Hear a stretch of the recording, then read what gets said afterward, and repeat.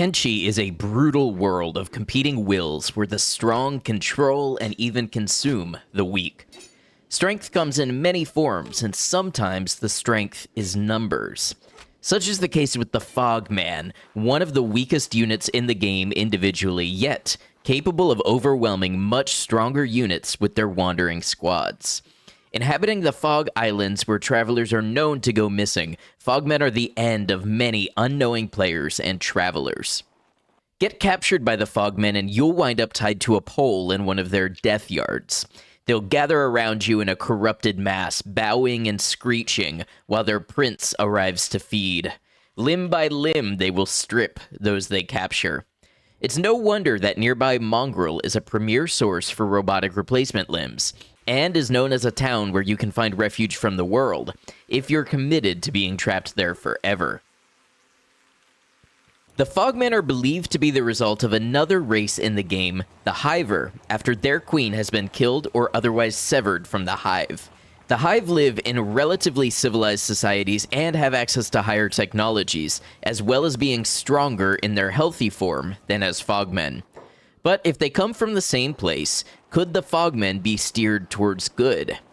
Today, we're doing an experiment to take these Fogmen and rehabilitate them into a productive and civilized society, which is capable of self-organization, sustainment, and defense. To do this, we're making use of a few mods. The big one here is Recruitable Prisoners, which allows you to throw NPCs in a cage and have a chance to recruit them to your squad through dialogue. This is how we'll be adding to our numbers of Fogmen, capturing them from the wild. This mod comes with another, which bumps up the total controllable unit number from 30 to 256. We've got just a couple other small mods added: Shopping Economy Expanded, Nice Maps, and Compressed Textures project. Aside from these mentioned, you can assume all of the gameplay is vanilla. Along the way, I'll also be adding additional context and information for those who are newer to Kenshi or just stumbling into it for the first time via this video. Due to the extreme length of this condensed series, I will have a series of chapter markers and transitions based mostly on the individual streams from which this was captured. You can use these to keep track of your progress and have convenient stopping points over several days, or jump to a part that most interests you.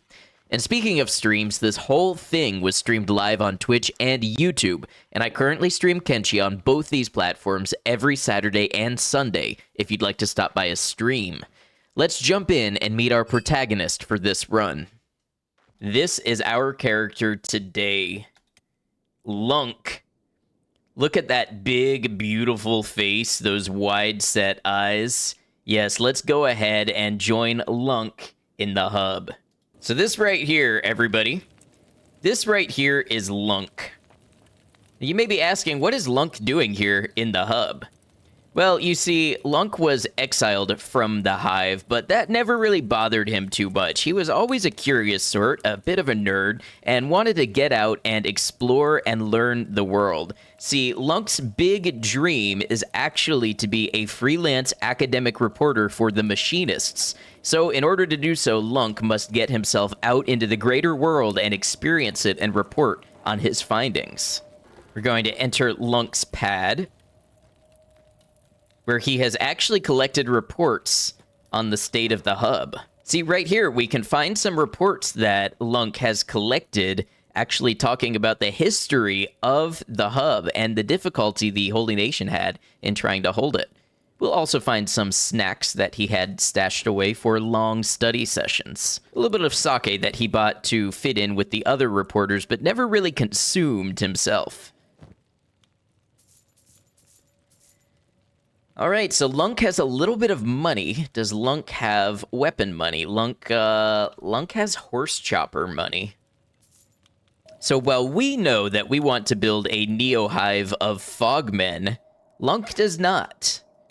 Lunk knows simply the exploration of the world, and there is one group, the socio-economic implications of which have interested him, and that is the Hungry Bandits. Oh, and I should say now, this playthrough is following all the rules of my other playthroughs. That is, this is a hardcore playthrough.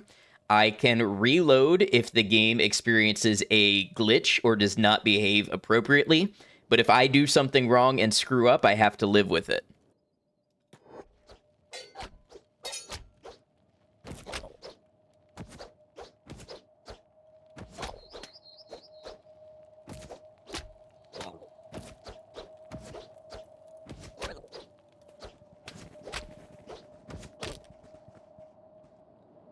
Lunk didn't like the way that guy looked at him.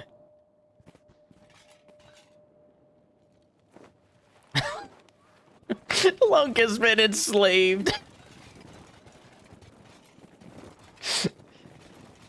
What a predicament Lunk now faces.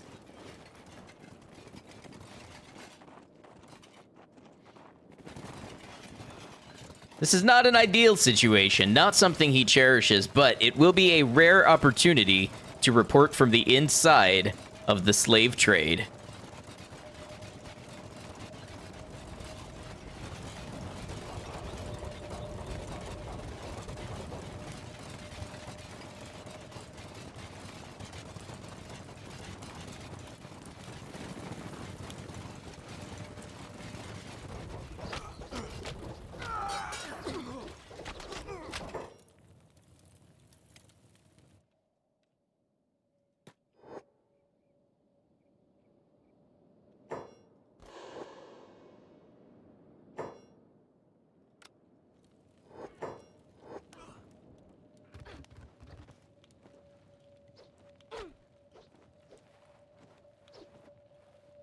These poor little ragdoll arms. Lunk is 7 feet tall. Lunk is an especially tall hiver. They can't enslave a paying customer. Lunk does not cherish capitalism, but he understands the confines in which he works. Lunk will sleep peacefully through the night. This story is off to an awesome start. Okay, actually, if this escaped servant dies, that will be good for us. Oh, I've never seen one wearing one of these masks. That's new. Or rather, you know, new to me. I haven't seen it before. Slave monger's still walking around. Hey, there's Molly. Ooh, we might actually want these more. Ninja rags. And a fog mask? Lunk has looked into a lot very early on. See, I was going to grab these rags. A leather turtleneck? What is going on in the hub that everybody... I wonder if this is one of my mods. I don't have that many mods. But why is everybody wearing fog masks? Anyways, I was going to grab these Holy Servant rags that have a stealth effect of 1.1, but these Ninja rags have a stealth effect of 1.3. So anyways, as Lunk was saying, Lunk has found one particular group out here in Kenshi that has caught his interest, and he really would like to understand more about their social functions and even their origin. And this group? Well, this group is the Hungry Bandits. However, before we investigate the Hungry Bandits, we should go to Squin for some expedition supplies. Oh, I would love this thieves backpack. It's expensive, though, but that would be great to have eventually.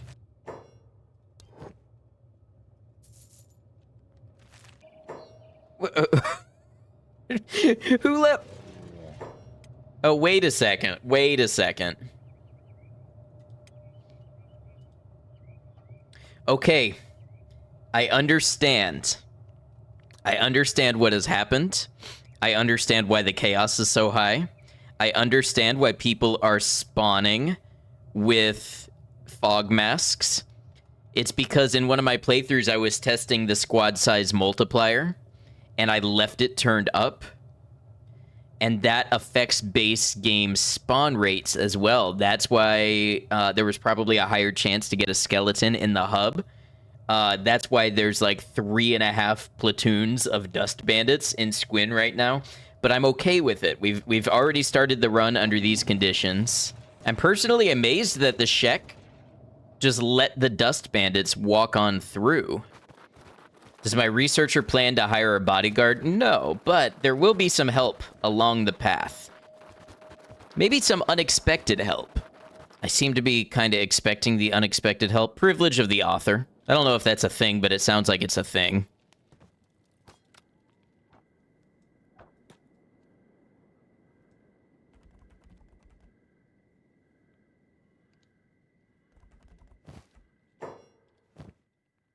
Ah, now with that grog, we've got the money we were looking for. Who knew? In order to fund academic research, we have to turn not only to thievery, but to the sale of alcoholic beverages.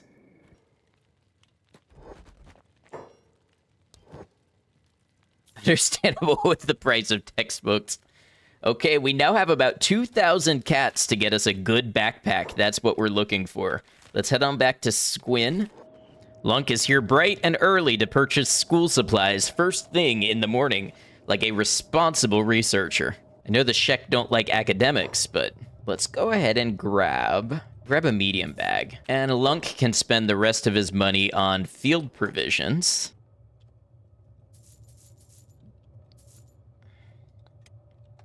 We now have lunch. So, as I was saying, Lunk would like to make a extensive academic research of the socioeconomic and political formations of the Hungry Bandits. And Lunk has heard reports that there are heavy presence of Hungry Bandits in the Skinner's Rome region. So, Lunk prepares to head on-site for investigation and research. Let's go ahead. There should be a way station somewhere here to tag. I want to tag that real quick. A holy military base, that is not the place. That is not the place that Lunk would like to discover. However, part of Lunk's research does include ruins. While he has a particular interest in ancient civilizations, understanding the downfall of such groups as the Holy Nation could still be of interest to Lunk. These valuable artifacts could fund his research. Lunk has wares if you have coin.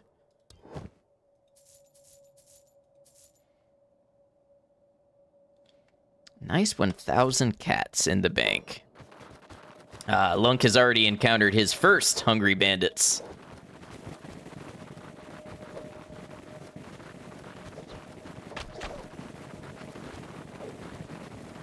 Lunk prefers to be not in the vicinity of the slave mongers when he takes this beating, though.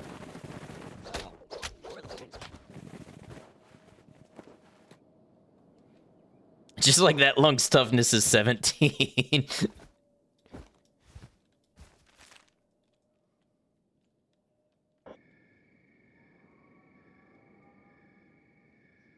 You know what Kenshi needs is a Fallout-style rest until healed button. Let me just skip time. Oh, hold on. They're trying to steal my food.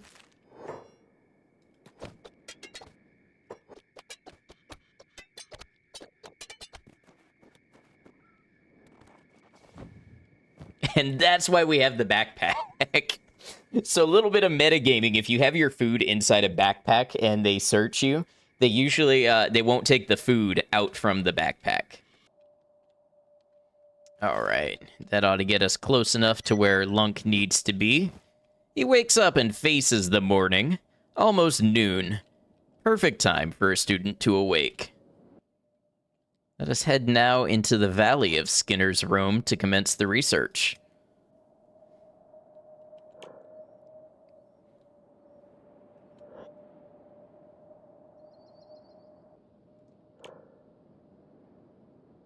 These stealth gains are very nice. That's exactly what Lunk is looking for. You see, as a researcher, Lunk needs to be able to get around and get close to his targets without being seen and dismembered. Lunk never passes up a trinket which may fund more texts or more research outings. There they are. Lunk spots them in the distance. Look at the way they group together. The way that they move, almost like a hive. Lunk is stricken by the similarity and must know more. And how does he expect to learn more? Well, he must collect specimens, of course.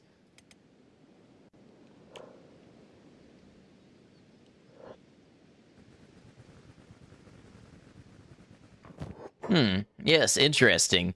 You see, the hungry bandit is hungry because he has no food in his inventory. Ah, Lunk has been spotted. All he can do now is be quick on his feet. Try to ward off any attacks that would threaten his squishy vitals. Look, he approaches his specimen.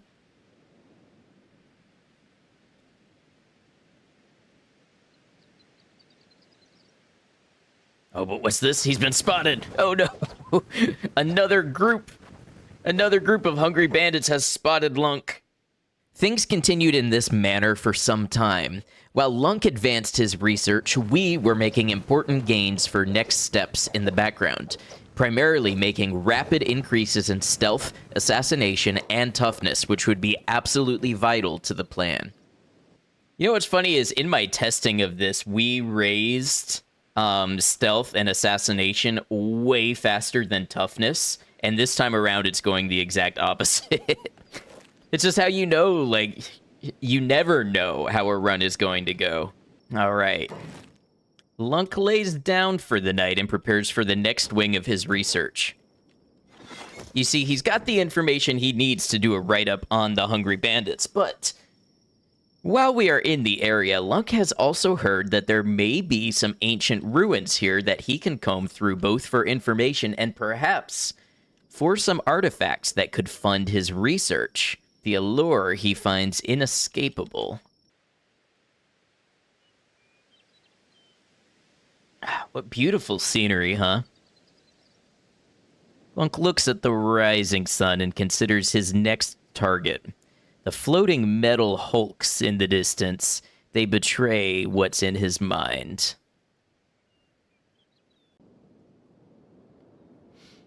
So Lunk actually has his mind on an apartment. He's heard of a place that welcomes research, a tech hunter town, where he could continue his research in peace and even get access to books and texts that he needs to do it. But he needs to raise some money.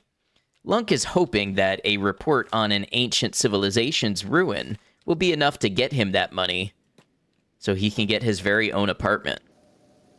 Lunk has read about these ruins before. He's heard whispers of what's contained within them, but he's never managed to even get close to one before, let alone see what's inside. Ah, what luck. This one's not even locked, thinks Lunk. Time to see what treasures it holds.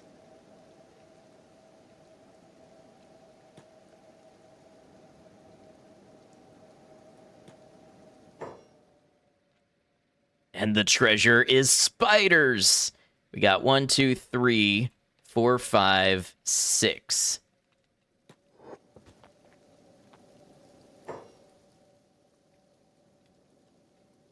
Now, spiders are terrifying, but if Lunk knows one thing about them, it's that they're actually quite slow. So Lunk figures if he can pull them away from their armory,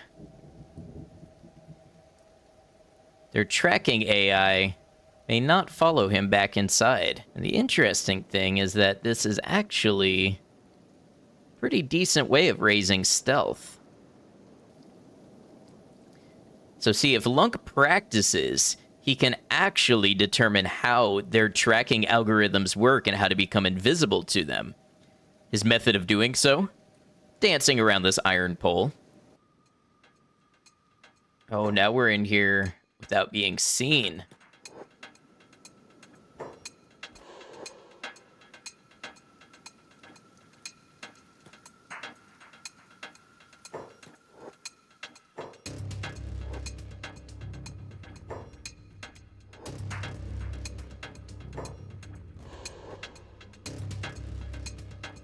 Oh, this is scary. They're not activating, which is not at all what I'm intending.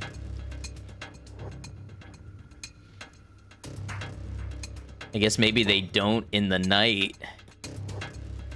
Like their perception might not be high enough. Do we have any upstairs? We have one upstairs. Luckily, upstairs we have 2 empty cabinets, so we don't need to go upstairs.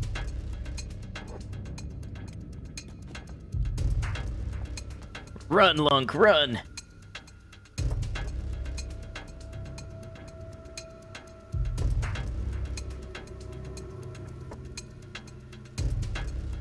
Yes, Kenshi is a perfectly balanced game. It is actually very difficult and very hard to raise skills. Okay, there's 1 more in here. 2 more. So we're gonna aggro both of them. Oh, we even aggroed the one upstairs. That was not exactly the plan, but I'm okay with it.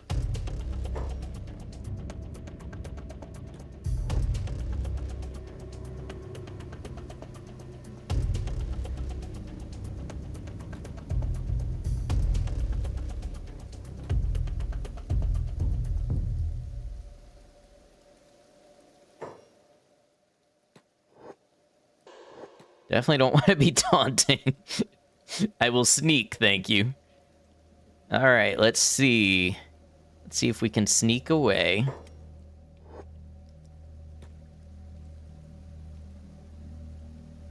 Having the same issue with these. They are super perceptive all of a sudden.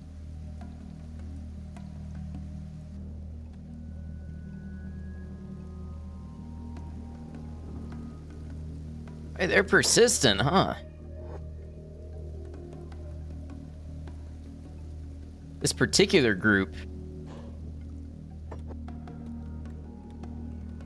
I don't know how exactly they're tracking me when I'm hidden.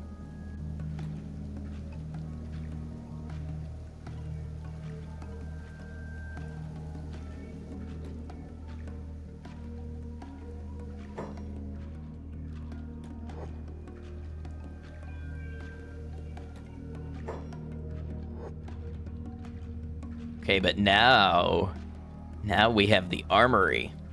Let's get cracking.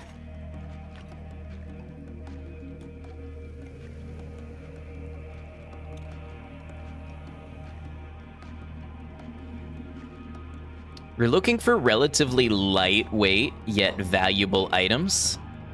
Like this leather turtleneck. Okay, that's 4,000 right there. Moon cleaver. It's another 3,000. We'll have to test our movement speed. Katana, ooh, that's 6,000. So those things together should be just about enough to get us our apartment that we're looking for.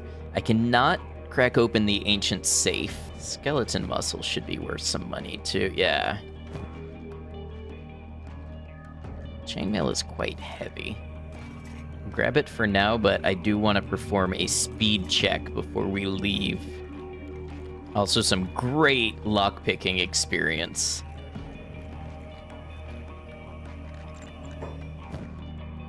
All that for an electrical component.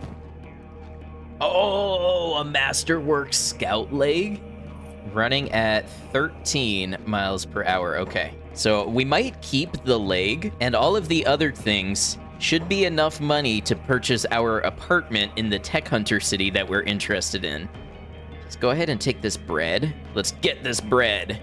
And then Lunk, very satisfied with his finds, is going to make his way out of his ancient ruins and prepare to write his report.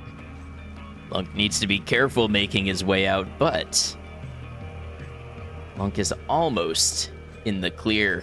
Right, preparing to take Lunk's last steps out of the Deadlands and back into Skinner's Rome. Lunk knows a friendly way station where he can apply some of these wares. So yeah, let that be a lesson to you. If you want to find valuable stuff, you can do it pretty easily, even at a low level, if you're careful in drawing out the spiders. And then you have the run of the armory or whatever it is, and you can loot it. And spiders are not very fast, so you just want to make sure that you are able to run faster than 10 miles per hour with anything that you loot.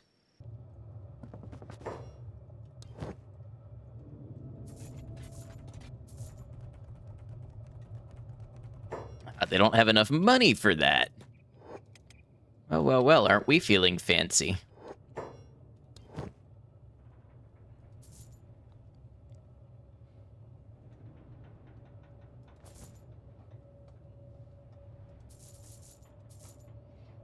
Lunk looks to the northwest and thinks about the classified ad he saw. A whole apartment, for sale, 14,000 cats. He counts out his earnings. He now has just over 18,000 to his name, enough to get his apartment and get set up with the bare necessities. He decides to head for the town of Mongrel. Nestled atop the labyrinthian valleys of the Fog Islands, Mongrel is a town where few enter and fewer leave. Surrounded on all sides by the fog death yards, it's the kind of place you can go when someone is looking for you because nobody will follow you there, if you're okay with spending the rest of your days in this place. Its major inhabitants are the tech hunters and shinobi thieves, and you can find traders of high-quality goods including skeleton limbs and crossbows. Alright, Lunk checks his provisions, his money, his status, and decides to head off for Mongrel. Here it is, Mongrel, the town that Lunk has heard so much about. He settles into town just before midnight, and there it is. The house in the classified ads, the apartment that would be his research base for the future. Lunk looked at it, sized it up. It would be everything he needed, and more. Oh, I've actually never seen it before you buy it. I didn't realize it had all this stuff inside. Because when you buy it... Watch, you see these people sleeping in beds here? We're gonna step outside, we're gonna buy the house. Hi, thank you, that's mine now. They're all gonna come running out. Yep. Wait, are we the bad guys? Did we just buy their home while they're sleeping in the middle of the night and evict them with no notice? And look, all the stuff inside is gone now. They just had to pack up and move.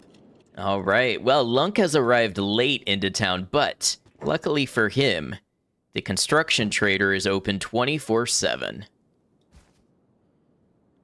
I'll take some of your construction materials, please, says Lunk, and builds himself the very desk where he'll be writing his academic reports. Yes, there is no time to waste. Lunk gets to work on his research immediately.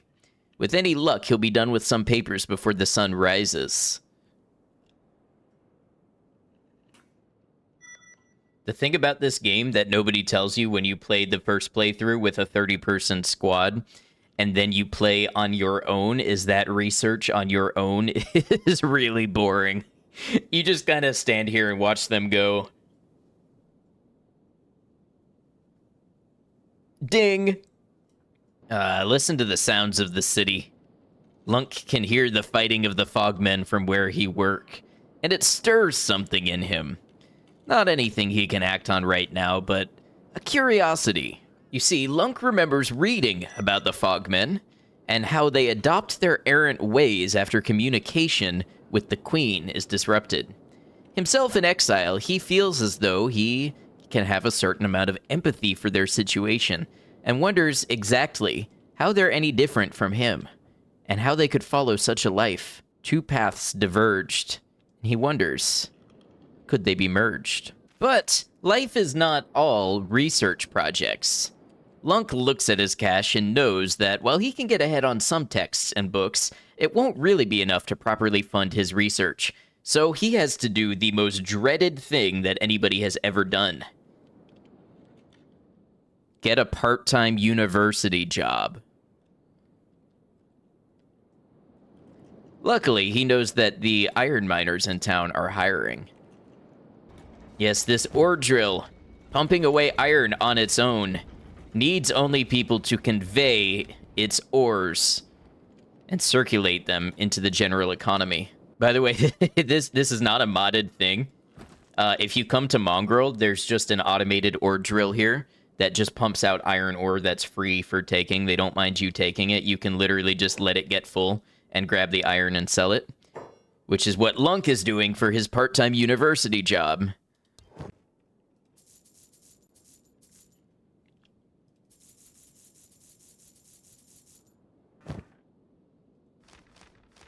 Look at all these texts. Look at all the reports that Lunk can write. He settles down and gets immediately to work. And the sound of battle carries over the town walls, as much the backdrop of the town as the mist in which it is hidden.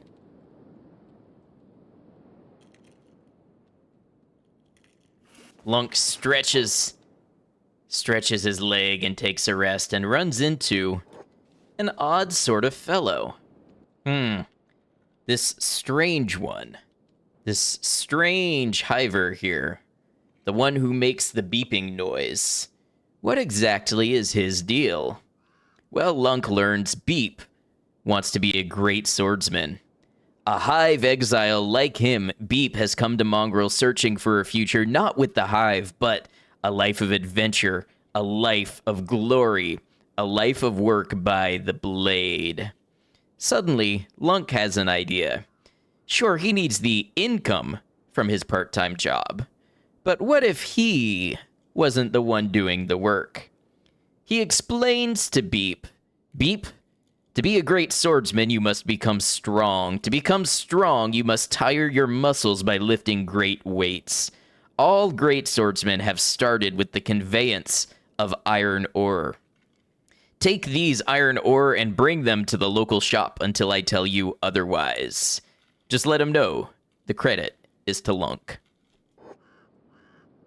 Lunk returns to work. Beep, eager to prove himself, runs by the stone mine. Lunk is the guy who contributes nothing to the group project but signs his name on it and gets full credit. No, Lunk is the researcher who's making this whole thing possible. Look at Beep go. What a brilliant assistant. This is how we continued for a good portion of the stream. Beep running iron ore for money and putting away necessary resources while Lunk continued to do research.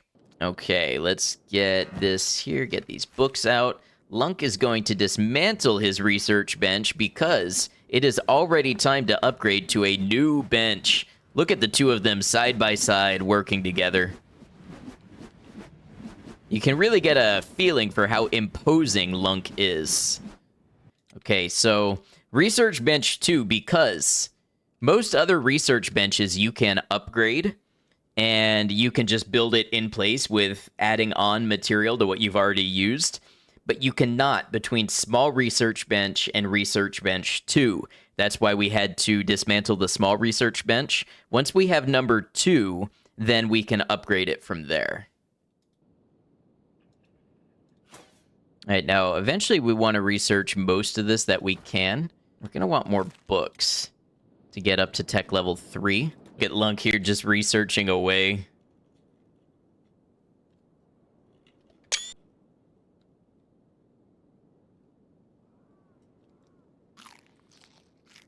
Eating dried meat.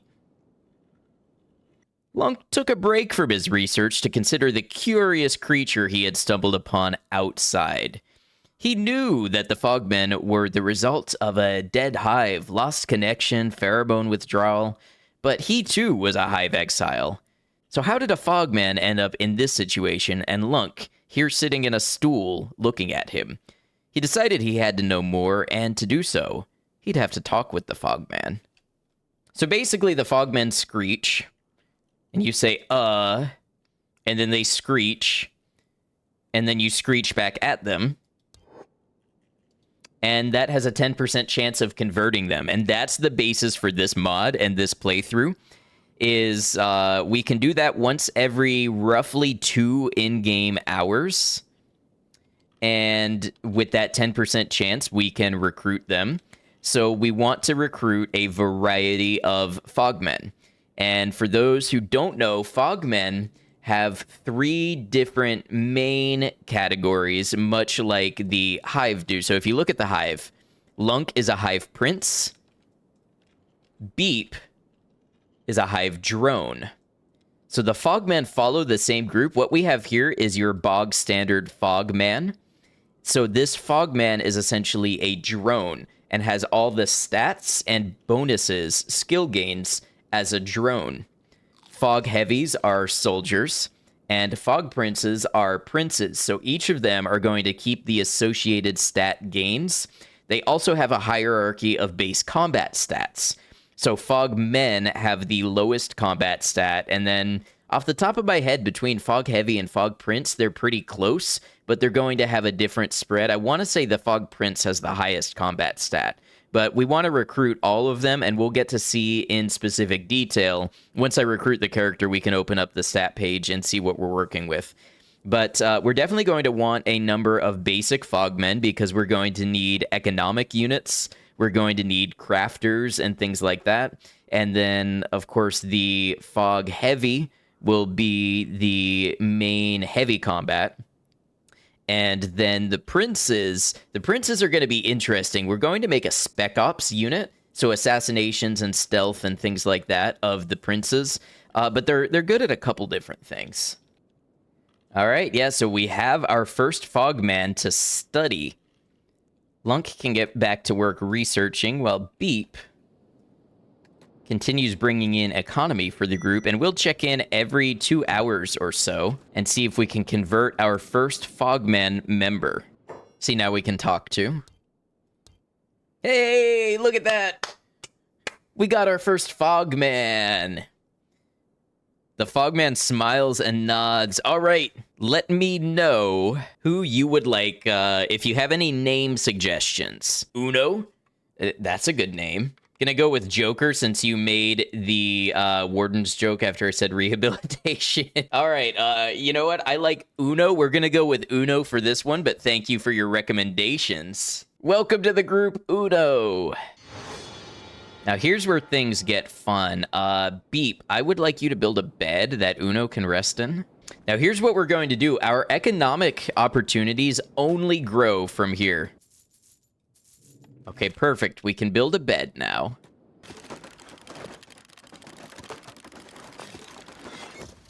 Lunk saw that the Fogman was surprisingly helpful and immediately adapted to being in a group and living in the shared housing.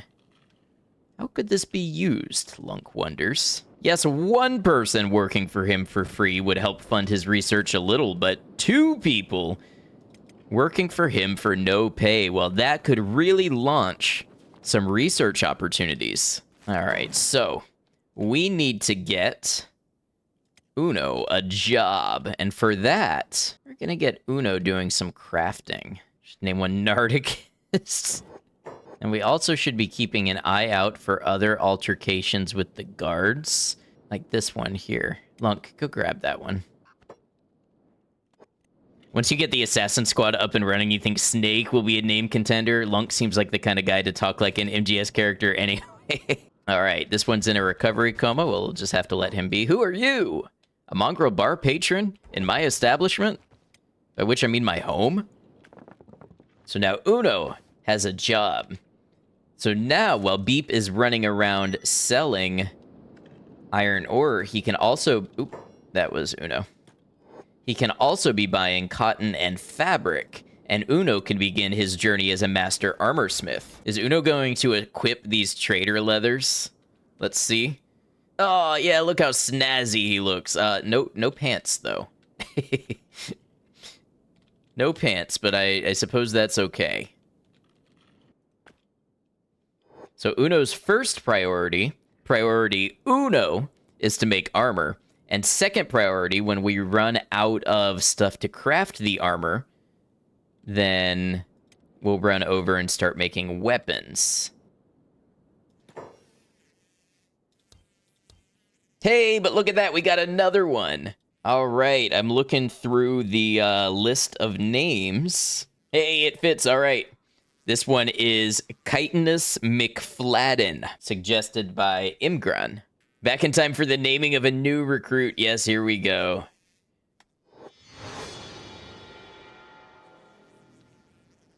All right, Beep, let Chitinus out of prison. Yes, now you get to use the community bed.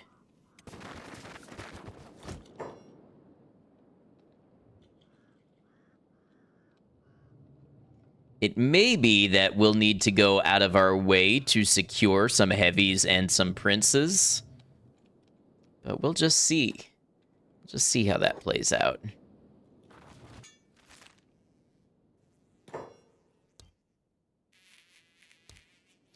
Another one! Okay. Okay, this one, we will do Joker. I don't know what to tell you here, folks, other than I must have gotten the streamer's luck or something. So we called Stream 1 a wrap. Having started from nothing, our protagonist, Lunk, managed to secure some training and research, break into an ancient armory, steal valuable equipment, buy a house, begin deep scientific research, and even successfully attain some Fogmen for further study.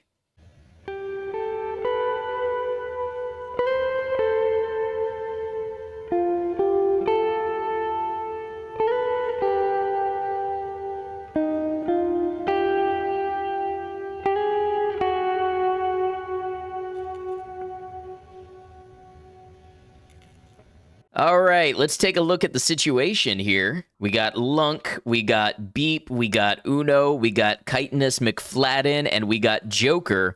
All of those except Lunk and Beep, by the way, being chat suggestions for names. We're going to get Chitinous McFladden going as our weaponsmith. Uno is doing well with the armor smithing. So let's see, do we have any... We've got some fabric and leather, yes. So Uno's just working away, making stuff. And then Chitinous, why don't you come over here? You're out of iron plates. Okay, you've already made yourself a couple of clubs. So we will have Beep go buy some iron plates. This is going to be a bit of micromanagement until we get our economy a little more off the ground. We're currently doing none research as well. Again, that's an economic problem at this point. So we're going to drop off 3 iron plates. Chitinous McFladden is going to get to making some weapons. Uno over here has already made... Oh, we've gone from prototype grade to shoddy grade. And now look at the sell value. The sell value has gone from like 12 to like 208. And this is where things get interesting. And it only gets better from here. Now, the interesting dichotomy here is with armor smithing, you can make all the way up to masterwork grade just off of your own skill.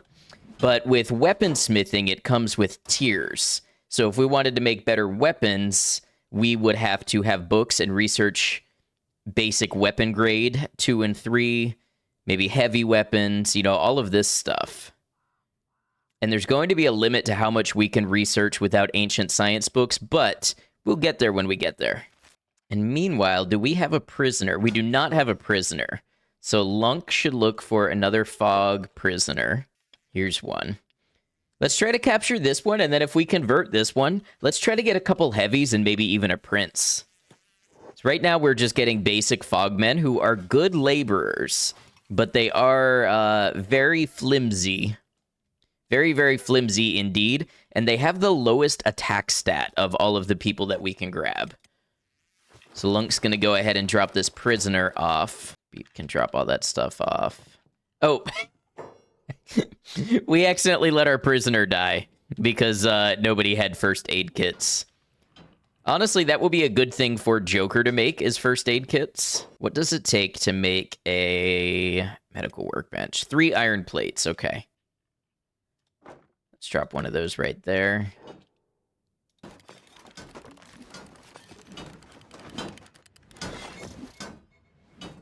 Okay, basic medical workbench. Yeah, we have fabrics. And then let's see if we can build a metacrate. And that is made of also iron plates. So Beep can grab an iron plate. So now let's make some basic first aid kits. Let's go ahead and make like 10. And we'll get Joker working on that. Okay, there is something we can try. We're going to pick up this unconscious Fogman. So here's a little insight into Fogman psychology. The Fogmen basic attack people, incapacitate them, and bring them to the poles. The Fog Princes then show up to the poles to eat the people while being surrounded by the Fog Heavies who escort the princes. If you put anybody on a pole, even a Fogman, the others will show up and eat them. Now, I don't know why they're not eating this servant here. I wonder if the death yard is dead.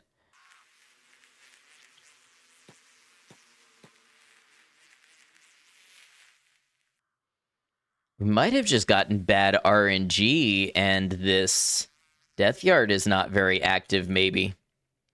Fascinating, isn't it? Lunk has learned much in his studies of the fog people. Ooh, here's a fog heavy. Let's see if we can stealth KO this one. 80% chance.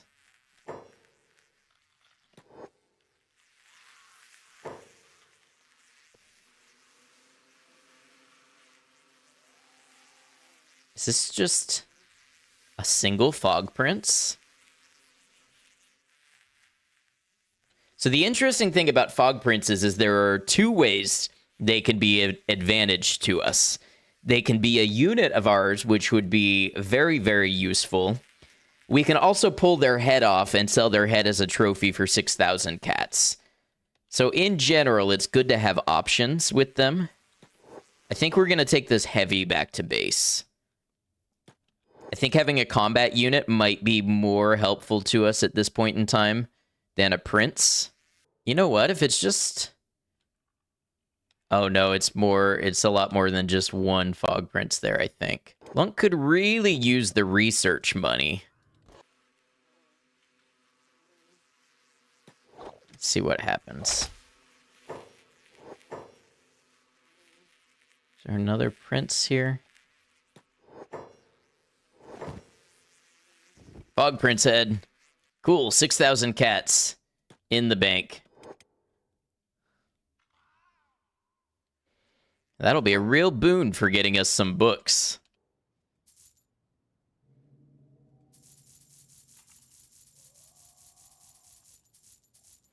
We'll save 1,000 cats for something. How are we on food? We got some food.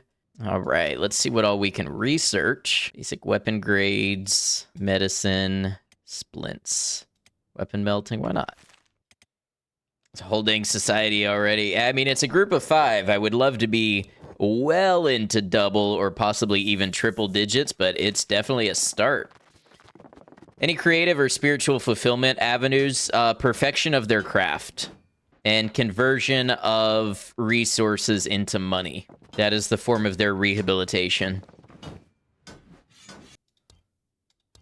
Hey, we got a heavy. Okay, let me check the Discord for the names. Nardicus. Yes, okay. This one will be Nardicus. Beep. Release this man. Now, at some point, we need to be thinking about when we want to create our own hive.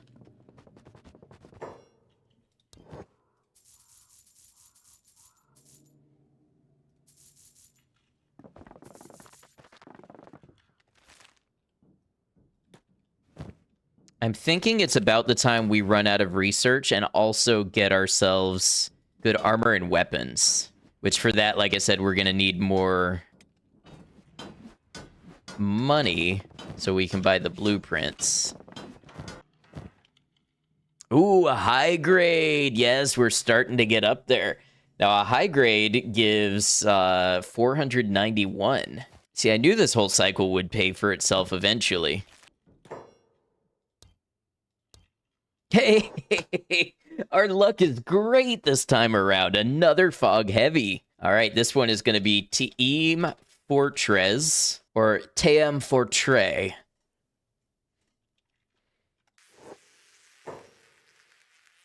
Ooh, another fog heavy.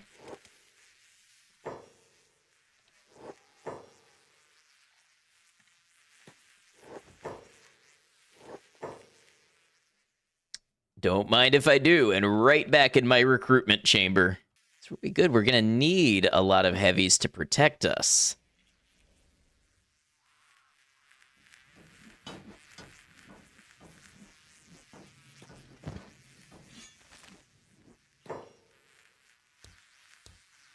Another one!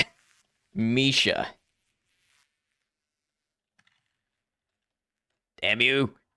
I'm looking for a prince. You're a prince.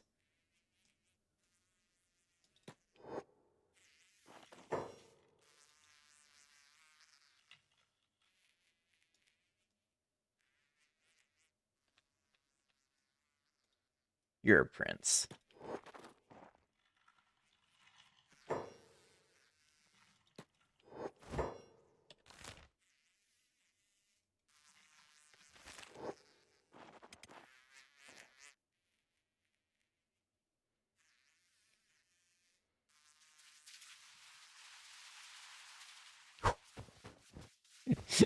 I was gonna say that stealth really came in handy for us.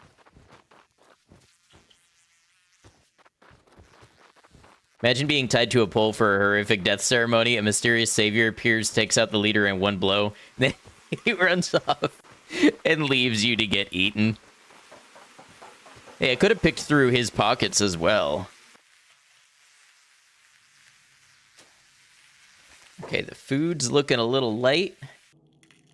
Found any advanced science books yet? And no, I am trying to knock out the basic research and get money coming in, get good weapons and armor. I do have a plan to tackle some of the libraries and stuff later to get us the advanced knowledge. I'm curious what kind of weapon blueprints we might have access to. Maybe we could make something slightly more advanced than iron sticks.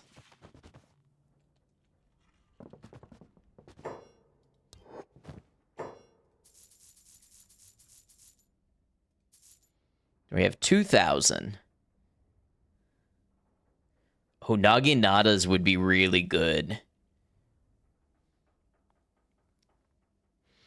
But maybe we can start with sabers. But the iron plates should be consistently making us money. Yeah, so we spent about 440 cats in iron plates, and we're getting horse choppers that are worth 787. Or on the lower end, 600 something. Can I just say this is kind of relaxing? I'm kind of just managing stuff, clicking things around, looking at economics numbers. I mean, hey, we got a fog prince. Okay, I believe we already had a name suggestion for one, which was Snake. So fog princes are good at dexterity, athletics, stealth, farming, thievery, laboring, attack, and engineering. Gonna be indispensable. Snake. Got food. We got food in the barrel. All right, Lunk, well, you're not doing any research. Let's go see if we can find us some more members. Somebody's being eaten alive down here. That means a good chance of a prince. Oh, but I can't see in all this mess. Wait, are you a prince? That's a heavy.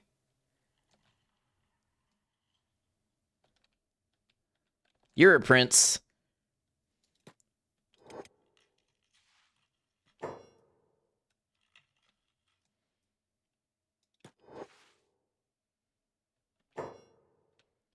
Are there any other princes here? You're a prince.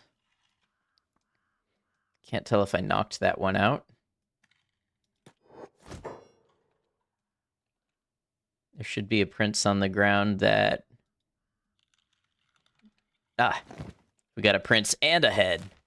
So yeah, we can recruit the prince and we can sell the other prince head for even more money.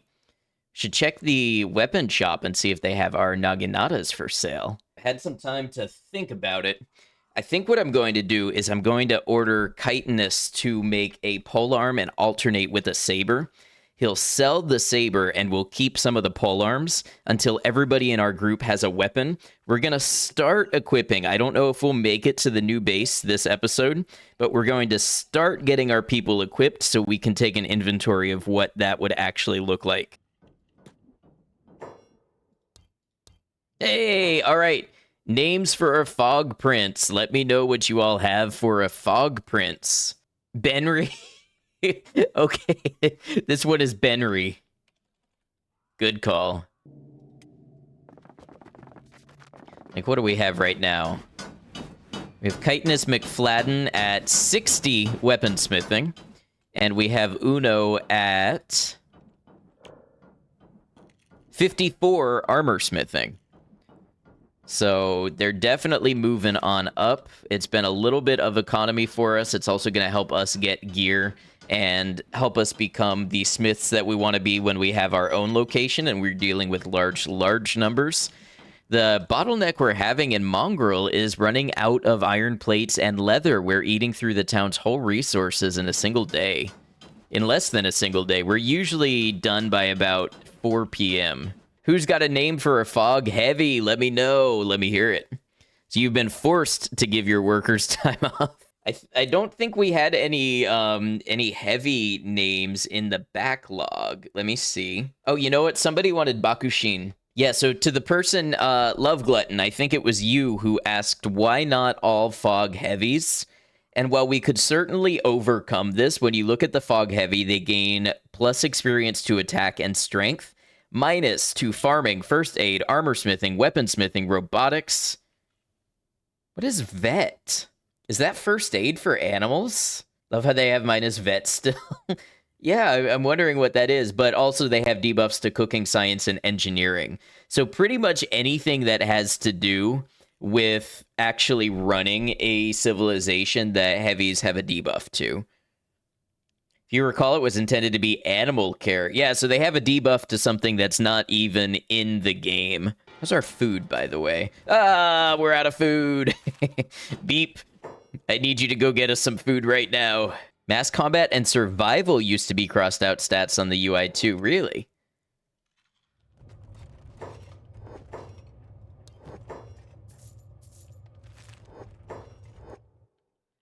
Beep needs it.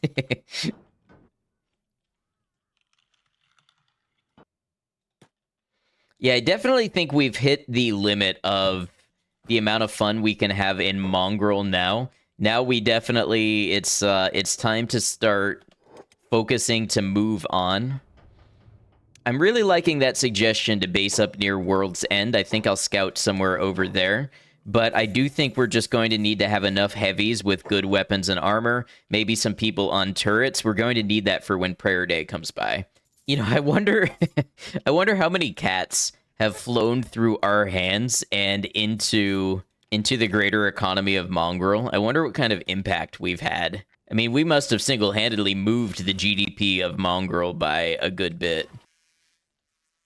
So we're going to try to knock out this Fog Prince. That worked. Take the head.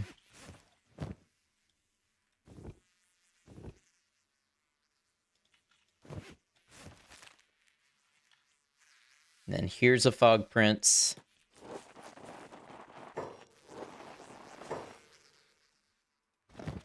That worked. See any other Fog Princes? Okay, well that's 2 Fog Prince heads, so let's make it back now. We're gonna test something here. I'm invoking my right to quick save prior to testing something about the mod and reload if it goes wrong. Because these Fog Prince heads just take up room in the inventory. But if I remove it, I want to make sure my Fog Prince doesn't die. And I think Frankie said, or maybe it was somebody else. It might have been Frankie. Somebody said you can put them in a container as long as the character is conscious.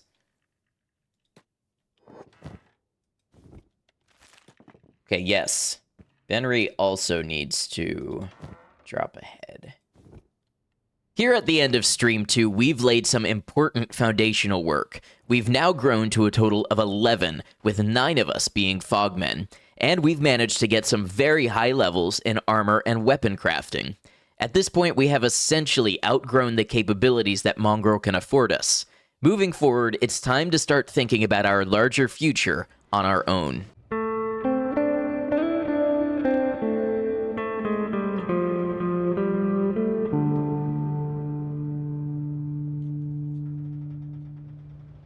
So today's goal for the run, I think we're going to be in Mongrel for just a moment longer, but the goal for the run is to scout out a new site and begin construction of our more permanent base this playthrough. So today, focus should be, I kind of want to get everybody armored up. Got pole arms, looks like we're out of iron plates. Okay, so we've got a little bit of logistics management to do. Now, one thing we're going to want to buy is some crops that we can research because we're going to need farming when we get where we're going. So we'll start with... We'll put all these away in the research bench. We'll need some books as well. Okay, so for some research. Cotton, wheat straw, cactus. I bet we probably won't get into rice weed. We'll see. Oh, hemp. Yeah, let's definitely buy some hemp too. And they cost less to make. Yeah. So Una will make one hat, one leather pants, and that way we're going to start getting armor for our group together. Need supplies to the bar and buy some more food. Man, look at this guy. Name's Twitch. That is a high-grade weapon. And look at those stats. Natural 70s across the board. What's our moneymaker right now? Swords, pole arms, hats, and leather pants. Okay, now most of my people are wearing pants, so I know I'm making progress towards a civilized society. Okay, now we could end up wasting money on this next blueprint, but I'm gonna go ahead and grab it. And we'll see what we need to make the mercenary leather armor. Would you believe we have the exact amount of money we need, literally to the unit? 7,122. So, mercenary leather armor, fabric and leather. I don't know how we're going to get leather in the wild. That's something we're going to have to figure out. We're going to try to stealth KO this prince right here. And steal his head for money. Fog Prince head. Okay. Now, while we're in here, do we see any other Fog Princes? Just a bunch of drones and heavies as far as I can see. I wonder if the squad population messes with that. Okay, Lunk can come on back to base. It's a nice 6,000 cats. That'll put us a little ahead. We're going to need some ancient science books. I think what we'll do is probably... I mean, we could try to get some ancient science books now. And that might be the smarter thing to do. But honestly, we've been living in Mongrel for so long, I think everybody deserves to see some movement happen. I definitely think these next couple days we move towards trying to get our own base. You know, honestly, let's get this research done. And then I am going to run around, buy all the leather and iron plates that I can for the day. And then I might take Lunk up to Obedience to check out the ancient lab that's up there. And just see if we can get, you know, some ancient science books, AI cores, anything like that. Situated to the north of Mongrel, Obedience is one of the most haunting locations in Kenshi. Travelers here remark on the smooth ground of hardened metal, and enormous skeletal hands jut out of the landscape as if reaching for help. Not encountered in the game, these hands are believed to belong to an enormous race of skeletons who, it is said, here learned the true price of obedience. The Machinist University contains a book on the incident, which has been unfortunately made unreadable due to massive ink spilled on it. Surely a horrible accident. The ground is patrolled by formidable metal spiders. So let's see what the situation here is with the lab and Obedience. So I know that there's a ruin around here.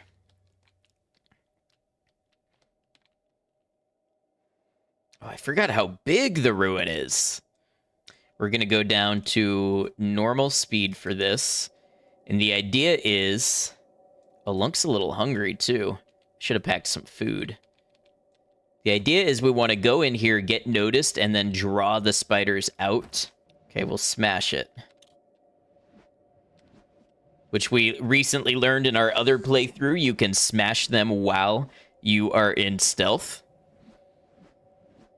Spooky robot hands. This land is haunted. It is. Okay, so the thing is, we kind of want We want to be very careful.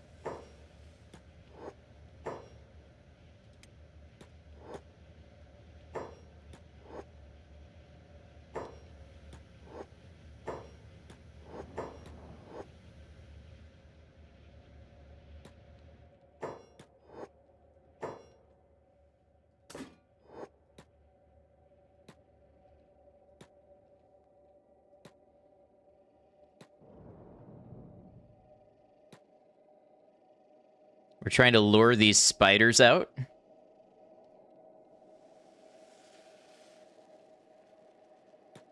Once outside, do I have a group waiting to smash them, or am I just going to run them out and run past them? The second one. Yeah, the idea is we lead them away from their base. Usually once they lose you, they'll wander off. If they're outside their base of operations.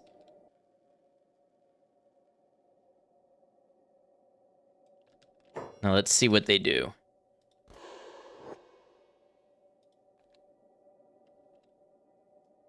Are they still aware of me?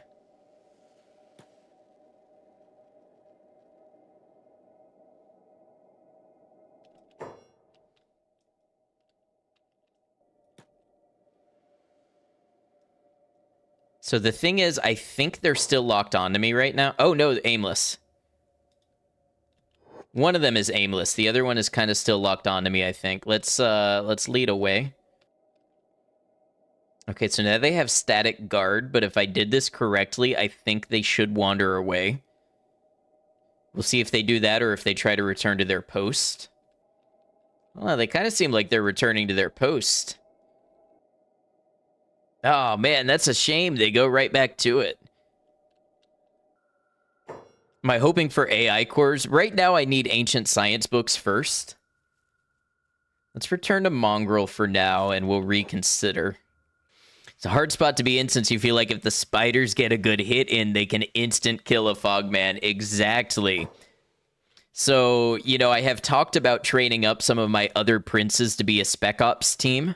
I'm thinking once we get an established territory, my spec ops team, part of their job is going to be ancient document retrieval.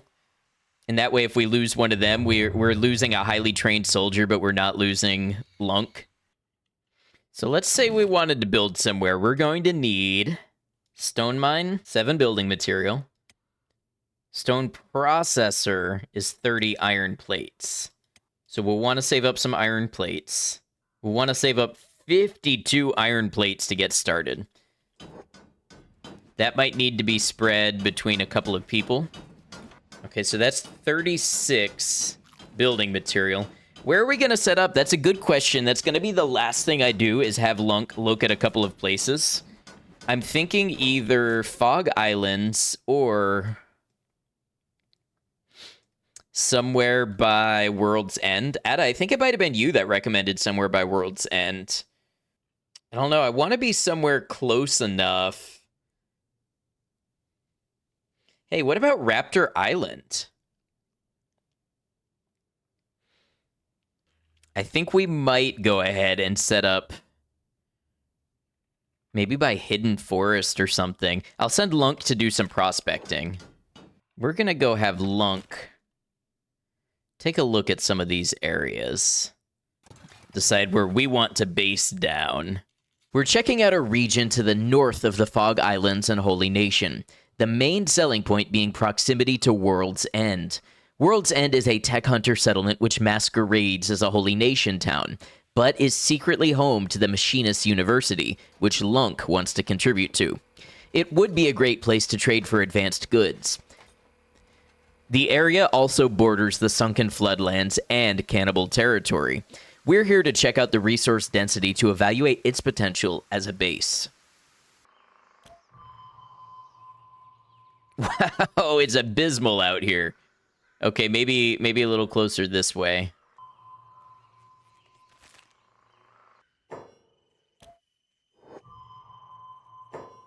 $132 water. It's still low fertility. And honestly, it would be nice to have kind of a plateau area. Here's kind of flat. We've got iron resources. That's the other thing. We want to be near copper.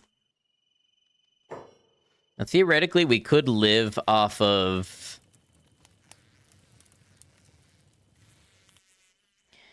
We could live off of arid crops, but I think it's going to lower our efficiency if we do. So it stands to reason that crops would be watered in the floodlands. It's an iron resource. I was hoping for copper. Can't see anything in this darkness. Lots of iron and some copper out here, but no water. What if we go down here? Do we find that it becomes water? Or is this not that type of floodland? No water, just iron and copper. What about this area that looks kind of green? What about right here on the edge of the Fog Islands? Let's check it out at least. I think we might get Holy Nation raids in that direction, though. I'm not sure. What about, like, up here? Water, fertility, not a ton of iron or copper, but it's a good start. What about up here? Keeping in mind we're going to need a stone. Oh no, I think we can put down a stone mine. High iron, no copper. So if I wanted to base here, that's an iron resource. So theoretically, if I found a copper vein in the area, this could be a decent place.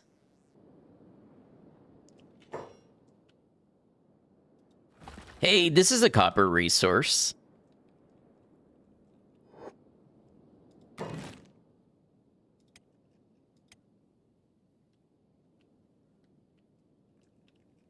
Oh, is it too close? Man, they take all the good stuff for themselves. Well, wait, here we go.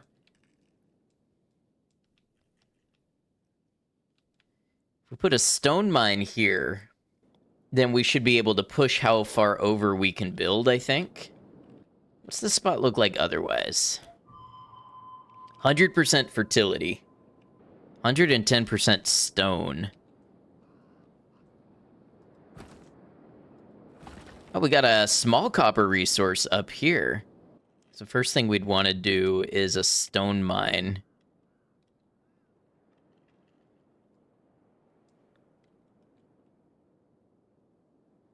Put one right here for 7 building material. Let's get Nardicus. You got building material, right? Yeah, let's get Nardicus out here. Hey, here's something we're going to test while we're out here. Do the Fogmen attack our Fogmen? It doesn't seem like it. Oh, wait, no, there they go.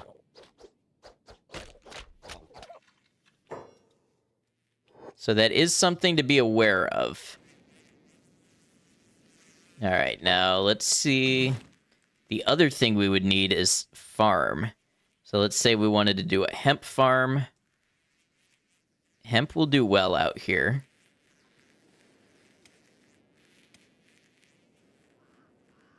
Rice won't. Vegetables will do surprisingly okay. Green fruit. Wheat will have a crop yield of 107%. Dang, this may be worth it. Okay, I think we're ready to break ground. We're pretty close to the city. That's why I'm a little more confident about this. Yeah, we don't even need to go up there for long. We just do iron here. And we just have them carry it a short way. Yeah, now that we built this here, we can build, like, right up right up next to Mongrel. So we got a stone mine. And we'll send Nardicus back. Also, we'll name the outpost Neo Hive. Because that's what we are creating, a new type of hive. Let's actually build an iron refinery first. Oh, power. I forgot about power. Okay, it's okay. We studied for this. I guess I could have done a manual iron refinery. It's okay, we'll get some, I feel like wind is going pretty constantly here. Yeah, we can make a biofuel distillery. So while Nardicus is out here, Beep can go and be buying some hemp. Gonna need enough for a hemp plantation. Yeah, Lunk, I think you need to go grab us a couple of Fogmen we can recruit, because we're gonna need some farmers and such.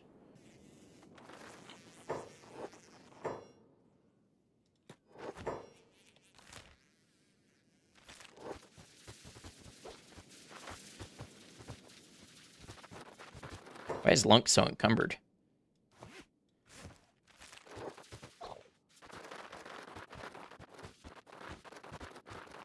Seriously, I don't know why Lunk is so encumbered. Where are you getting 52? I see 4, 9, 13, 18, 20, 21, 22.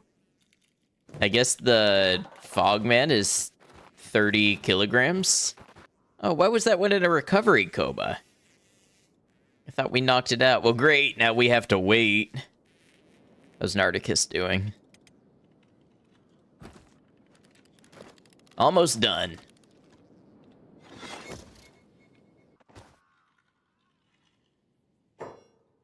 We're going to build a stone processor. And what will it take to get some 8 iron plates and 5 copper to get some wind generators out here? They do plus 50, so that a couple of those should get us started off. Are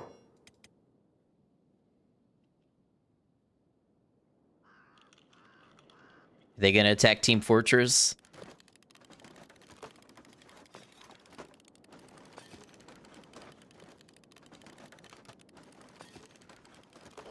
Yes, they are. Oh, and Misha.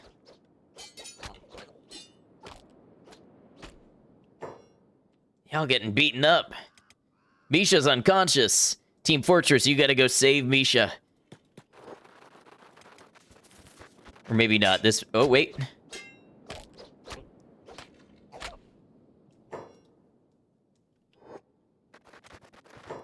Okay, you two return back to town. So here's the thing. I think we need to recruit a lot more Fogmen. We need to recruit drones and heavies. We need to get the drones to work. And we need to get the heavies out in the field guarding the drones. And I think our most valuable craftsmen need to be indoors behind closed doors. Okay, let's have Nardicus go out and start building some real basic stuff. Okay, let's put down a hemp farm.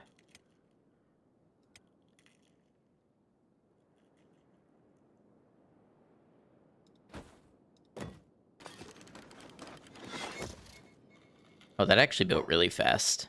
I think I have enough for a medium green fruit farm, so we should start there.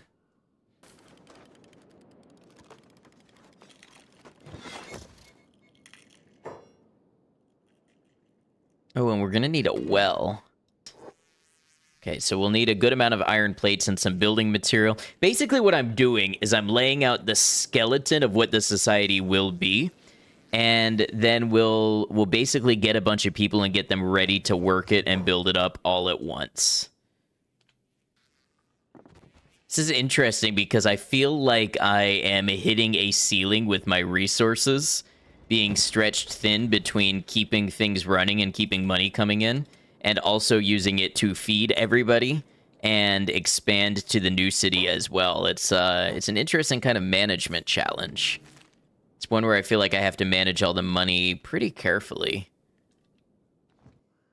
So, standing here amidst the skeletons of a new society, a new civilization, a new Neo-Hive, Lunk and his pack of hunks know that they are looking to the future, and Lunk knows. Lunk knows he saw something in these people, not just these Fogmen, but these people that the world has yet to see.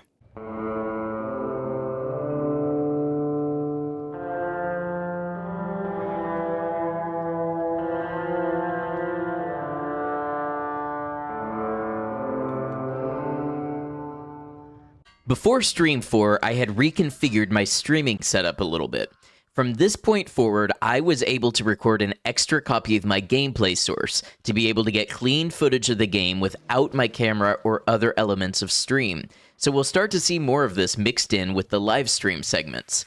Feel free to give your feedback on this as I move towards future stream series and videos. As money comes in, we can use it to buy building materials, and then we can send them out to build walls with said building materials. Actually, we've got a good amount now. Let's grab Nardicus, and let's start to get some walls up, maybe. Now, we do want kind of an open plan. We don't want to be totally gated off, because we do want people to be able to wander in and use our shops. But let's see. What if we put...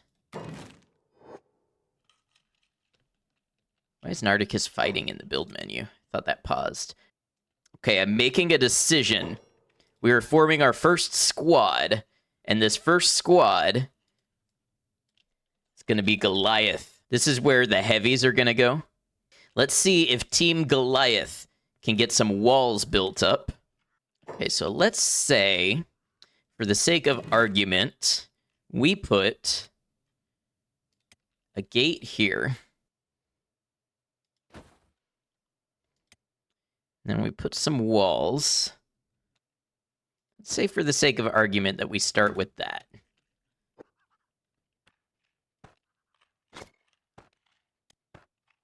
I think we'll probably run out of building materials before we complete it, but it'll be a good start. You are avoiding housework. What better place to be?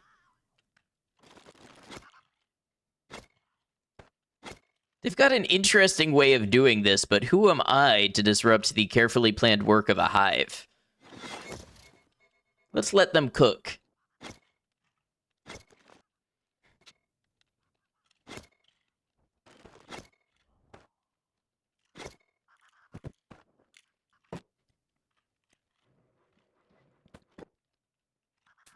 Okay, now what do we have for...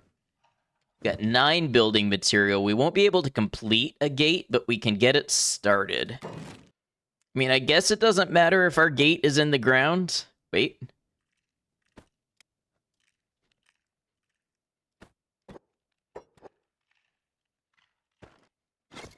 Hey, it's starting to look like something out here.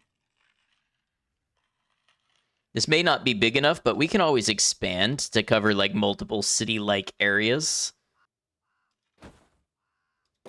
That ought to work from that angle. And then, honestly, if we put a little gate, like, right there, I think we'd be pretty happy. Wind seems to have been a pretty constant 50% the whole time we've been here. Hey, see, look, people do come by. Well, it's just an escaped servant. Although he's got a crossbow. I don't know if I've seen escaped servants with crossbows before. But yeah, we put some shops out here. I bet we get some business. Do we have any iron plate? We have 1 iron plate left.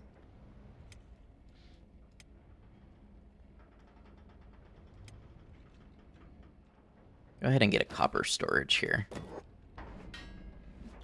And hey, look at that. They're already putting copper away. Now, if we wanted a next step, it would probably be to build a couple of houses.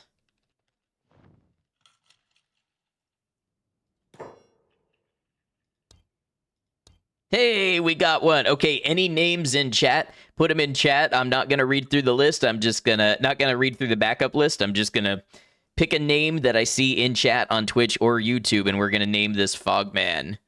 Kyle. Welcome, Kyle. Maybe we'll build a gate at that little cliff area. Kyle is destined for greatness. Gonna be a great farmer or a great copper miner or something. Uh-oh, that's a big group of fog people. Need a fogman called Enasir to lord over all of this copper.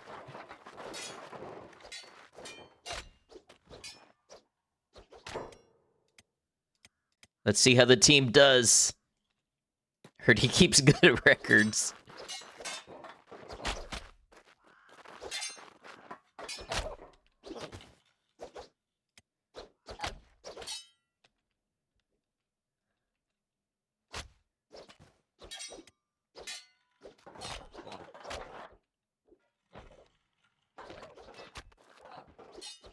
And see, this is exactly why we're building a gate.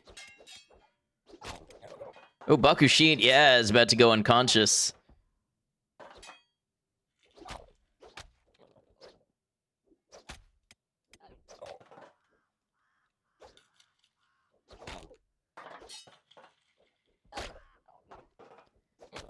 Look at Nardicus.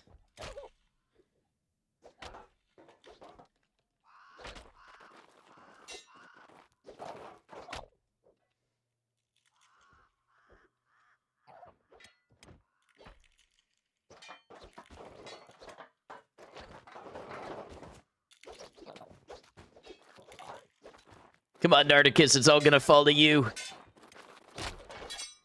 You and Misha.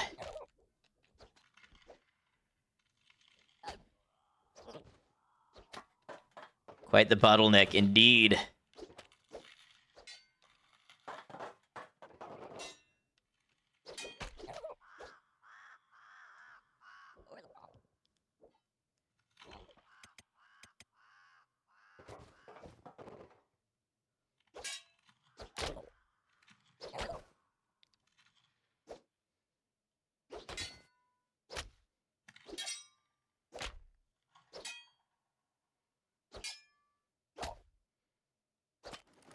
Okay, I needed to see how they would fare.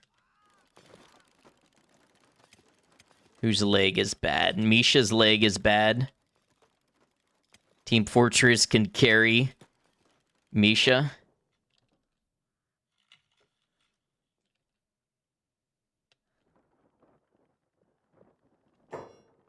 So Team Fortress can carry Misha. Let's get everybody to go this way. We'll get Nardicus to grab some copper to sell on the way back to home.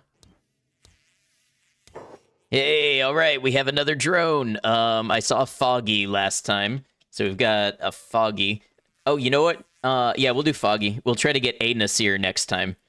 Our new gates had become a signal beacon for attack, and our walls turned into a mosh pit of violence as Fogmen threw themselves against them.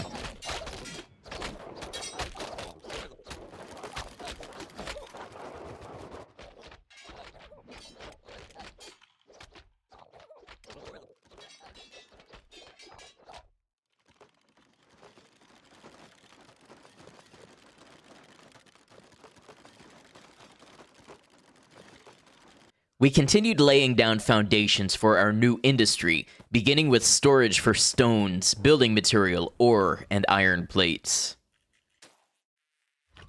Of course, a food storage barrel would form the basis of our units being able to stay out here without starving, even if we had to fill it with store-bought food for now. But along those lines, we set Kyle to work operating our first farms for wheat straw and hemp. It would take a while to reach critical mass to be self-sustainable, but getting started now was very important. We put down our first proper building of the new hive, a longhouse. I chose this because it would have plenty of room for industry as well as beds, and an entire second floor if we needed it. Let's see what else we can build. In here we're going to want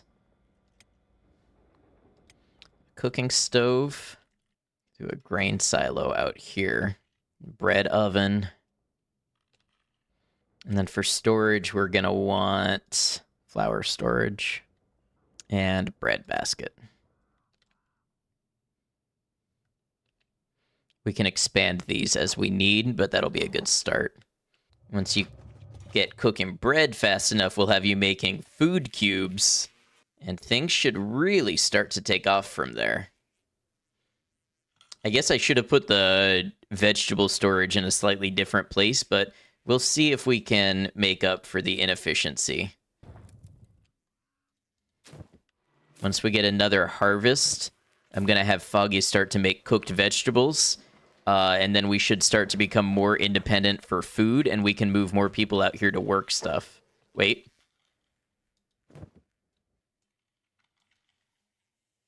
How did they get Kyle? What? Was Kyle asleep, maybe, and they came and grabbed him? Okay, that's a fun thing we're gonna have to be aware of.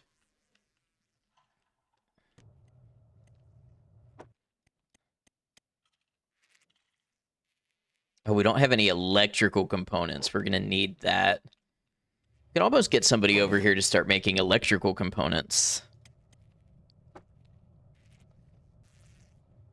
We'll run out of iron plates, but I think they'll figure it out. We might have used everything we had and then some to build the wind generator. That's okay.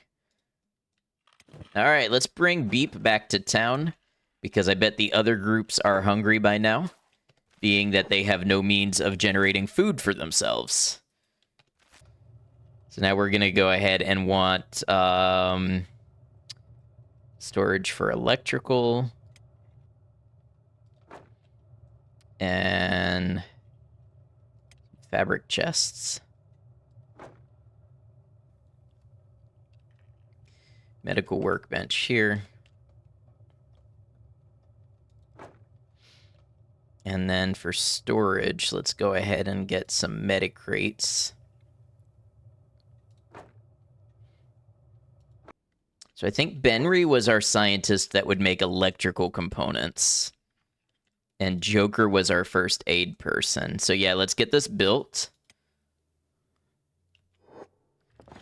And we'll have them start to build out their stuff.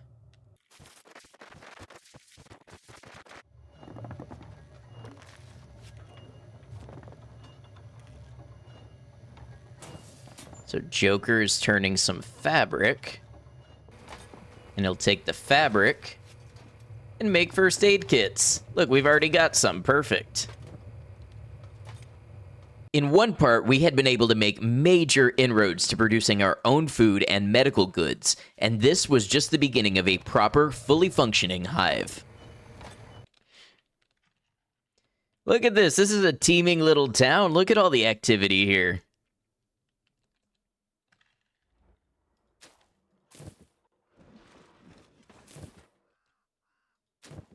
We just had another wheat straw harvest, so soon enough we should be able to make some bread, and then from bread we make food cubes. Jesse Bloom.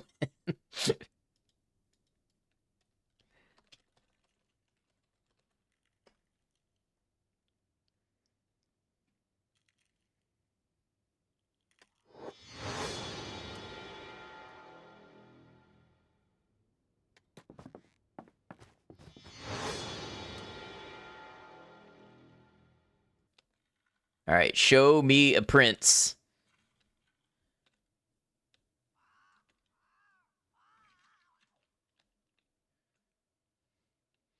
I swear the population mod mess, or the, not the mod, but the population slider messes with who spawns because I'm just not getting any princes out here. I guess I'll take some heavies if I can find them. What is happening?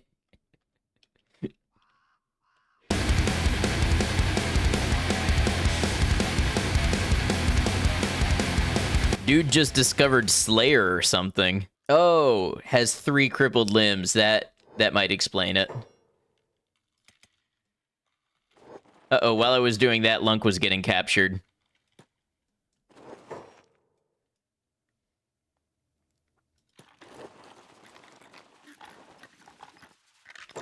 I might need to have someone come pick up Lunk.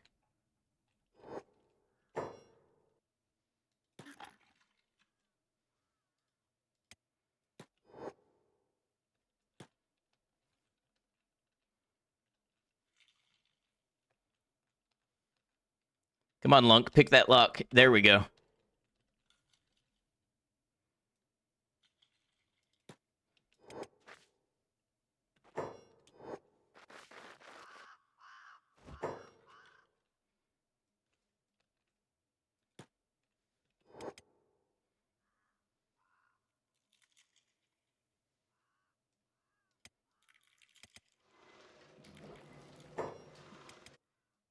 And it's happening everywhere all at once.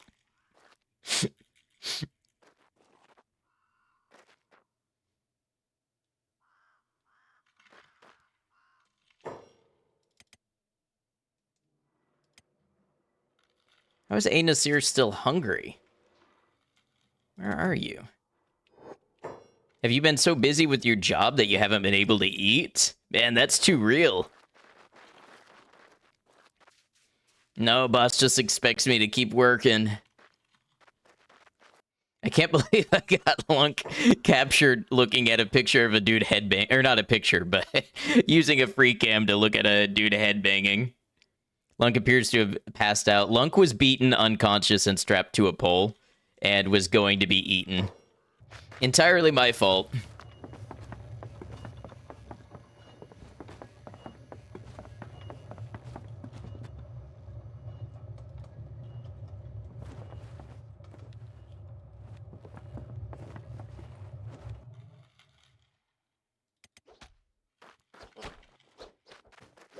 We're training up some skills today.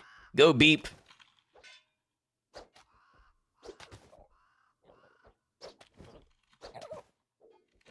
Okay, somebody come save Beep.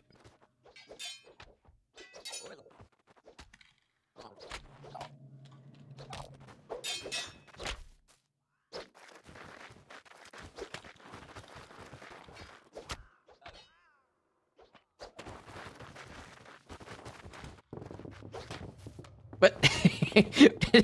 Did they specifically go for Lunk again?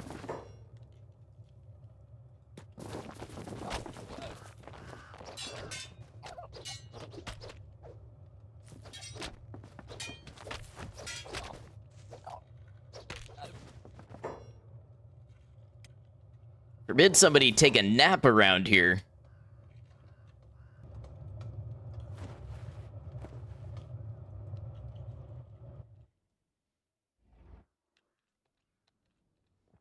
Look, this one's going straight for him.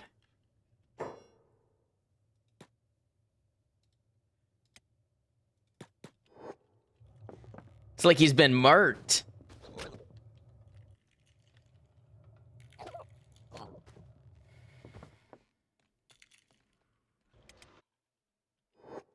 Anasir is still farming. Hold on. Let me try to get a hold of this. Kyle, protect allies. Foggy, cooking. That doesn't look like cooking to me. Oh, protect allies. Do we actually have anybody captured, or are we just running off on a revenge mission?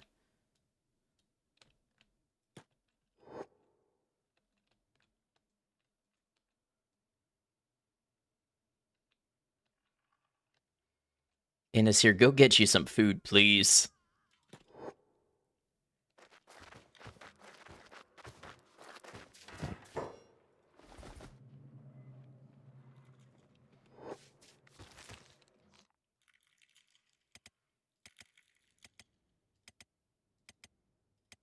Okay, everybody's here. I don't know why they were doing things in that particular way that they decided to do them, but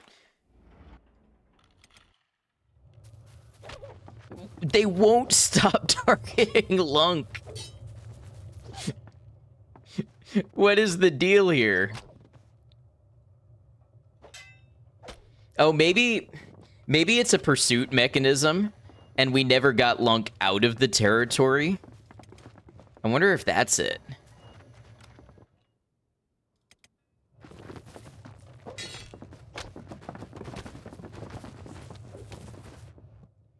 Lunk owe them money. All right, here's what we're gonna do. Bakushin, pick up Lunk. Bakushin's gonna take Lunk back to Mongrel to rest there.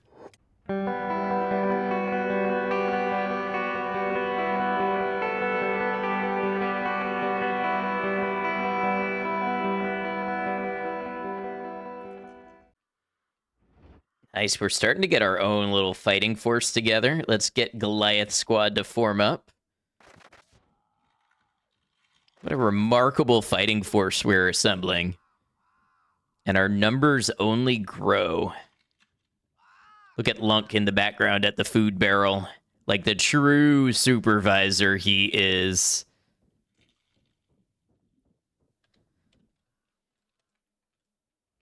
All right, so here's what we gotta do. We do need to kill these squads so that they respawn and bring us some fresh princes. The Fresh Prince of Mongrel. Ever seen it? But let's do a couple of things first. Let's build an L house, which really should be a W house because it's just going to be a big dub for us. What we'll do is we will build a... Oh, who are you? Fogman just walked right through the base. We'll get some prison cells going, and we will also get some construction going in here as far as weaponsmithy and things like that. And then we'll start to move the rest of our squad out here.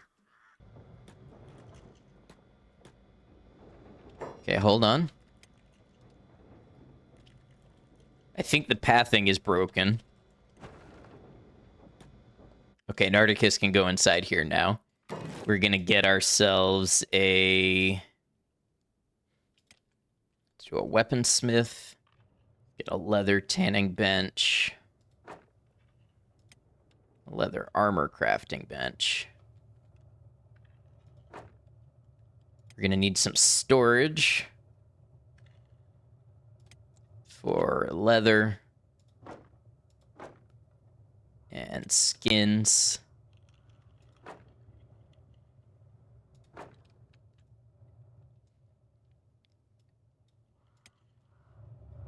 A couple armor storage.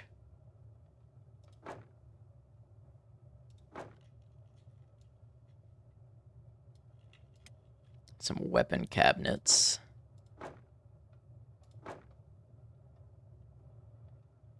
I feel like I should be able to fit one more here, but that's all right. Wait.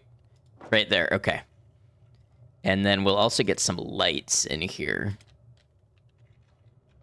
Now, one thing it'll be good to do when we get a little roving combat squad, we can send them out to fight some river raptors and bring home the skins. You know what, let's also add a fabric storage. That way when this one overflows, if it ever does, then they'll have another place to drop it off. That'll be right here by the armor crafting bench. Oh, and we'll need fabric for weapons, so it should work all the way around. And then let's also get some cages up top.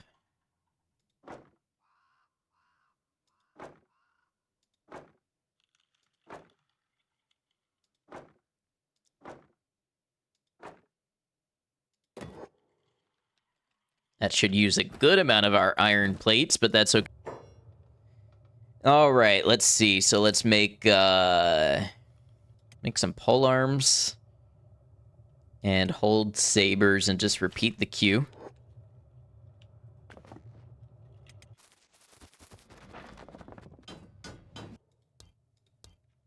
Hey, all right, we got a new one. Let's welcome Lloyd. Thus, we had our first unit-level manufacturing operating and providing a base level of equipment for all of our new recruits. We had our mining and farming industries running and engaged in local trade for leather supplies to make armor. As we get attacked by roaming Fogmen, we occasionally throw the healthiest survivors in a cage for recruitment purposes.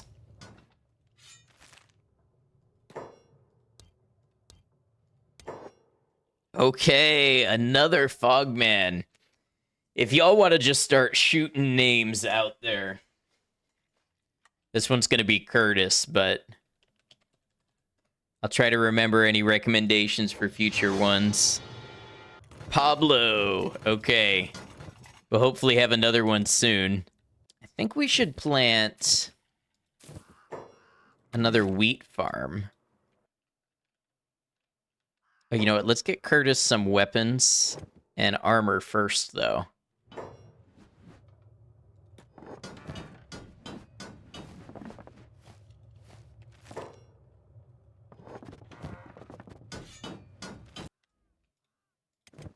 All right, let's get Lunk. Try and grab us some heavies. We're looking for heavies and princes. Here's a heavy.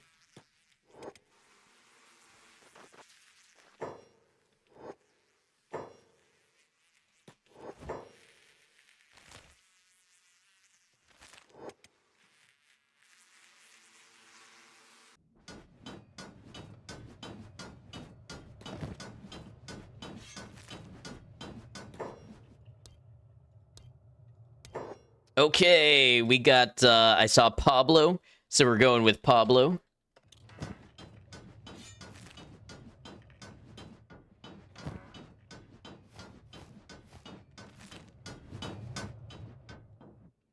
Yeah, it's been working out pretty well so far. The first couple streams, the momentum was kind of slow. It's already well suited up. Yeah, it's that that industrial base is starting to make a difference. Your production is on game. Thank you.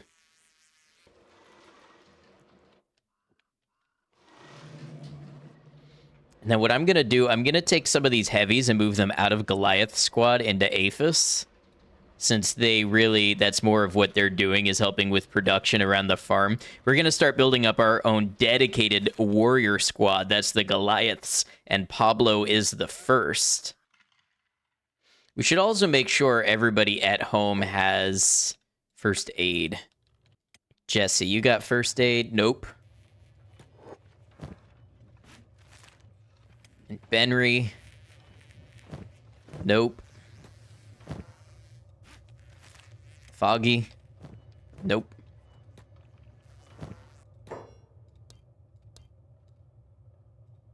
Nice, another one. This one's going to be Walta.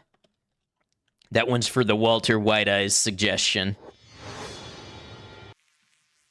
So let's grab this heavy. Oh, retreat. Retreat, Lunk. Try again later.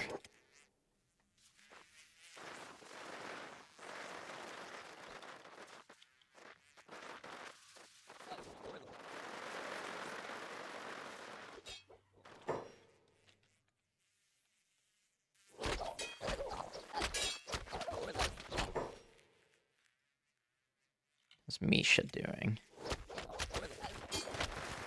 Nope. Everybody get back home. Just needs the Metal Gear Solid alert music. Beep, you get back home too.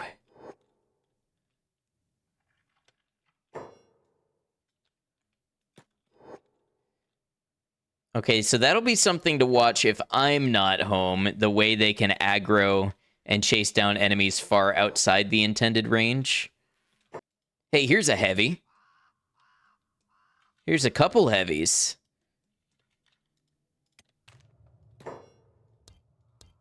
Hey, we got another one. This one shall be Slurpee. We might get a couple turret people.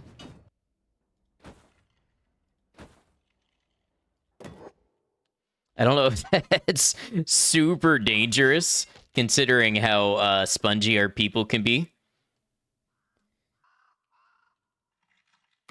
Let's build.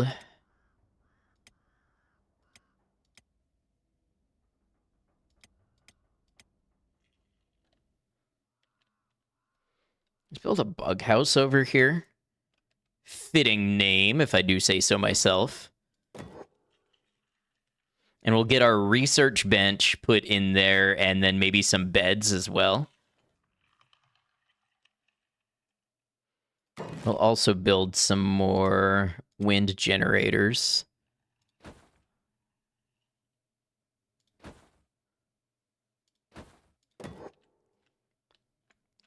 And we'll get some spotlights going. It's going to look like a real compound in here. Once you get going, the Fog Islands are surprisingly safe. No ninja raids, no dust bandit raids, no taxes. Apparently, some parts of the Fog Island can get Prayer Day, and they can get Retribution raids if you get in a, if you get a faction real mad at you. But not so much the run-of-the-mill stuff.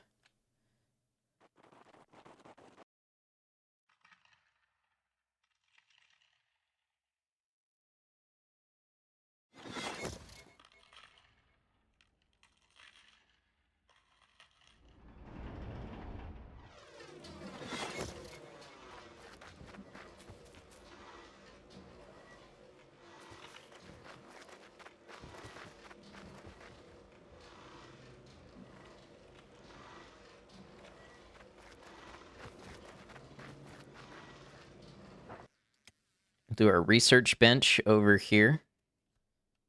Actually, Actually, it might be good to tilt it so we can still kind of get by. Then let's do some beds.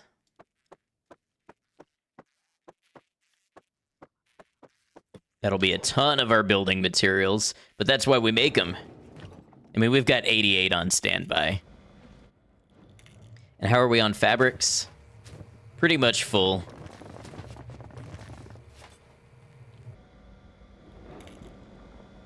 I like how they keep bringing escaped servants to us and then, whoa, look at this.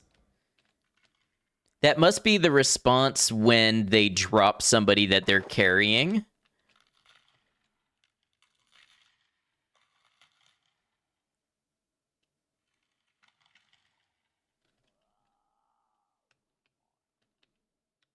We actually look like a hive defending itself.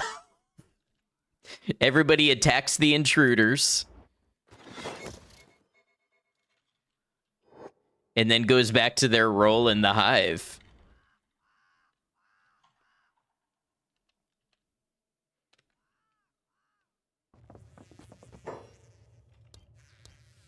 Okay, this one's going to be cornflake. Good lord, look at all the heavies.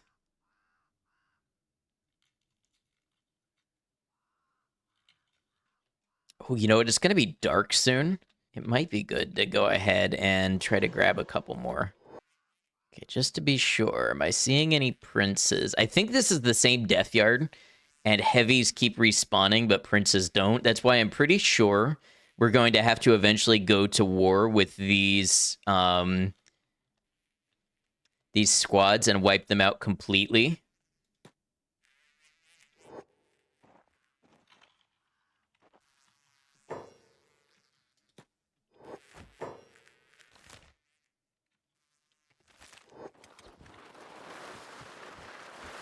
Go, Lunk!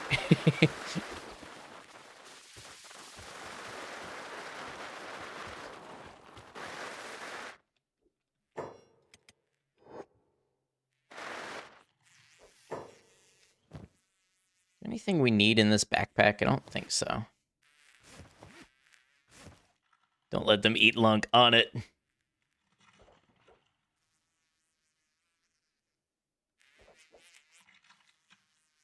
Two Lunks rescue one and all. Actually, don't let them eat Beep either.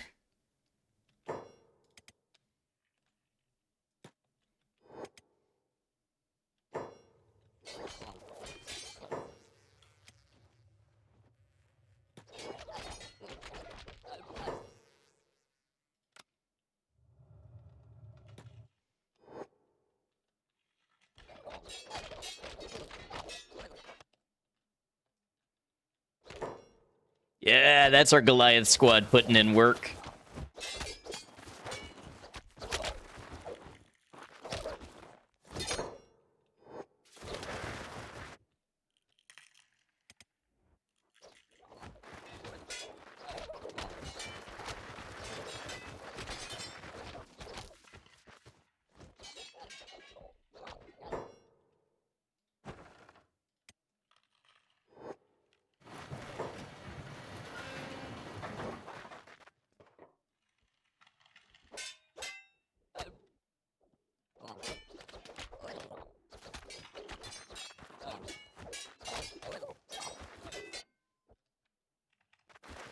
All right, looks like we got some people to put to bed. Lunk, why don't you grab Uno? Is that V.A. Nasir? It is. Big fan of his copper. I don't know. I've heard mixed reviews.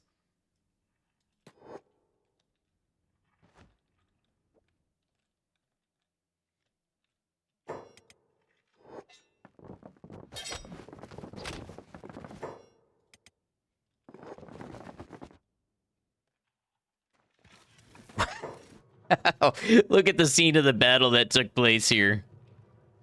Shame there weren't any heavies knocked out that we could grab, but we did get one more at least. I'm realizing that the most recent recruits, I didn't make sure all had medical stuff and medics set to job. Okay, this one's name is going to be, Flat Cake.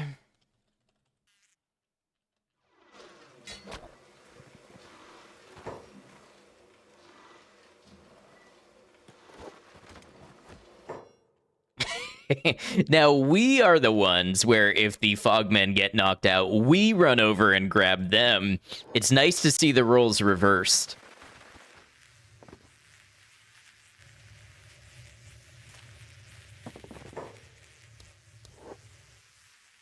But instead of eating them, we just hit them with the wolololo.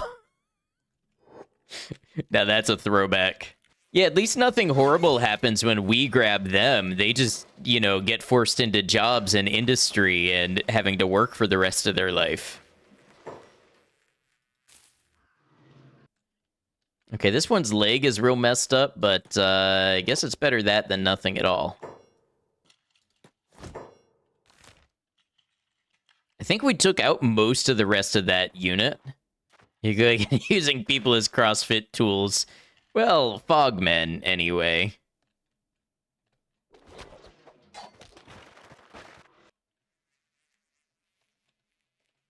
Nothing to see here, just a pole spawning in the mountain. Wait. Is that a prince? That is a prince. Okay. Got a 99% chance to do this.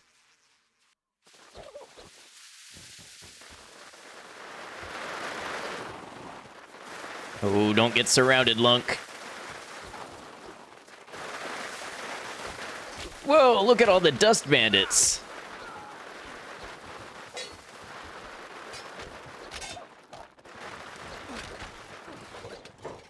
What is happening at base? Lunk is unconscious. Goliath squad. To Lunk.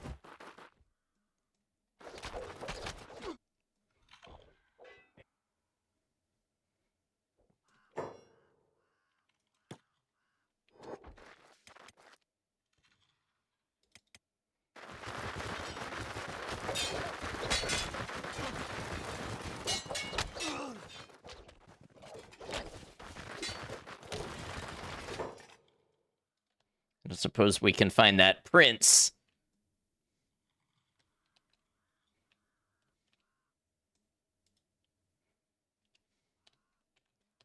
Lunk, get yourself home.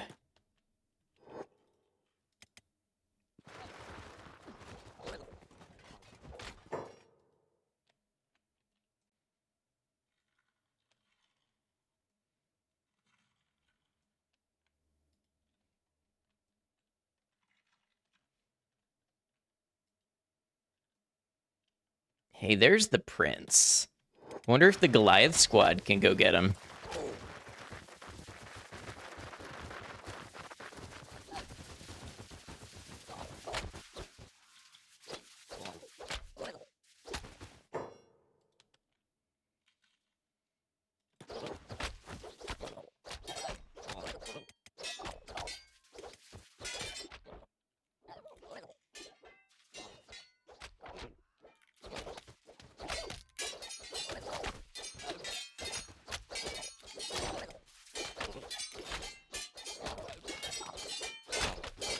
Bandit demands arrived at Hive.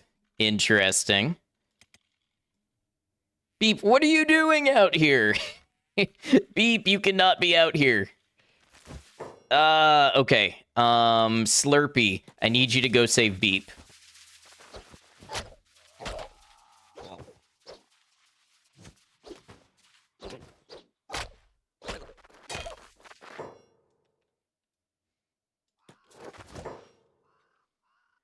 Okay, they say come out and talk to them, but I legitimately don't think I have an option to. All right, it looks like we're going to have to beat these dust bandits. Let's close the gate to buy ourselves some time. Okay, Pablo. Pablo has our prince. We may emerge from this victorious yet and with a new prince in tow. Oh, and the Fogmen are attacking the dust bandits. Okay, we got another prince.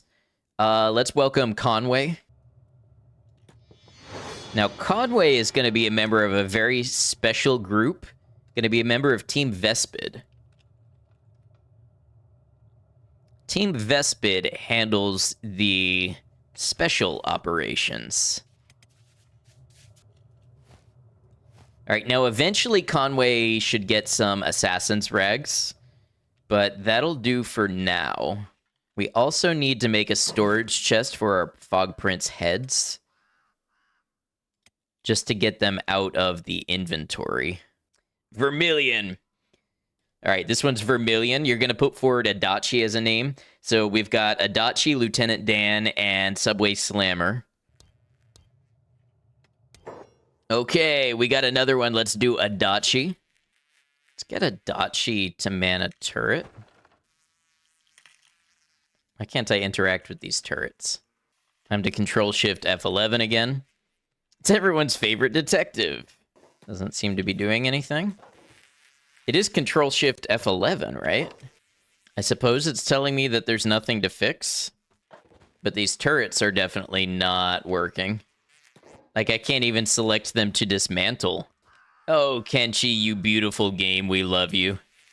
Now, honestly, the turret could be a bad call. Because our people are pretty flimsy. And it seems like Adachi is already... Oh, you know what? You know what? We need to save and load before we do this.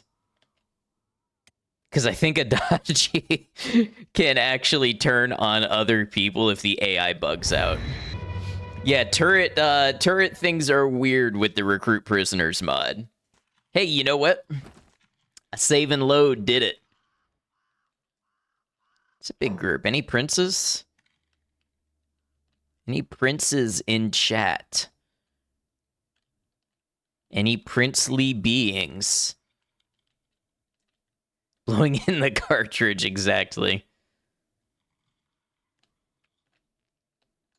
Shame, what a princeless society we're living in. I think my building's broken again. So I've been told to never, ever press the fix stuff button. I don't know about the nav mesh tools, though.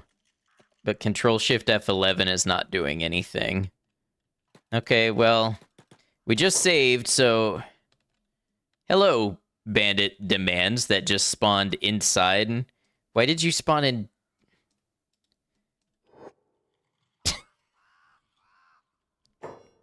It's like some kind of SCP where a bunch of people just appear in the air, heavily bleeding, and collapse to the ground.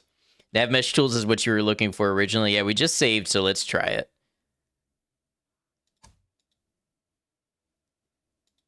Doesn't seem to be doing anything. Wait. Hey! Okay. Very cool. Okay, here we go. Here goes Pickles. Bandit demands to Neo Hive has failed. Just Googled a picture of one and holy fricker, the Kenshi devs okay. Well, the Mist Ghouls are a mod. I mean, the description comes from the game, but the model is a mod.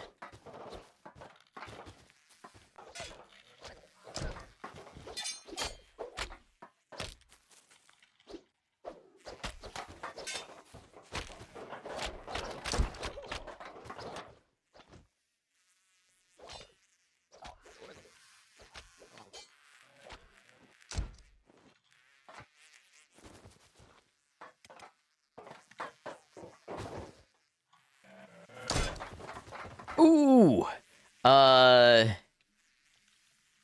Adachi almost killed Walta. Look. Look.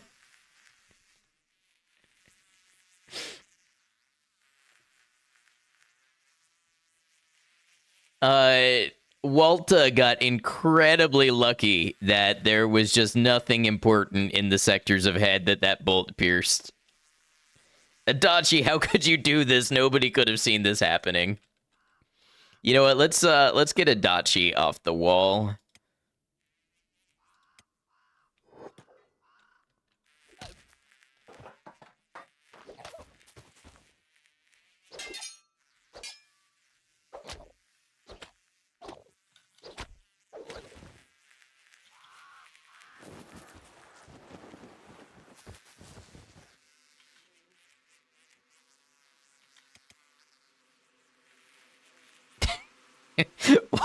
Walt is like, I got a freaking headache.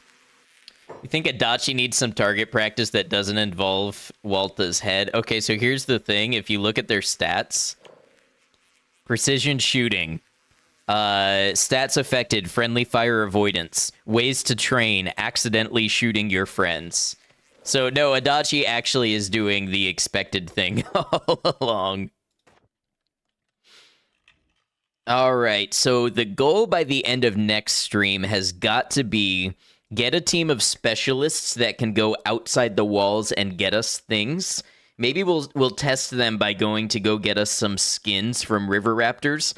But ultimately, I want a squad that we can task with going to ruins and getting. We need engineering research, we need ancient science books. That's the next step. So we got to assemble a team that's capable of doing that. We've got the team that basically can run the town pretty much on their own now. So it is time to move up and move out.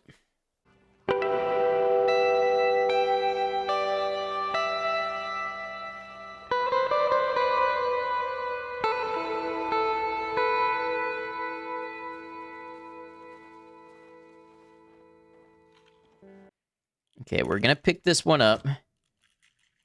Put them on the pole. And we can come back and check if that causes any... Normally, you can throw somebody on a pole, and a group of fogmen will come along and eat them. Oh!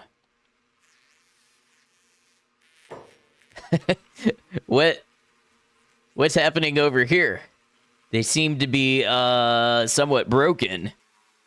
I wonder if their pathing is broken? I've never seen this behavior before. Will they attack if Lunk runs over? It's like some of them are.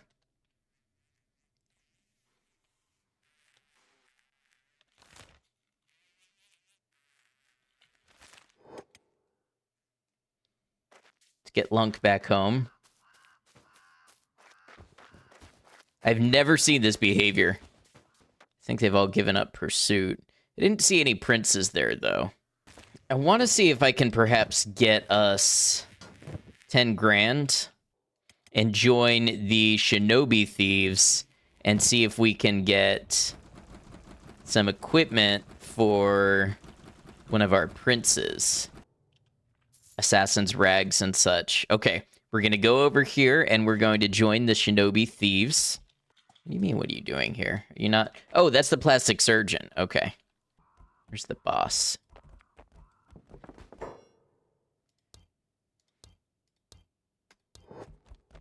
Okay, now we are a member of the thieves.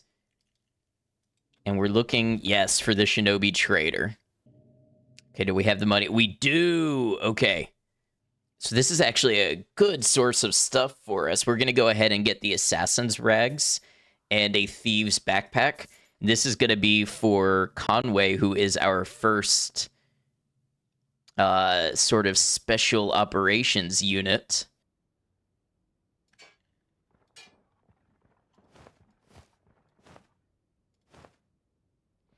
Okay, Conway now has a very nice special operations setup. Look at him there. Looks like he's worthy of the name Vespid. Ready to undergo special missions on our behalf. All right, now Conway actually has very little stealth, so needs to train that up some. That was a huge group of fogmen that just ran by. But this is exactly what Conway needed. See, Conway's stealth just went up to 6. It was at, like, -3.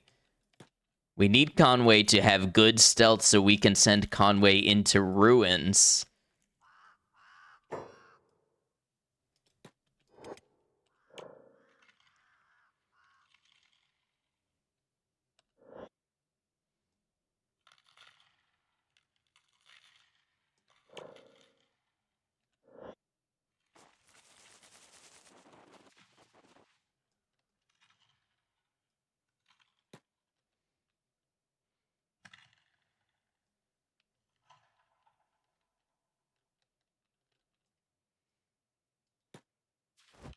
Honestly, if we can get ourselves a new heavy to recruit along the way, even better.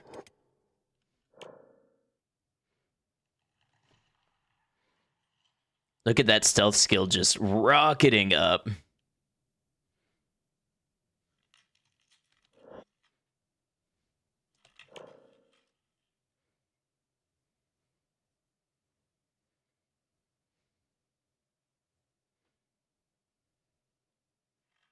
Honestly, Conway can be doing a lot of the missions that we've been having Lunk do at this rate.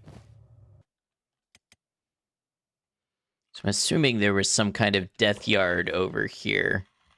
Yeah, look at how quickly we're getting the stealth levels. Hey, I spy some princes down here.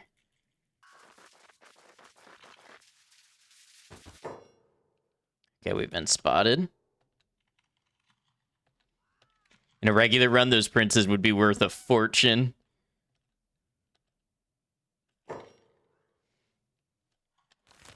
We'll run back towards our Neo Hive.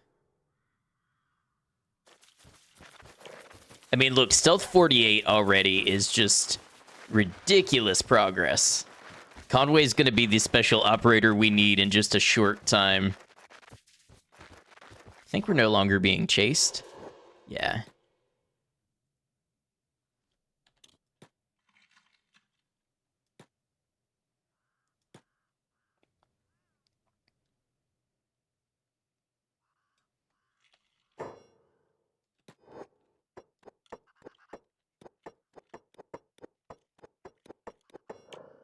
The assassination is 36.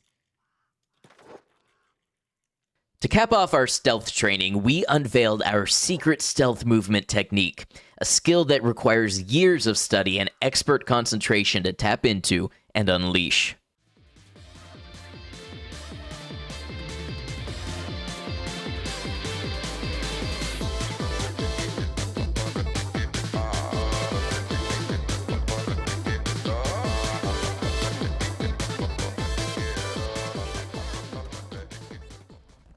Conway then went to visit his friends, the Shinobi, to get some lockpicking practice in.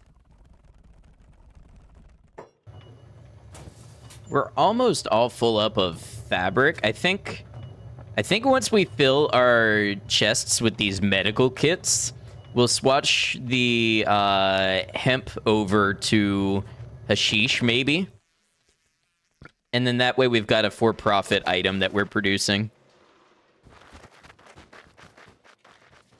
Baking bread while breaking bad. Honestly, we should open up an edibles kitchen. Imagine hemp food cubes. Have to be like, careful now. You only eat 1/8 at a time. And wait at least 30 minutes before the second part. Any more than that will have you seeing flying beak ogres and mist ghouls.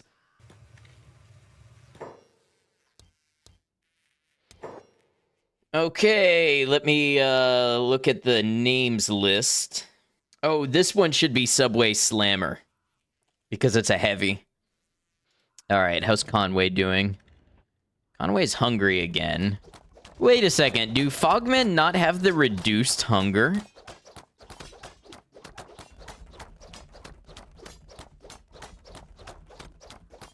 They sure don't. Fogmen do not have the reduced hunger of normal hivers. Next, the conversation turned from hemp to acid. Just as we had found out that Fogmen do not share the reduced hunger of normal hivers, they also do not get the hivers' natural acid protection. If we wanted to explore acidic parts of the map for their technologies, we'd need to come up with acid protection to do it. So we can make sleeveless long coats. That's some acid protection. If we needed to, we could get our people up to 90% acid protection. But I guess if we want a higher level armor smithing... Yeah, plate armor crafting. We need engineering research. Okay, let's see. Let's get Conway to grab some trade goods. Does seem like we're hitting the limit of what we can research with normal books. We have hit the limit. That is part of the reason we're training up Conway to go search some ruins and such for us.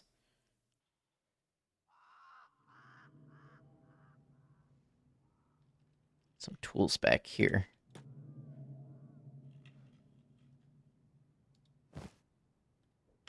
Oh! Get out of there, Conway! Get out of there!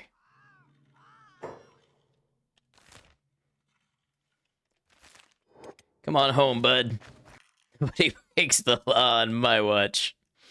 Hey, you know, that's what Conway is all about. If he's got to do a little OSP, that's on-site procurement, for those of you not in the know, then that's what he's going to do. I like how we've played like 1 hour of Metal Gear, and already so many references have started just making their way into basically everything we do. Now properly trained, it was time for Conway to start digging into ruins to try to secure some more technology for us. We started by re-examining the lab in Obedience that we had withdrawn from previously. Okay, so we got 3 here.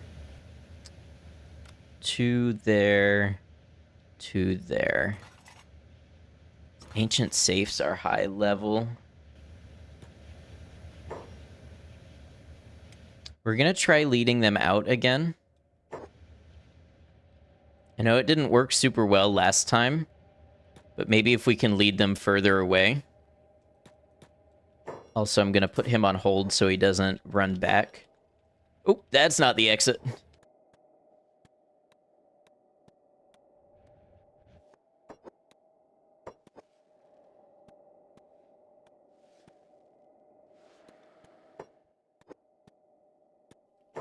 Oh, Conway, don't get caught there. Oh, almost got caught by a lunge. Okay, so it turns out that is not going to do. We just can't lead them away, and when we do, it's not like the ones up in Leviathan Coast, where when you lead them away, they just leave. Do we want to send Conway to Leviathan Coast? I'm going to send Conway on home to get more food. We might send Conway on a scouting mission. The other possibility is, well, I think we send Conway to look for some of these ruins that are penetrable by a single person. But we might have to send large groups, large trained groups with very high level equipment to get some of these others. The other thing we could do, we could raise some money and send Conway to like Black Desert City and Flats Lagoon to get the initial. I think they sell a couple engineering research and ancient science books and even AI cores. So we could start out that way. The city should pretty much take care of itself at this point, the Neo Hive, if I go and do some other things. I think we might pull off of the medkit production and move to hashish, assuming we can do that. We're medicines, we're drug lords now.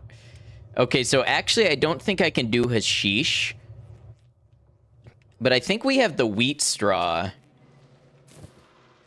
that I can do grog. Lunk's distillery arc. This should be a good place for running grog as well, considering it's a tech hunter territory. See how we're doing on the wheat straw. For now, still good. This one's been ready to harvest for a while, so we might have actually needed to do something with this overflow capacity. Oh, and our food storage is full. Honestly, we could sell some of these for cats, too. I'd say we've become pretty adept at having, like, a little society. Not even so little. I mean, it's almost the size of my whole squad that I beat the game with the first time around.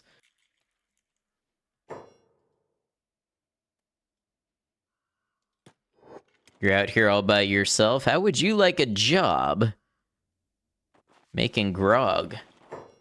Wait, any princes? Don't think so.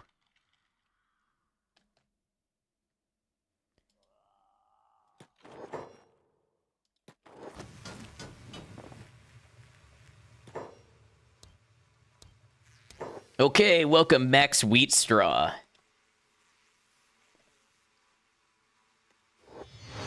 So while this one is a heavy and will be responsible for maintaining security around here, first of all, we're going to put him in bed to heal up his leg. And then he'll be responsible for increased grog production. Let's go see the skeleton doctor.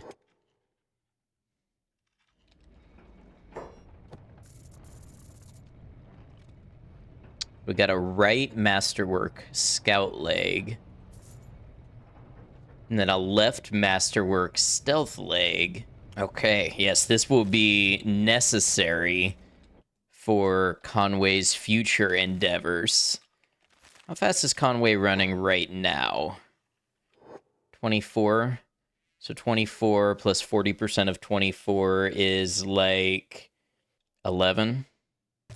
I think that's going to be necessary if Conway is going to run to all of those other areas that we talked about, like Flats Lagoon and all that. We got to have more money before that becomes a serious consideration, but we should start planning for it now. All right. I'm going to see... I want to experiment with one of these poles.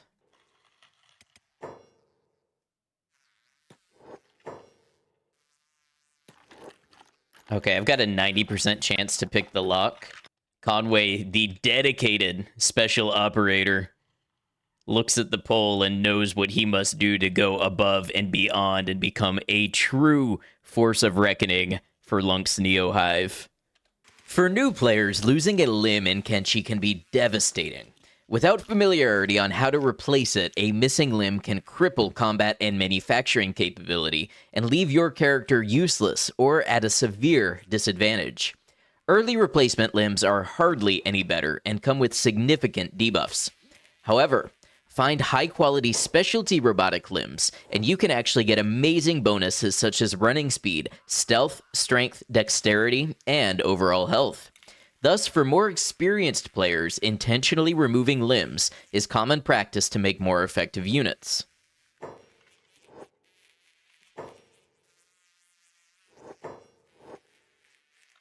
Oh no! You can't do this with Fogmen, they're broken! Oh wait, here we go. Okay.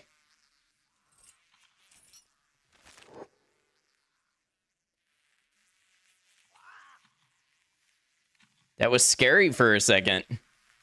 It wasn't letting me open my limb menu.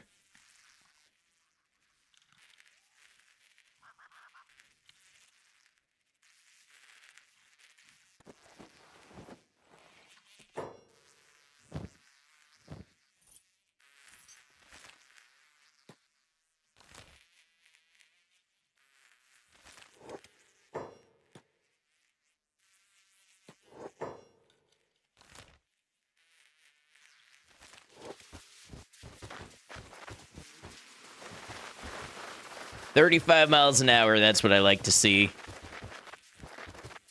Conway escapes a little woozy, a little low on blood. But alive and improved. Oh man, look at all the grog that we have. How's the wheat straw going? We're now at a slight deficit, but maybe not once we do these harvests. Conway, why don't you get yourself in bed? You've earned a rest. Get that blood back in your body. You don't have a lot of it to begin with. Hell yeah, now that's a solid grog run, and then let's grab some weapons to sell also. And into town we go. So, carrying this amount of equipment, Conway cannot currently outrun a beak thing. But if he were just running around and selling stuff and buying blueprints and maybe some books, he would be fast enough to outrun beak things, I believe. Ah, the shopkeeper can't afford that. Hey, looks like we're doing something all right for ourselves. Got a good bit of leather. Now, one thing that we could use before any eventual trading runs is a dust coat. Yeah, that's acid and burning resistance. He's got something for gas. So, as a special operator ought to, he's able to go into most areas, and he's got 90% acid resistance. So maybe if we just grab a hat also on the way. But this should set him up to go to those areas we were talking about and get some supplies. Flats Lagoon, Black Scratch, Black Desert City. All right, 58,000. It's a little under the 100,000 that I said we should have. But let's just go shopping and see what we can get for it in terms of research and books and all that. Okay, let's see. First place to go. Let's try Flats Lagoon. It's a little further away. But I think Black Desert City is going to have more of the stuff that we don't need right now, like AI cores and things like that. Let's see if we can work our way up to somewhere that's going to have more of the engineering research and ancient science books. Flats Lagoon is a tech hunter settlement located in the southeast corner of the map. Here you can find some advanced level research material as well as suppliers of high-grade equipment, armor, weapons, robotic limbs, crossbows. As tech hunters, they also don't concern themselves with people's personal consumption habits, and will pay high dollar for hashish, making them a prime trading partner. The location also makes it important as a suitable resupply and launching point for expeditions to some of the most dangerous parts of the map. Aha! 2 engineering research.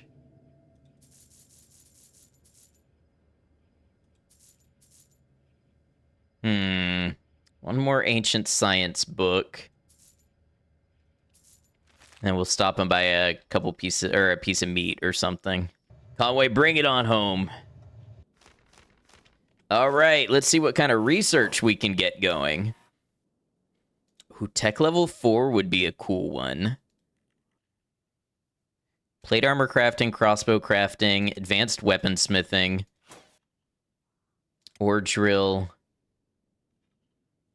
steel bars. Hashish? I wanted hashish, but that'll have to wait until I get a new engineering research.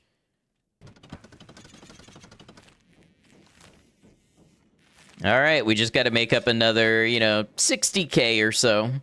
And then we can, maybe we try for Black Scratch next. We were down to 40 cats. We went from like 60,000 to 40. Okay, we're back up to almost 40 grand already. Oh, I still have enough ancient science books for something else. Maybe ore drill, because we can be making crossbows and such. Harpoon turret sounds like a fantastic way to kill your own guys, I know. Especially the weaker ones, which we're going to need a few more around here, I think. Raid activity at the base had been relatively low compared to past towns I had built, but then we got a notification for a raid I had never seen before. Cannibals, huh? I have never heard of Mighty Canhead. You haven't seen this one ever? Get a plate beating station. Hope defenses are good. I mean, defenses are our people with weapons. Because we tried doing turrets, and the thing with Fogmen is the Fogmen are very flimsy, so if you shoot your own people with good defenses, you can just erase them from existence.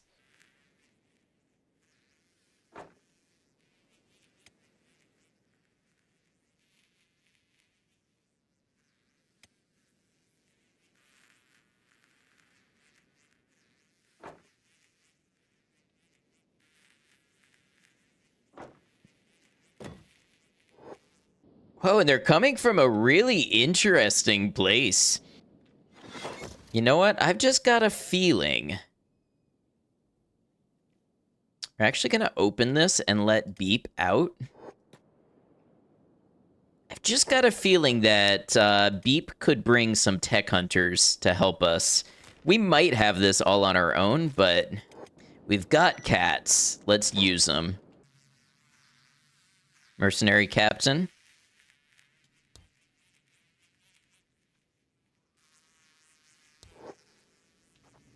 All right, Beep, you stay out here because I don't want to lose you. Let's get... Okay, so Mighty Canhead. Wait.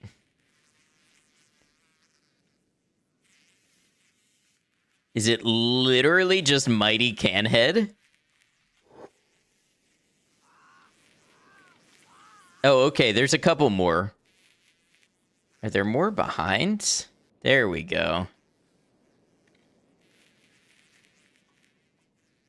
They're honestly, they seem less scary than the Fogmen that we fight usually.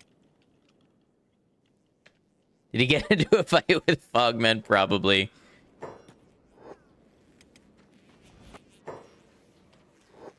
Where are they going?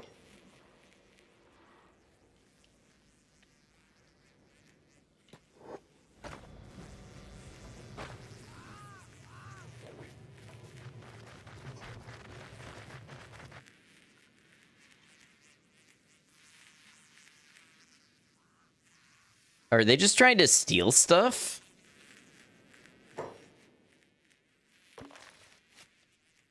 Trying to steal me? Yeah, but it seemed like they were running in to get stuff. Oh, okay, so here's a bunch of them now.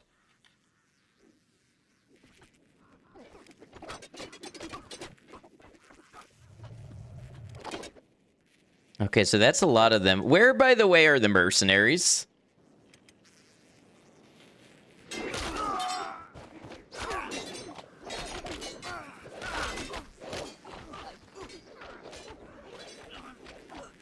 Wow, this is bad. The mercenaries just never leave Mongrel?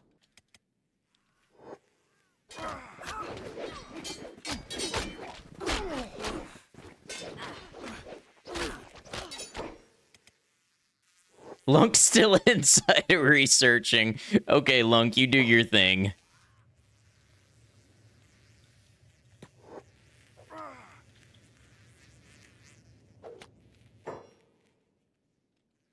Conway, you're our Spec Ops guy. Get in there and rescue some people.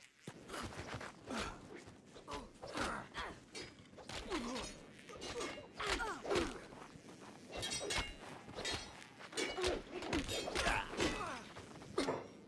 mean, it wouldn't be this back door they're at, would it? No.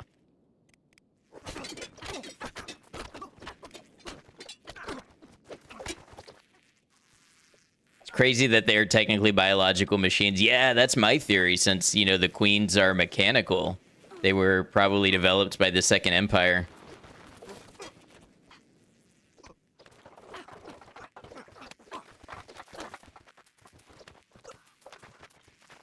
Yeah! Mighty Canhead thought he had something on us.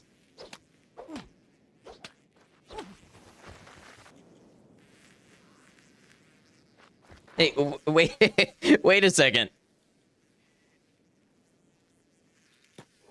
This guy's got Adachi and is just holding him there, and you're gonna let that happen?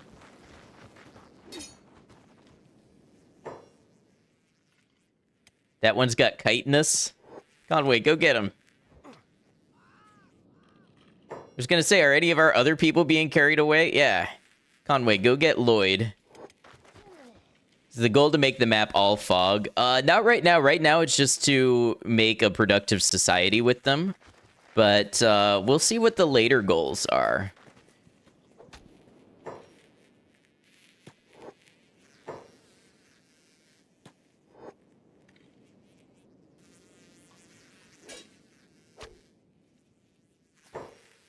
Tried to pull a fast one. They did. Anybody else, like, missing? Kyle's there. Lloyd's here. Chitinous. Joker. Nasir. Had no idea cannibal raids could happen here. Nasir is dead! But who's gonna supply our copper? Oh, look. Now the Fogmen are kidnapping our Fogmen. Is this the mercenary we hired? What good are you? We paid you and you didn't even show up. Well, now you can stand here and clean up the ones that get back up. Alright, they're starting to rescue people and put them in bed. Where do you think you're going? I think this is a case for the subway slammer.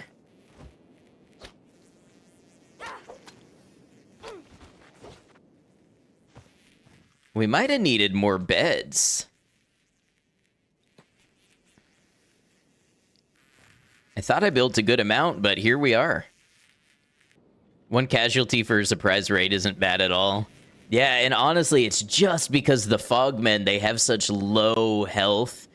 A Nasir got to minus 50 and died. Chitinous is back to making weapons. Fabrics and armor plating, that's all we need for heavy weapons.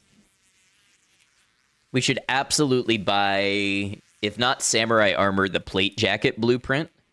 Honestly, just better armor could have saved us. We might be more ready next time, just on account of having the better armor. Same sun rises on a different day.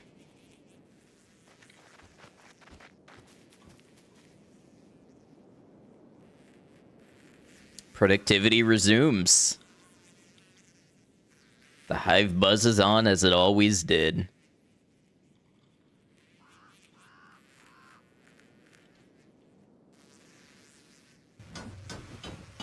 So if we wanted to make... Oh, that was the other thing we were going to do. You know what? Beep is in Mongrel. Oh, no, Beep's back. Let's have Beep go to Mongrel and see what type of plate armor schematics we can buy.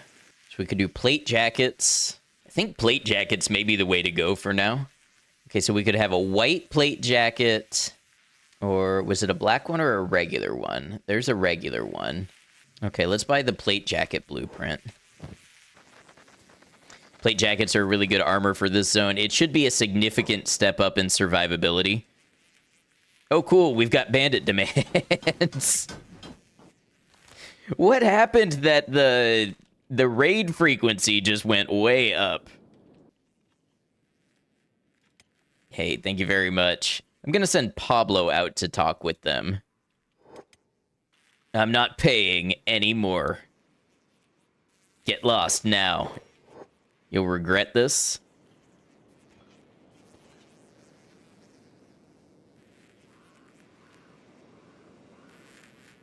So they really do just leave? I mean, I know they come back with a bigger group and all that, but I figured you would have to actually attack them and intimidate them to get them to leave.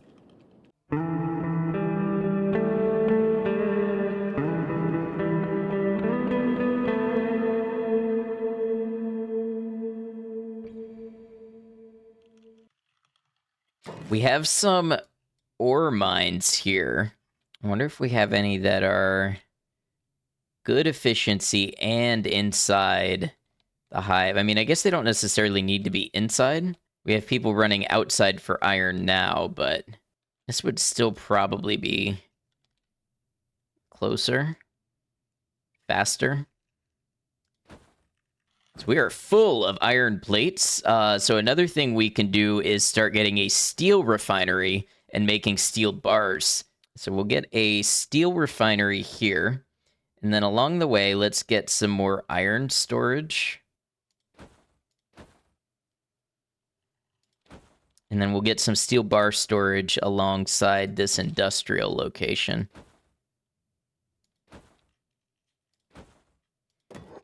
We'll have to make sure it doesn't exceed our power draw. Scrawny raid moving towards Neohive. We've got lots of raids here lately. I don't know if maybe we just built up to a point where... Let me see, what's the thing look like on the map? So, it still looks like a little village. But maybe there's just a density of a base where you start attracting raids. Ah, this building stopped working again. I don't know why this building refuses to work. I'm reloading to see. I already tried the Control-Shift F11 and this building pathing is still not working. So I'm reloading to see if I can get it to work. This building is so broken today, it won't work. Okay, let's get everybody to gather for the raid that's happening. Kenshi and Scuff name a more iconic duo. Beep and Agnew.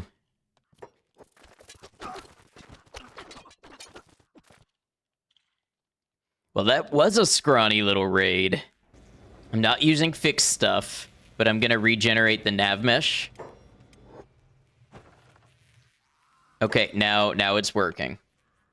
Adachi, you don't have a job right now. Your new job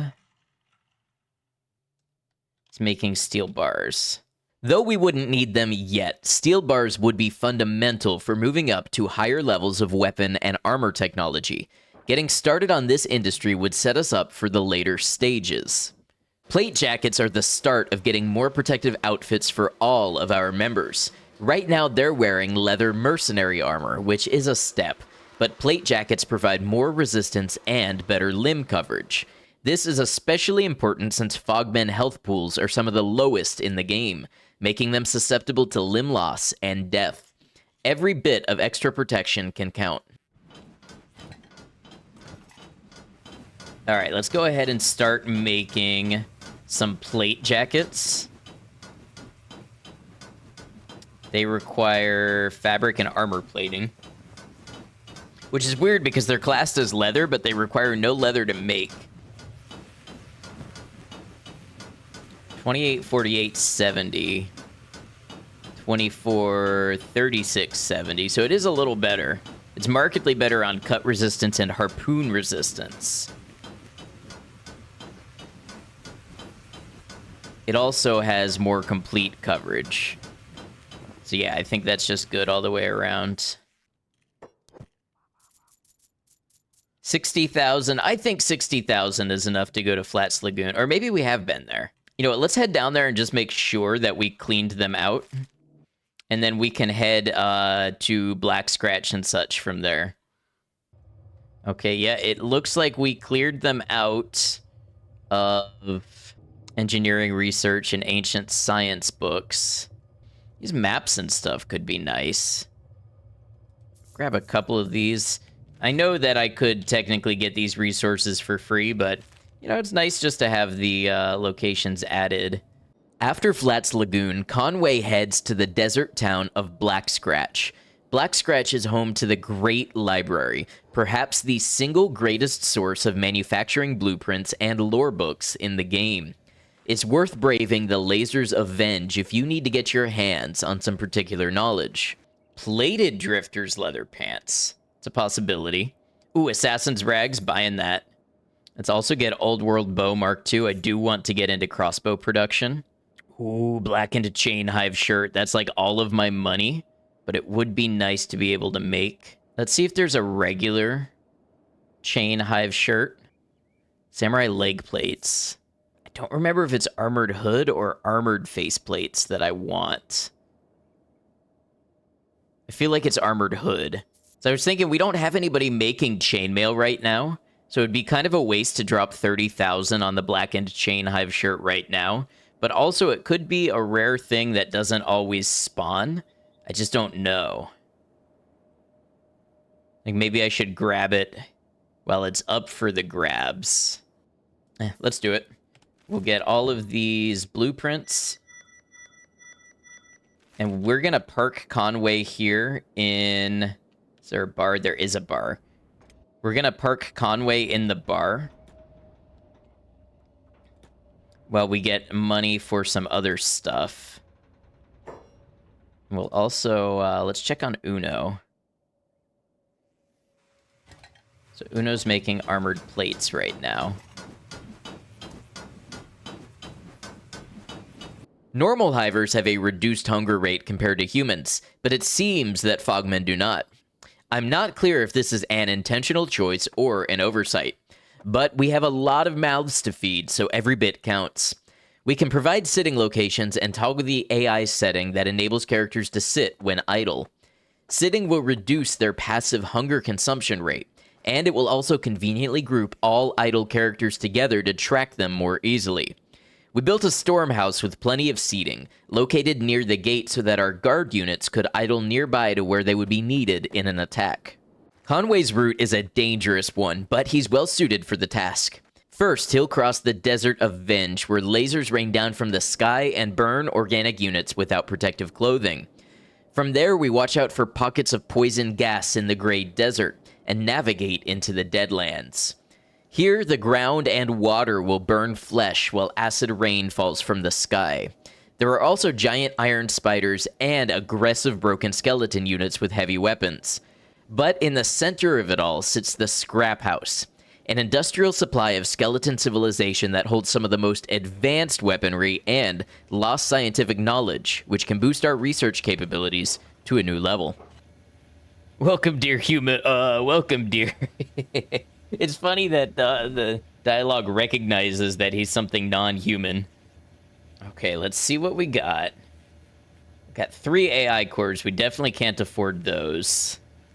Let's grab this engineering research. Ooh, exotic weapons blueprint. We don't have the money for that either right now.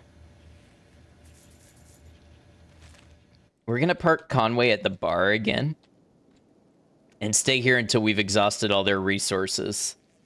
The treasure trove of information here is more than we can afford, so Conway shelters inside a nearby skeleton bar, while Lunk goes on a merchant trip to offload some of our trade goods. Luckily, Kenshi seems to use some sort of cryptocurrency wallet that is split between all of your units, so Conway will have instant access to these funds despite being across the map. Lots of nice weapons here, too. Alright, we will be back for these AI cores, I know it. But we gotta have some time to get our money up, and we can do a lot with these engineering research and ancient science books anyway. Now, is Conway gonna be safe to run straight back home? Let's see. Oh, we got another scrawny raid on the way.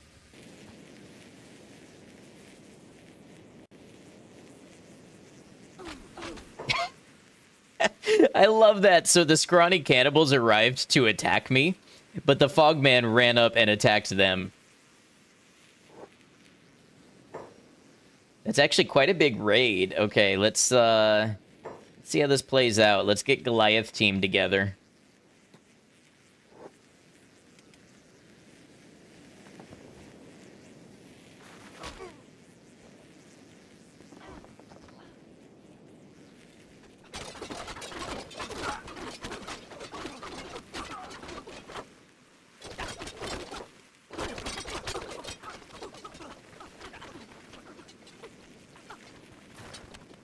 Hey, Flatcake, why don't you do me a favor and rescue Jesse here? Oh, wait, maybe he will.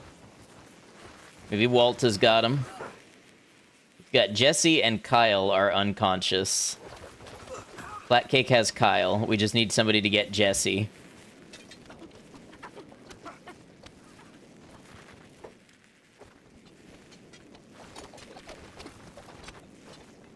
Wow, you know, we're a fairly effective fighting force.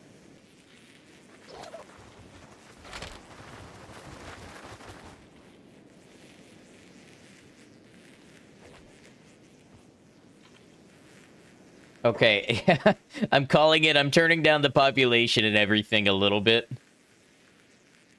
It will adversely affect performance, and I've got it up at 2.5. How about we bring that to, like, 1.85? And let's bring the 1.5 down to, like,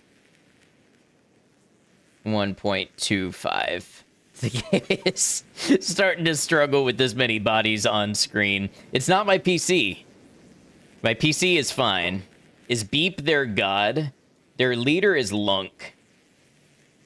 Who, let's get Beep over here to compare with Lunk. Where's Beep? Yep. Lunk is a bit of an imposing hiver.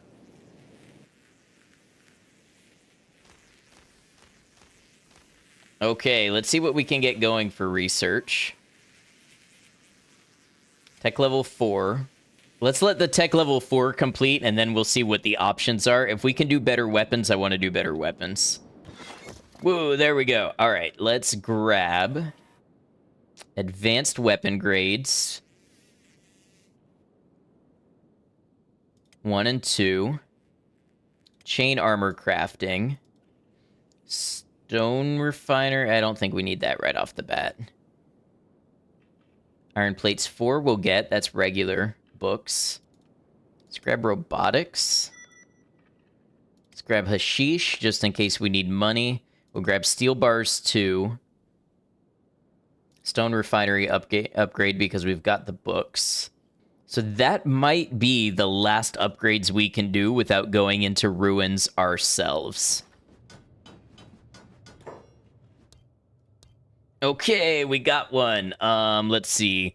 Good name for a Fogman. We're gonna name you Stall because you're gonna be our steel worker. So Stall is gonna go to Squad Aphis. And let's get you some equipment, Stall.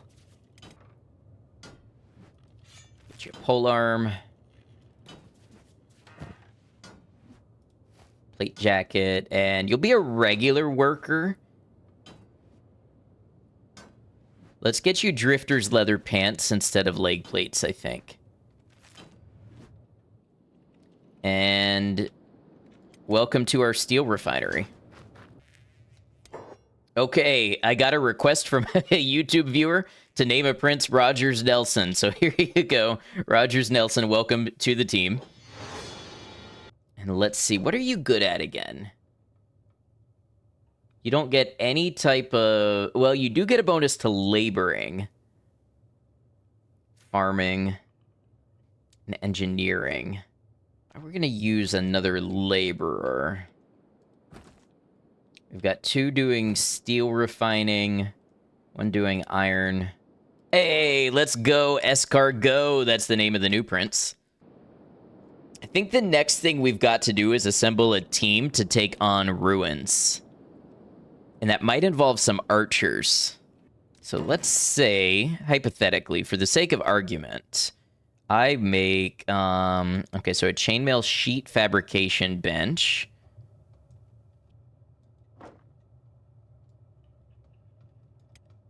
Chain armor crafting bench.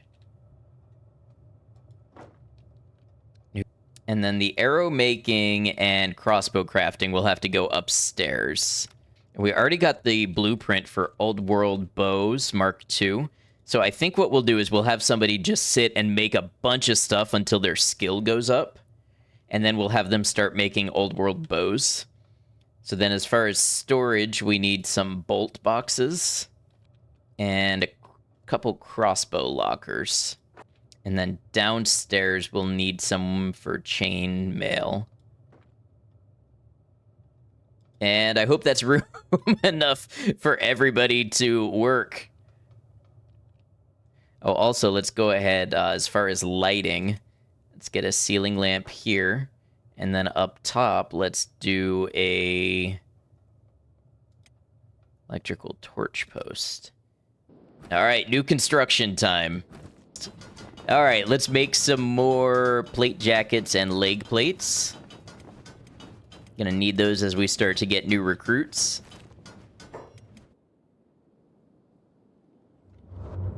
How did Conway end up in drag?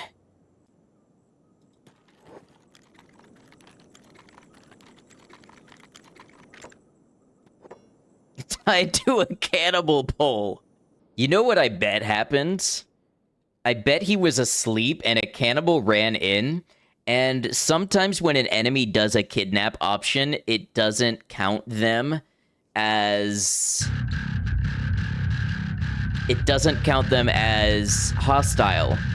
So your other characters will let them just come by and kidnap somebody. And I bet that's how Conway ended up there. And hey, thank you for the follow, by the way. Welcome to the channel. Okay, we have Meridius. I think Meridius will be a food worker. Oh, honestly, this blackened chain hive shirt is pretty good. It doesn't really have a lot of the negatives that I would have thought it would have. Combat speed slows down by 3%. Dexterity down by 10%. I think that's worth it for, especially since hivers get hit in the chest so much. Dexterity effect? Yeah, but it's a 0.9 times dexterity effect, which when it comes to the heavy armors is not as bad as it could be.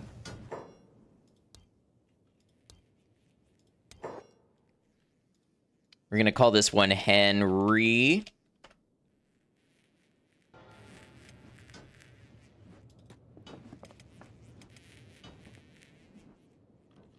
Oh.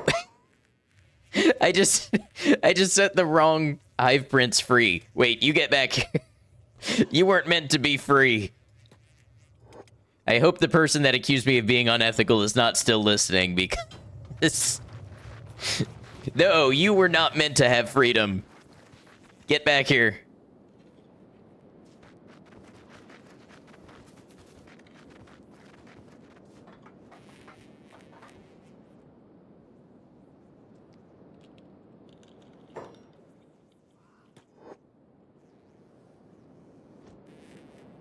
Freed the wrong prince. Yeah, we got Henry. Okay, first thing Henry is gonna do is go make... Oh, do I need a blueprint to make regulars? I guess so. Make hinges and spring steel for now. This is going to grow crossbow smithing, which is all I care about for the long run. So we will eventually get our high-quality crossbows made. Grog is back way up. I think our food storage is actually even increasing. Green fruit is full, so we probably need another green fruit storage. If escargot fills up the chainmail sheets, maybe escargot can be making armor plating, while Uno makes more of the plate armor.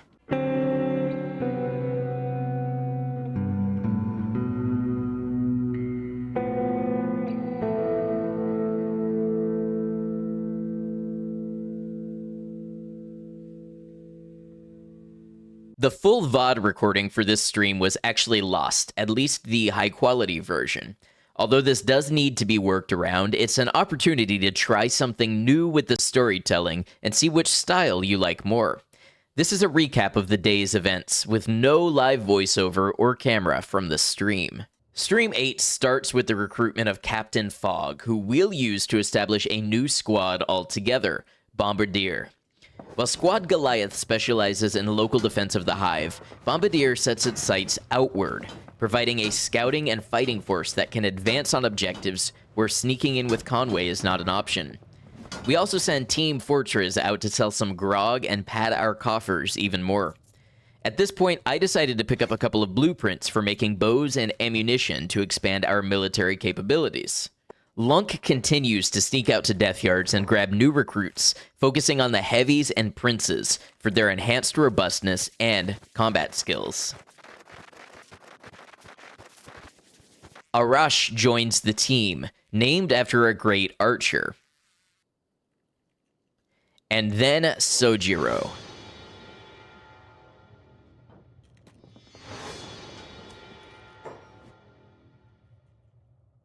The first units of Bombardier Squad get to taste organized combat for the first time as a Dust Bandit raid comes knocking. The disparity is obvious.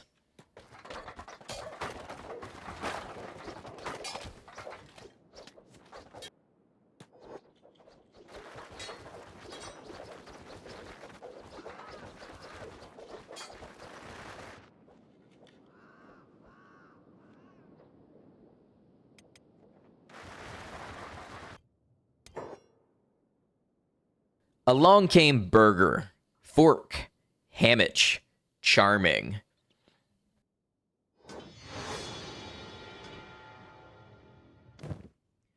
By now, our equipment is looking pretty standardized across Bombardier Squad, with relatively good quality plate jackets, samurai leg plates, armored hoods, and blackened chain shirts for those without bows. Fogmen can't wear shirts in the base game, even if modded to play as one of them, but Recruitable Prisoners thankfully enables this ability for a little bit of extra protection. With the help of the Shinobi Thieves, Lunk acquires some Thieves backpacks to distribute to Squad Bombardier. Thieves backpacks are very important to adventurers, as they provide extra storage capacity without the harsh combat stat reductions that most backpacks in the game come with. Production now hums along constantly with high-quality goods. Our chests begin to overflow with armor ready to be handed to new recruits. A couple more armor chests will allow the goods to flow a little longer, uninterrupted. Henry has been working day and night pumping out archery equipment to raise this skill. Now at the point that he can make decent quality old-world bows, we've commissioned a couple of these for the archers in Bombardier. Lunk heads to the skeleton doctor to purchase an assortment of high-quality limbs. These are handed off to Face as extras in preparation for the team setting out. A grim recognition of the flimsy limbs of the Fogmen. The squad banded together and set off west across the continent for their first combat movement. The target is a small island off the western coast. Raptor Island is a small, fertile, isolated area where not many humans pass. As you may guess, the inhabitants here are river raptors. These creatures are generally not hostile, unless you try to stop them from eating your crops. They caused me no end of heartache in my first playthrough. They should be a good combat test because they have a low chance of killing us while downed. Side note, I love listening to the sounds of the river raptors and imagining the voice actors creating them.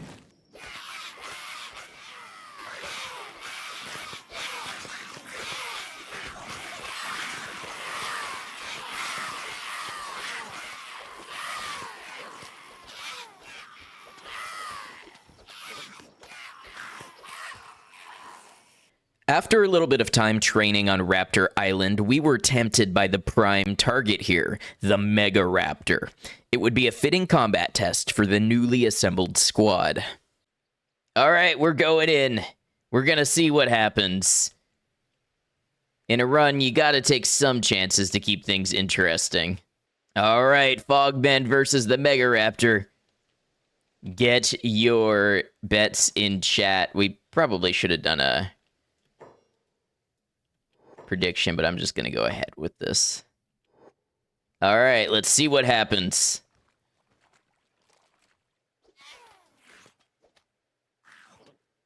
Ooh! 95 damage straight to the head.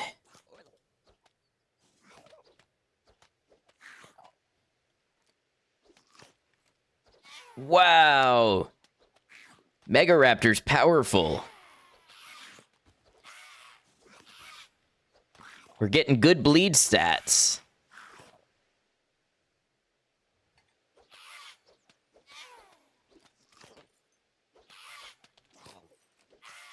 Captain Fog is down.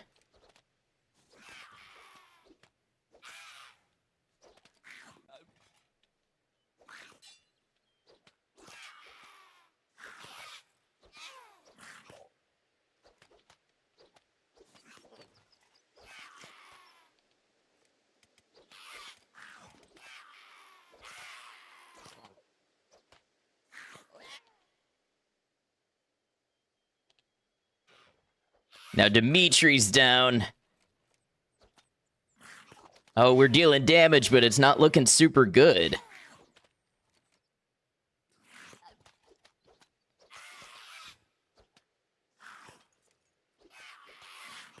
Go on, y'all. You got this. You got this.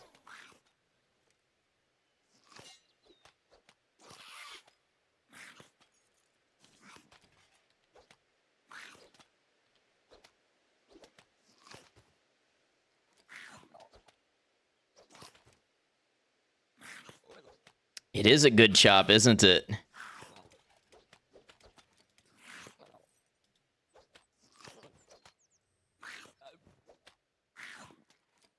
Oh, come on, a little more stomach damage. A little more stomach damage. I think most of their arms are pretty messed up.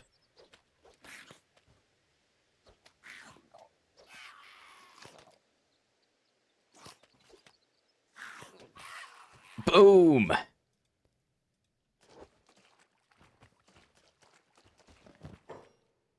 Horde of the Mega Raptor. And the Mega Raptor is dead. I don't know how much that actually did for our training, but we proved we were able to do it. While the squad recovered from their battle, Conway was given orders to act on some new intel and check out a potential source of new research material for Lunk's pursuits. In the Purple Sands region sits an abandoned workshop which may hold advanced knowledge. Conway travels there through the Shrieking Forest, unbothered by the locals due to his speed. Inside, he's able to bust open one chest, but another defeats his lockpicking capability. Luckily, he's brought advanced infiltration tools to cut the lock. The process is slower, but he has all of the time that he needs. The reward? 4 engineering research. Lunk is able to use this ancient research to gain knowledge on advanced building techniques and skeleton repair beds. All right, and how are we on food supplies? Plenty of foul raw meat. That's what we like to see. All right, we're going to send Bombardier squad to go check out these ancient labs up here that we once had Conway check out. There was no way Conway was going to be able to take them all on his own, except maybe stealth, which would have been a high-risk endeavor. But I'm going to see if we draw out a couple spiders at a time. I'm going to see how capable this current team is. I don't mind if they need to draw just 1 or 2 at a time and take multiple days to clear the whole thing. It'll be good combat experience for them. Ah, the ground is solid metal, totally smooth. So even the Fogmen have dialogue triggers for this. Okay, we're going to have some people out here, and then let's have somebody fast. Let's have charming. The lure of obedience is pretty neat. I don't have it 100% figured out, but what I do know is very cool. Okay, can we trigger 1?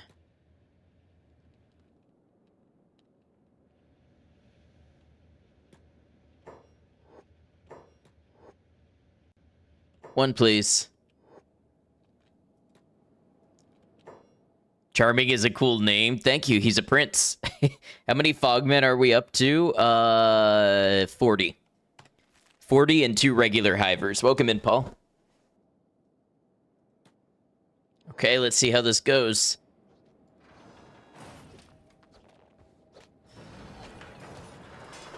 Oh, 105 damage to Hamich.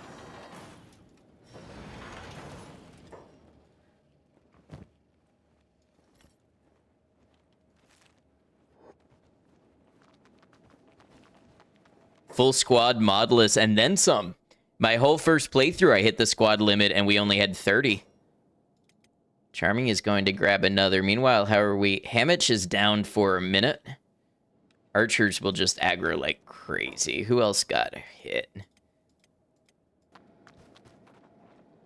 We should actually probably set everybody's bags down here. We'll just clear it out a little at a time.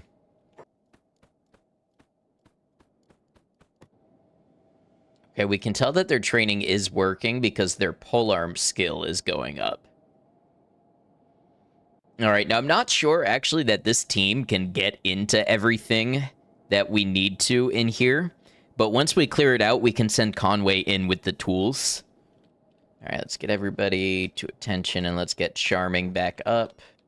Go aggro another spider. Little said he can't ride the spiders.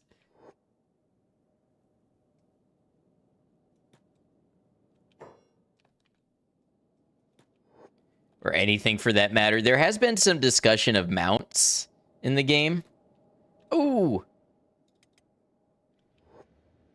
Okay, Charming is dying.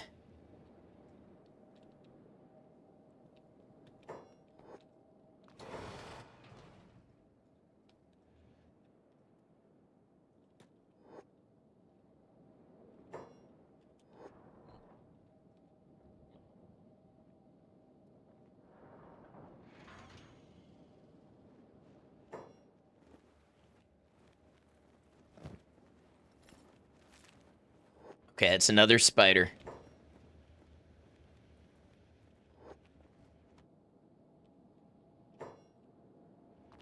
Man, that was one shot to the head. A bunch of our team actually passed out. Okay, so keep in mind we got to protect our archers a little better because Charming almost died. Legitimately could have died from just one shot. This is mostly due to the armor he's wearing being mostly rags. Maybe we'll find some middle ground that offers protection, but doesn't reduce crossbows. So we continued clearing out the ancient lab in this way. Captain Fog runs in, draws aggro, and pulls a single spider outside, where the team surrounds and destroys it. Then everyone hits the bedrolls for a nice long recovery nap until we're ready to do it again.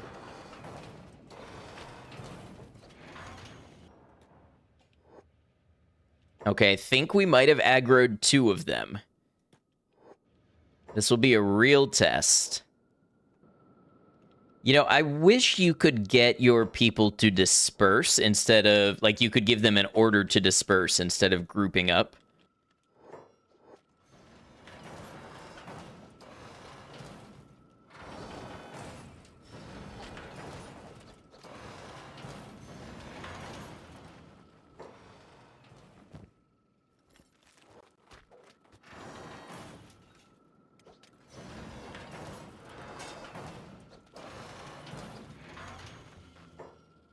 That's something you'd want for Kenshi too. Formations would be great. There are technically formations in Kenshi, but I think you can only choose like military or normal caravan, like trade caravan. And I think it only works if they're doing a following order. But if you go to squad AI follow formation, random military caravan. But I never use a follow order. I use a whole squad move order, which works differently.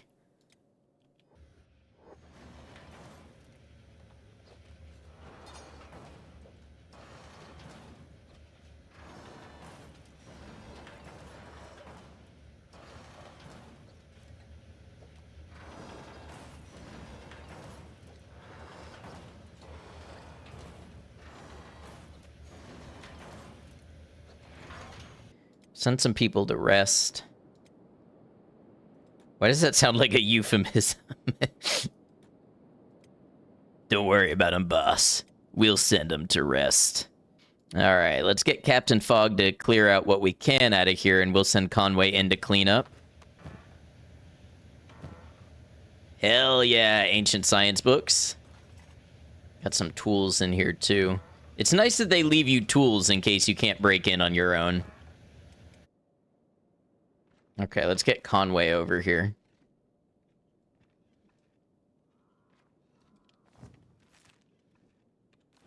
Well, nice. Clearing out this lab was one of the goals of the run, so that's pretty cool.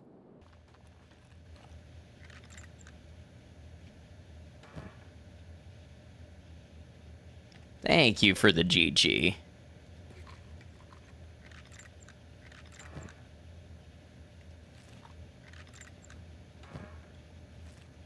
Now, let's see if any of it is good stuff. Oh, Conway must have used the tools before. Well, then it's a good thing there were some over here. Oh, we have 19% to get into the ancient safe. Hell yeah, 8 ancient science books. Look at all these skeleton repair kits. It's this safe that we can't pick.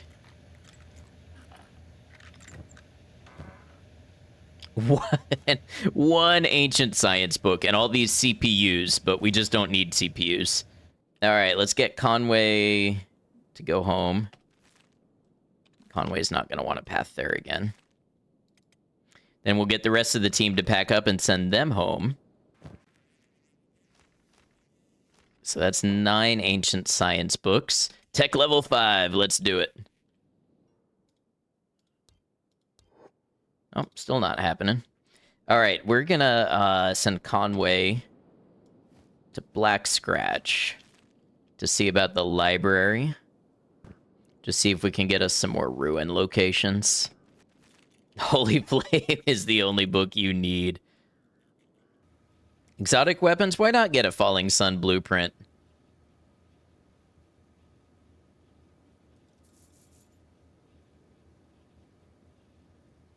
Okay, and 3 AI cores. Cool, let's drop off these AI cores.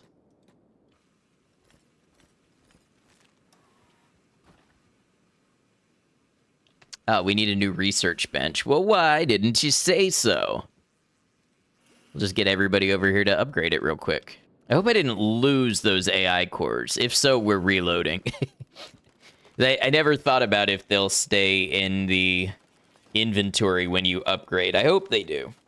Yes, the AI cores remained. All right, let's get tech level 6. Could do hydroponics. I don't know if they're more... I don't know if they're more effective than farming in the ground. Let's do advanced weaponsmithing, automated mining. Okay, that's all of it. Lunk's just gonna sit there and research. I wonder if we tackled the floodlands. I don't remember if that's acidic or not, but we can take a look.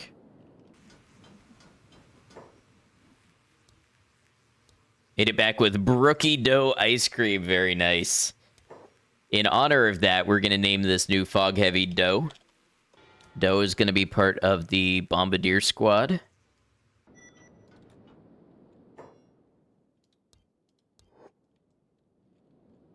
Tech level 6. Very nice. Oh, let's get, let's see. Fork. Fork, you get in here. We're going to get you a face wrap.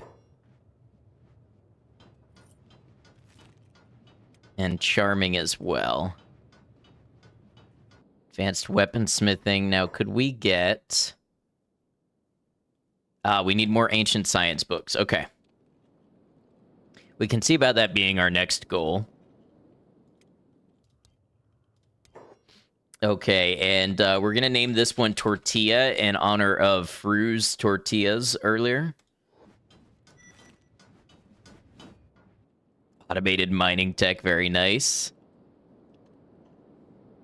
Let's go and check out the Floodlands. The Floodlands sit to the north of the Fog Islands, a waterlogged valley dotted with the ruins of old industry and infrastructure. The environment here is not as harsh as the Deadlands, but still is fallow and patrolled by dangerous old machines.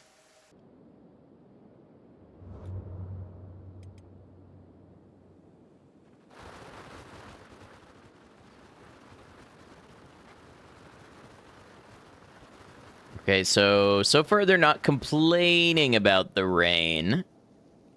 All right, I think if we go up this way, we'll pass some ruins.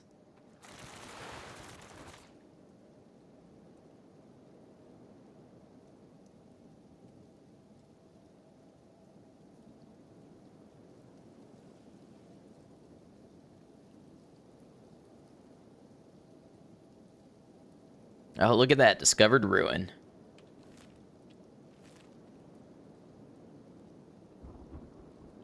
There's a lot of these ruins that don't actually do much for us, though.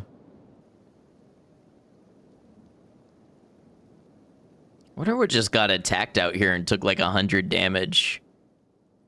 Tech Hunter? Oh, skeleton. Okay, here's a ruin that could be a bit of a challenge for us. We're gonna try it out. In the spirit of adventure. Also in the spirit of adventure, we're gonna lay out a bunch of beds. How many do we have? 3, 6, 9, 10, 11, 12. Okay. Bedventure awaits. All right. Ooh, looks like we have our first test.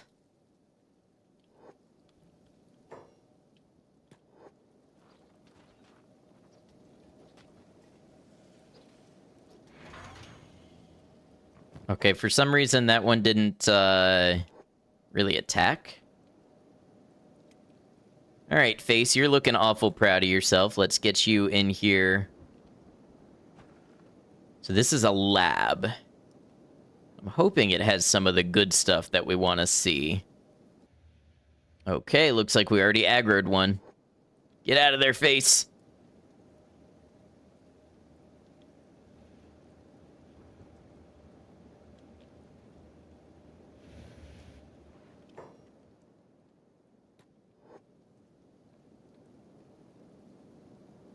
Ooh.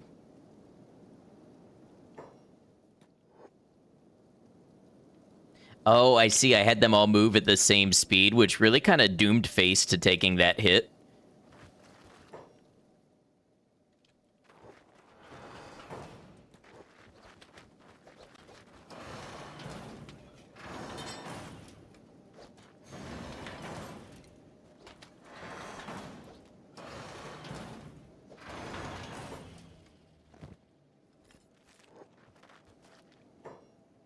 Oh, did we aggro another one?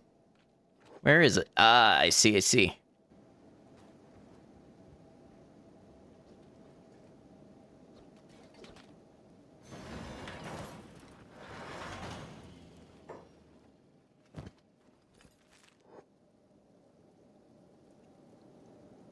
Okay, not bad. A few people got a little banged up. Mostly just Illistic X.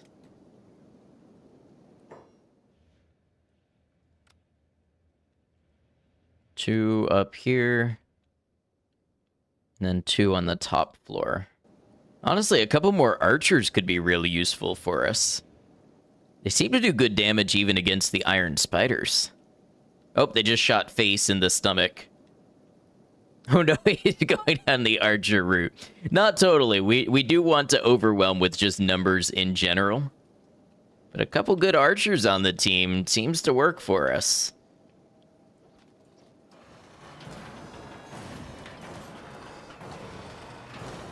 Wow, they're just gonna let Tortilla get murked like that, huh?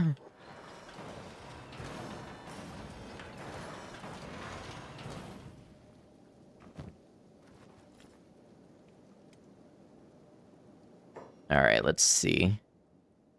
Even Captain Fog is hungry. Oh, I understand my mistake. I bet the foul raw meat is not actually flagged to be edible by Fogmen. Okay, that means we should do our best to get in and out. I think that should be all three of the ones that are left. It should be, but the mods are not always perfect. If they are hivers, well, so they are... If you look specifically at it, Hive Worker Drone South Hive, Hive Soldier Drone South Hive, Hive Worker Drone, Hive Soldier Drone. I think what it would need to be under this mod to be edible by them would be Hive Worker Drone Dead Hive, Hive Soldier Drone Dead Hive. Wondering if there's a mod specifically for that. There may be. There are often mods that, you know, make compatibilities with other mods. Let's send in Captain Fog, and we'll see if, I would assume that would be everybody that's inside. Because 3 came out, and I counted only 3 still in there. Okay, we've got some tools here. 3 ancient science books. More tools. More tools.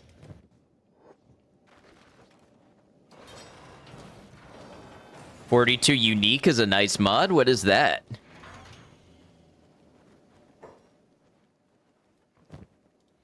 Dead Hive clan only accepts 3-course meals or higher. Oh, unique companions. That makes sense. Let's grab this last set of tools. Okay, let's get Captain Fog out here. So we had the Bombardiers clear the lab. We're gonna have Conway come back and clean up the goods. So we'll get everybody home. We'll hand off some of the tools to Conway. Pass off the ancient science books we did manage to find.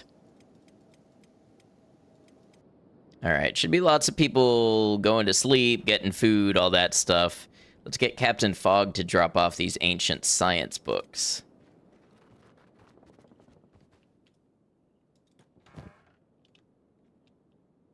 Why did... Wasn't pressing shift. Why did my Steam overlay open? Greetings, Zartron. Hope you're doing well. All right, let's see. Let's get some advanced weapon grades 3.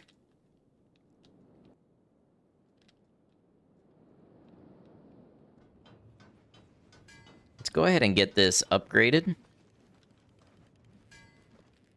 And we should be able to start making the new grade of weapon.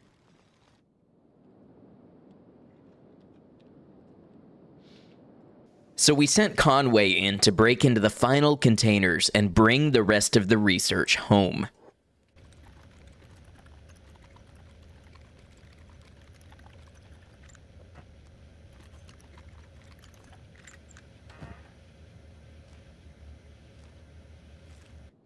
Ancient science books.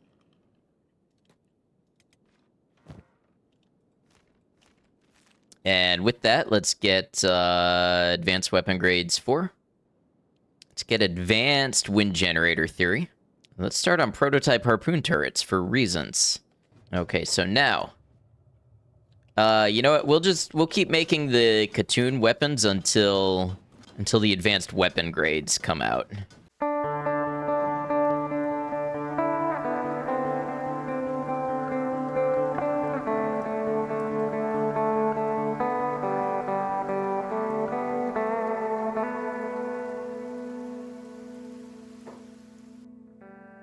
All right, so right away we're going to let everything load.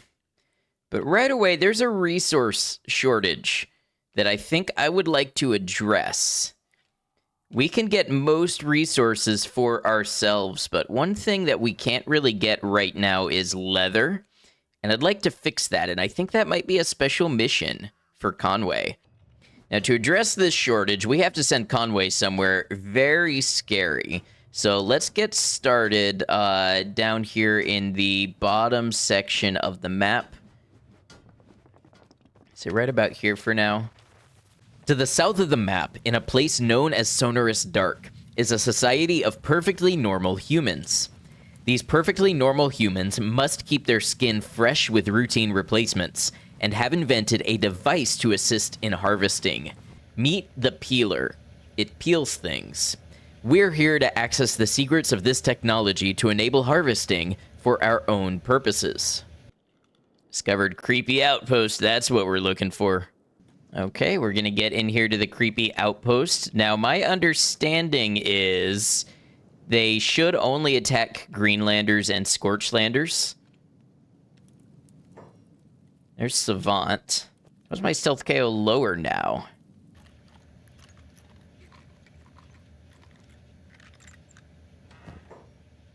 Ooh, ancient science books. That's not what I wanted, though. And now they want to deal with me because I'm a thief.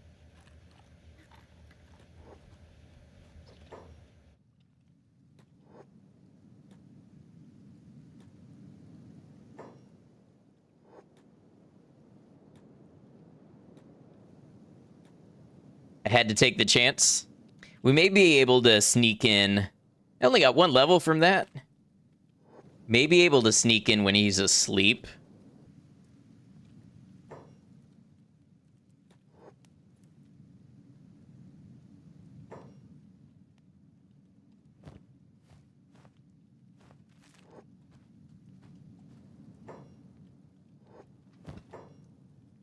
Skeleton Human Transformation Bible. That's what we're here for.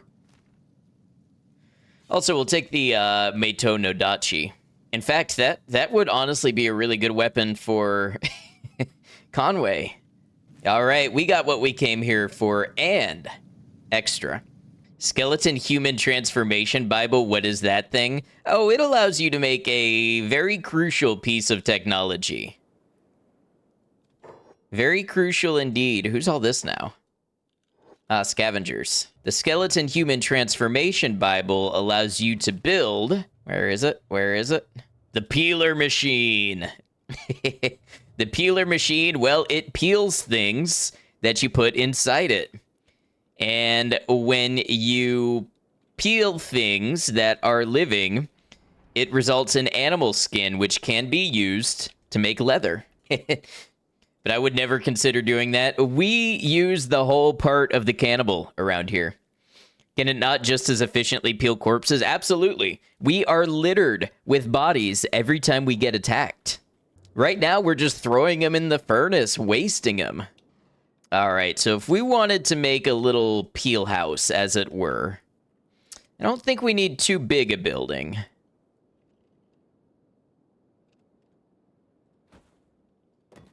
All right, get to work, Hive. What do we want to get? We don't need them now, but let's get the harpoon turrets.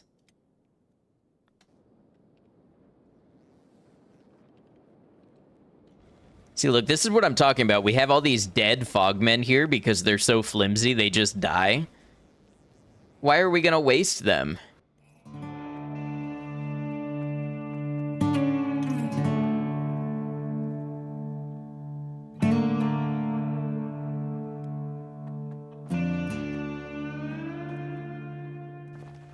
Oh man, you only get fractions of an animal skin from the Fogmen. Can we have somebody whose job it is to... Where's Vermilion? Instead of corpse disposal, can I make peeling your job?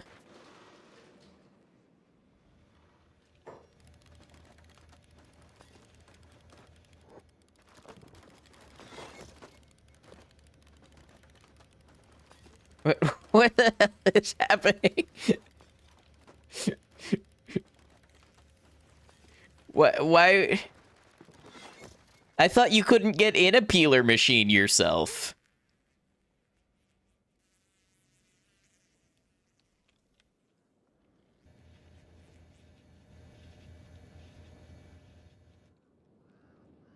Honestly, I was thinking we would get one whole animal skin out of each Fogman.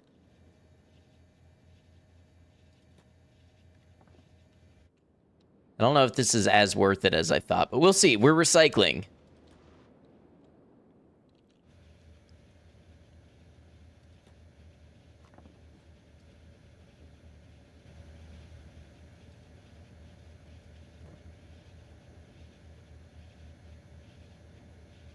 Try making the put in order as a job by shift clicking it. Let's see. That didn't seem to do anything. Oh, we're getting some animal skin anyway. It's a shame it can't be automatic. I wonder if there's a job for that. Think it would have some kind of haul to machine. Yeah, it's really weird that when you designate peeling as a job, they just go and peel themselves. Now, what about hauling to storage skins? It doesn't seem like there's an easy way to haul the skins out of it either. Unless only skeletons can do it? I don't think so. So they can't be peeled? I thought they could.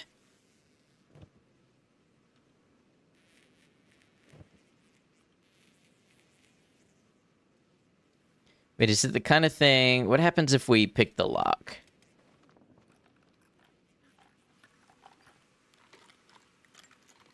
That wouldn't make sense because the skin bandits are obviously not skeletons. Come on.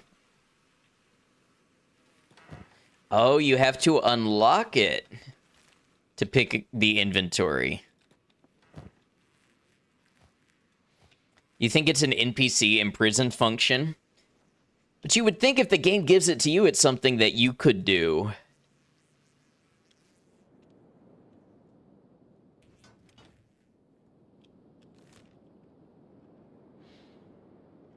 I am outproducing my own capability to make sense of it.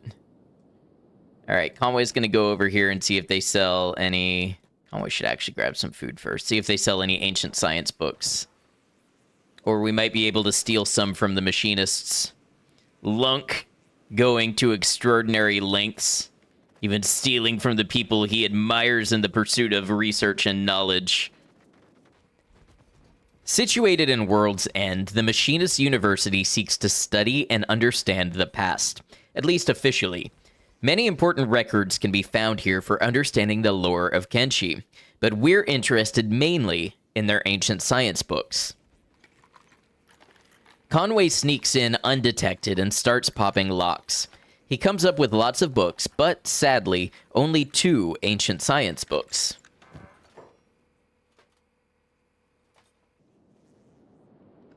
See, nature's bounty rejected no more. I'm putting it to its full use.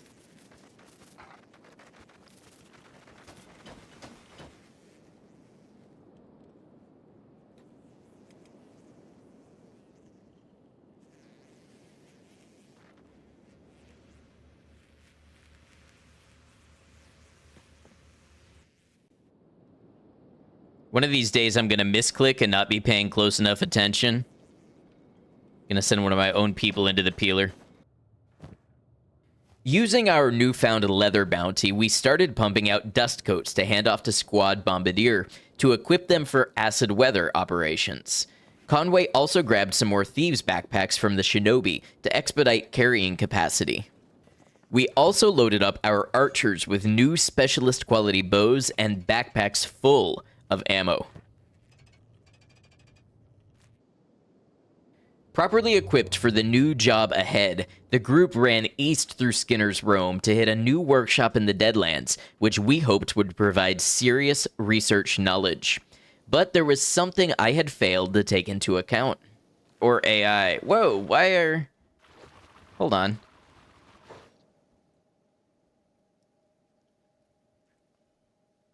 Oh, I see. We can't be here. So, in the Deadlands, the ground here is acidic and will burn your legs off. We're playing as Fogmen. Fogmen are a subset of hivers, and hivers are immune to acid, but Fogmen are missing a flag because they're not typically playable in the game. They're missing a flag that makes them immune to acid, but they also can't wear shoes. See, the boot slot is redded out here, so they can't put boots on to avoid getting their legs burned off. So, if we want to go after these ruins, the only option is to have their legs removed and replaced with robotic components. And that's just, that's a little bit too much logistically for me to do in this stream. It was time for a backup plan. Okay, let's grab Conway, and we're gonna run about... let's call it here. On the edge of Holy Nation territory and the Iron Valleys lies Narco's Trap, an ancient laboratory that has been sealed up by the Holy Nation. The Holy Nation has an outpost here as well. This is an area of interest for us because the laboratory may contain some very high-level research material. It is patrolled by some really nasty iron spiders, which normally would be too much for Conway to handle. But the lab's unique location gives us an equally unique opportunity to take advantage of some chaos.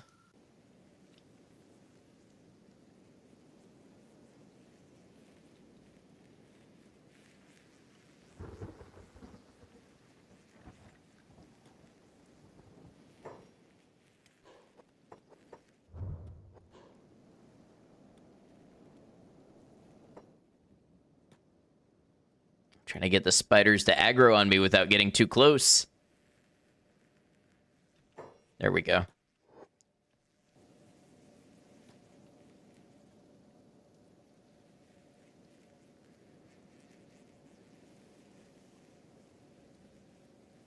was about to say, what do you mean the spiders don't attack the Holy Nation?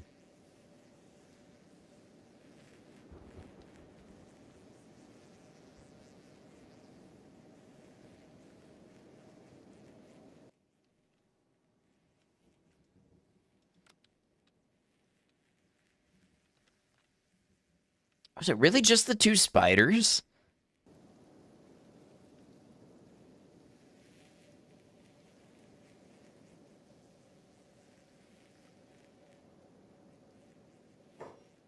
There's my group being attacked. Hold on.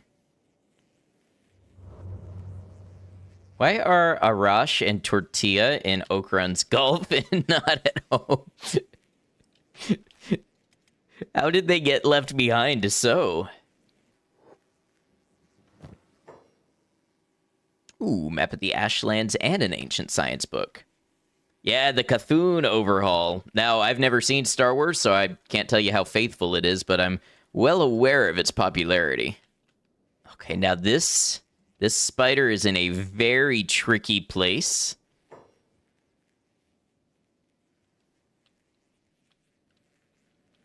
Got an idea. I've got an idea. What? I knocked you out. It took him a second to realize he'd been knocked out. Okay, here's my idea. The plan was as simple as it was devious. The real treasure of the lab was guarded by an iron spider who sat stoically in the entrance to the little partition, and we needed it to move. For this purpose, we acquired an unconscious Holy Nation soldier. Sneaking up above the spider, we dropped the Ochre Knight and waited for him to regain consciousness. From here, he'd try to make his way back home and aggro the spider, who would hopefully move from its position. There we go.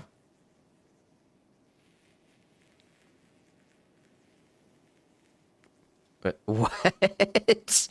Why did he just fall down? Nobody did that to him. He just did that.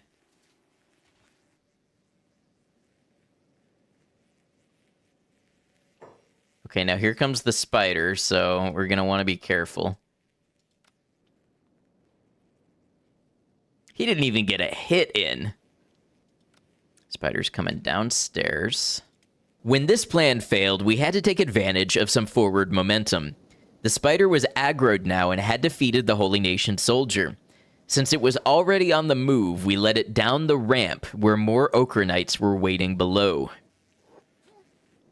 All right, let's hope that they keep the spider busy for a while now. And we get to go upstairs and loot. 3 ancient science books. Oh man, look at all this stuff. Good stuff. Ancient science book. They still keeping the spider occupied? Yep.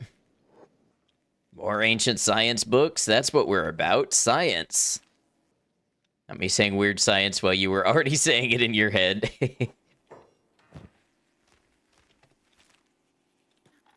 Oh, wait, what's the one that's got the... Okay, we'll do this one first. Oh, not only is there a spider, there's a broken skeleton out here.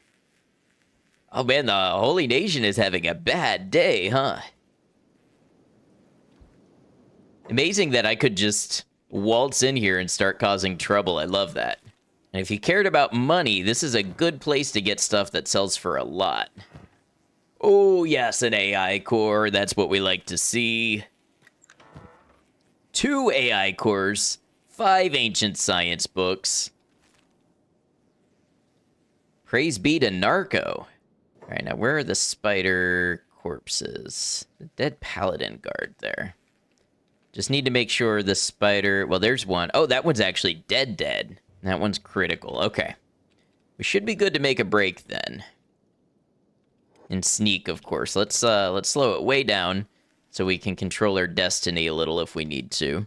Time to head on out of here.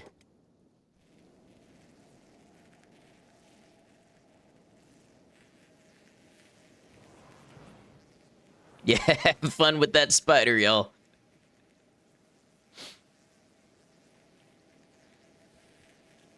Devious plan we had.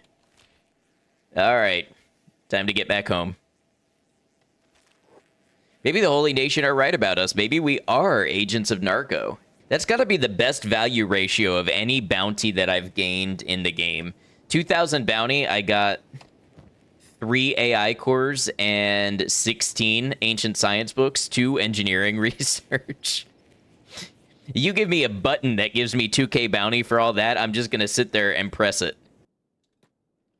Oh, let's drop off all this beautiful, valuable scientific knowledge and see what we can do with it.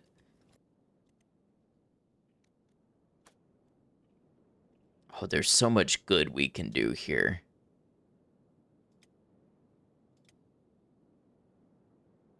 I should have gone for the fully automatic ore drill, but at least the iron plates will get buffed. Oh, we still have 2 AI cores.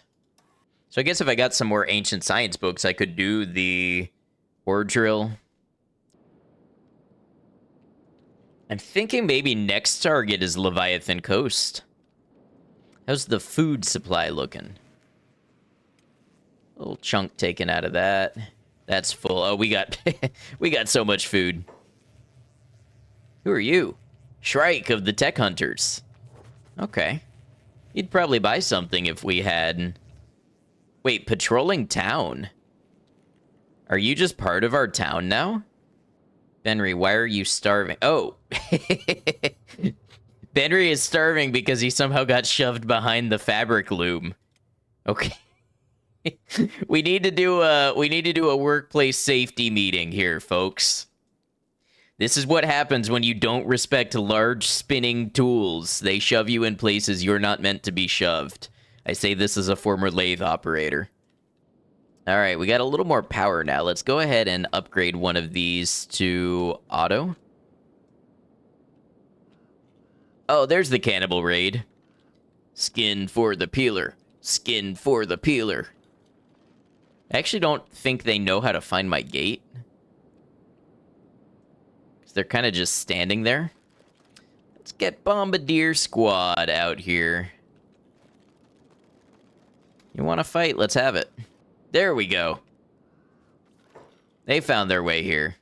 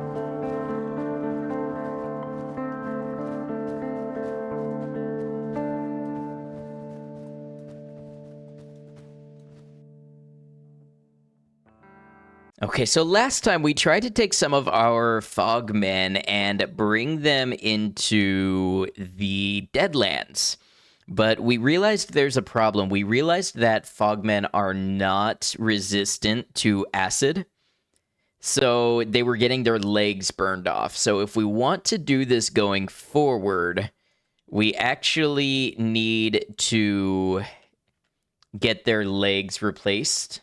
But that is a whole operation. My other thought for today is we could have Conway take a trip up here to Leviathan Coast and check out some of these ruins and such. And I'm thinking that could be a pretty good way to go. There's lots of deadly enemies here, but Conway, due to the double scout legs, should be more than fast enough to outrun any of the trouble. Located in the far northwestern corner of the map, Leviathan Coast is one of the prettiest areas, although it is full of dangers. The massive leviathans and the large herds of Garu in the area are vegetarians and will ignore single travelers or small groups, but may become territorial if larger groups approach them. Here, beak things nest aplenty. There are also plenty of ancient ruins, but these are guarded by a large number of mechanical spiders. The striking purple sands and luscious environment are appealing, but a traveler needs to be very well prepared to enter this area. The main things we're dealing with are beak things and iron spiders. For the most part, I think Conway should be able to lure the spiders out of the ruins. At least that's what I remember about this area, being able to do that. I don't know why the ones in Obedience worked differently, but usually if you lure an iron spider out of a ruin, then they'll go ahead and just kind of keep wandering, look for a target, and you can clear out whole ruins without fighting that way. Okay, yeah, we gotta be careful. I think this is where that workshop is.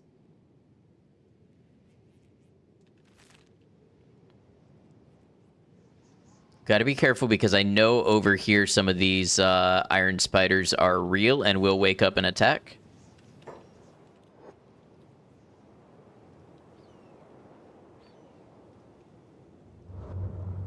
Like that one.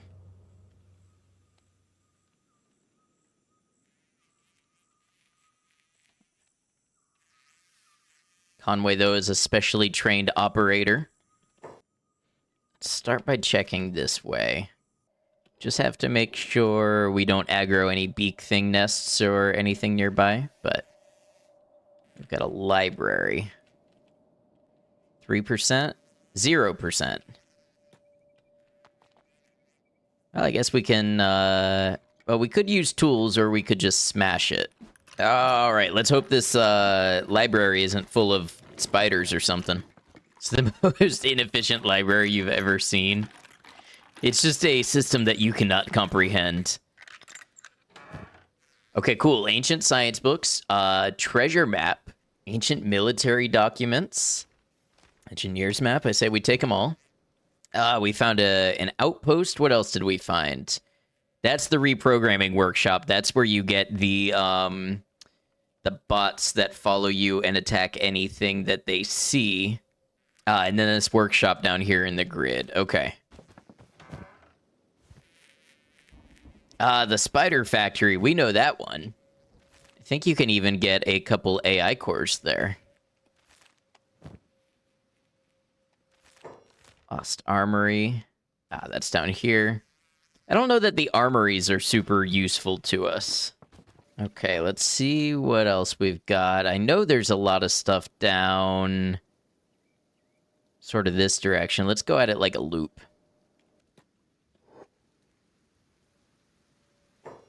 Okay, we got a group of beak things here. I think we're still faster than them in stealth, so... Why is our stealth so lowered?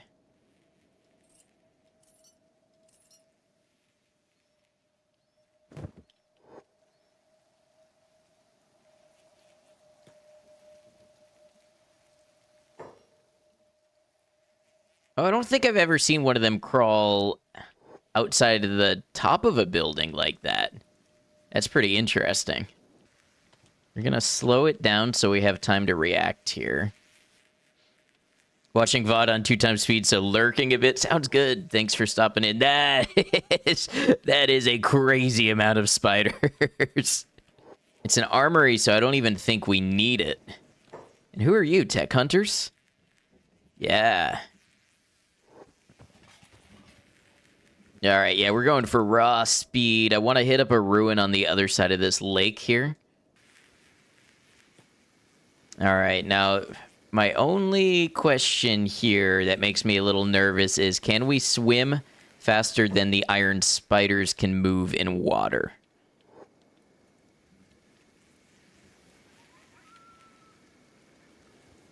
We swim at 4 miles per hour, so that's something we need to be aware of. We can most definitely outrun them. Oh, this is another armory. Not quite what I was going for.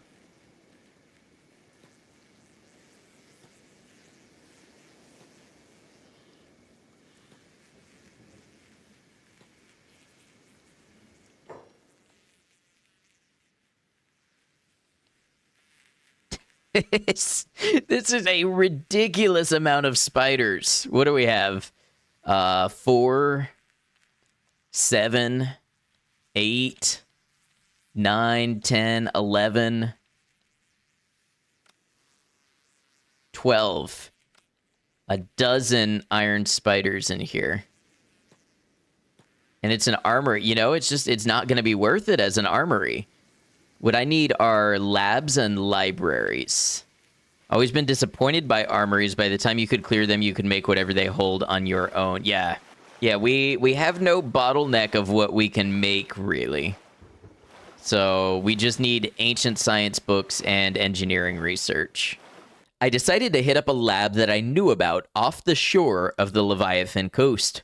We'd have to be careful as the path was full of iron spiders. See, that's a lab in the distance, I think, but I don't know. I don't know what our success rate is going to be in there. There's one ruin filled with blood spiders near Rebirth. Maybe we're talking about the same one. With beak things no longer an issue, let's opt for the stealth leg over the scout leg.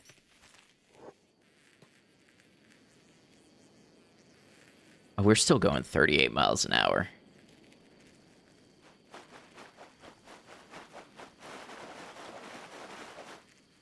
Now we want to slow it down because I want control if we do run into a spider. I think there are even, like, roaming bands of them on this island. This place is scary in the dark.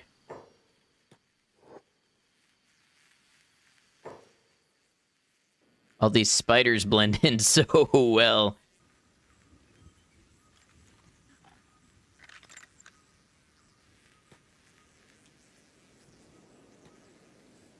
All right, let's take a look what we got.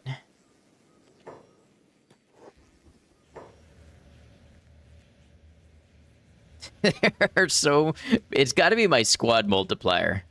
Oh, I don't remember there being broken skeletons in here.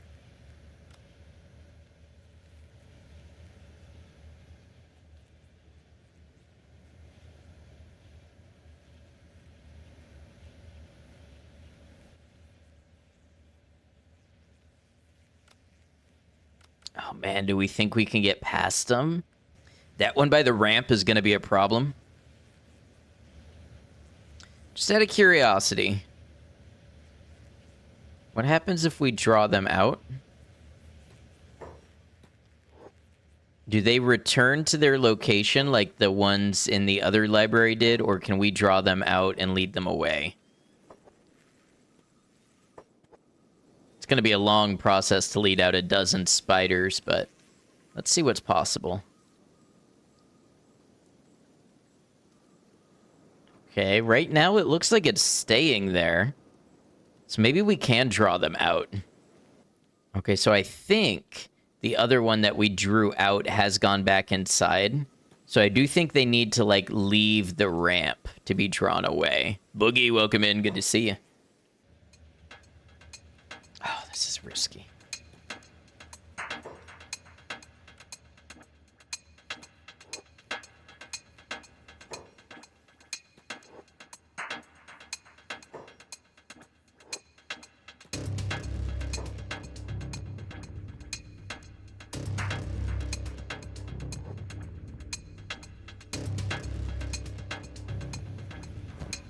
Strategically pausing is going to kind of be our friend here.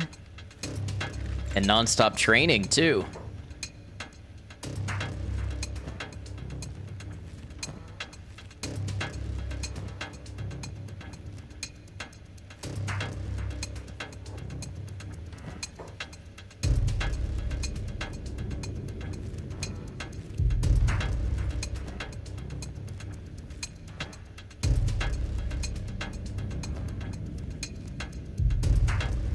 This one's gonna take a minute.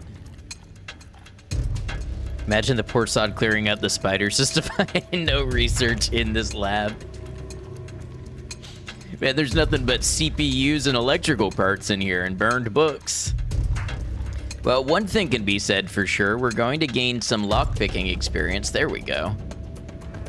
Ooh, and an AI core. Another AI core. A third AI core.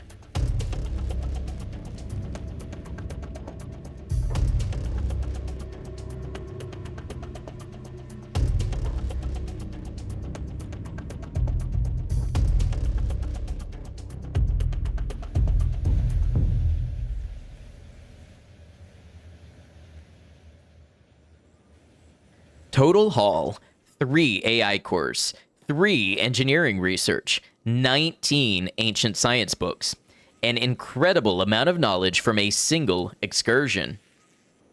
We made a good choice to invest in special operations. I don't think we could have cleared that with our entire combat squad, which we do need to get them up to that power eventually, but...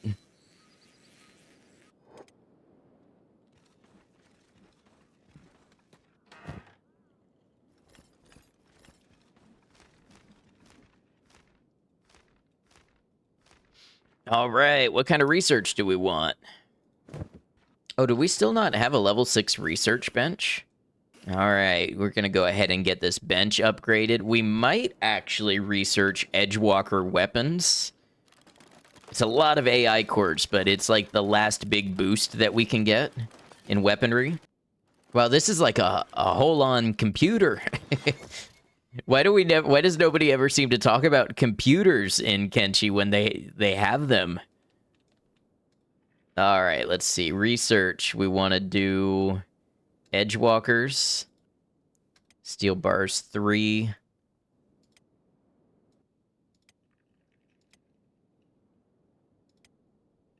Advanced stone mining, hybrid stone mine, Wells 3. Okay, that's pretty much all of our research material gone. The next target was one we'd discovered a map for previously, the Spider Workshop on the Forbidden Isle. Located to the far east of the map, this location is home to very high-level spiders and a factory supervisor. The loot is very tempting, but we'll need to use stealth, as there is zero chance we can fight our way out of this one if we get caught.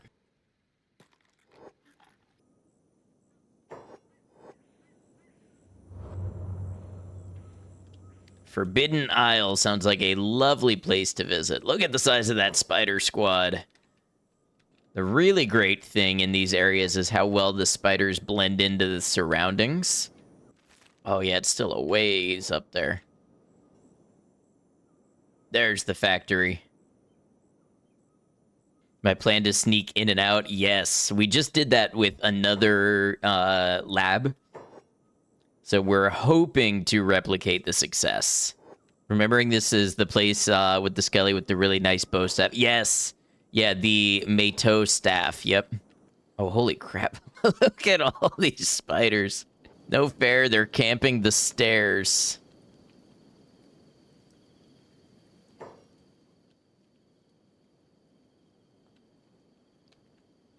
Where are they facing? Okay. Let's try to go this way, actually. Oh, that's another group of spiders. Hold on, let's let them pass.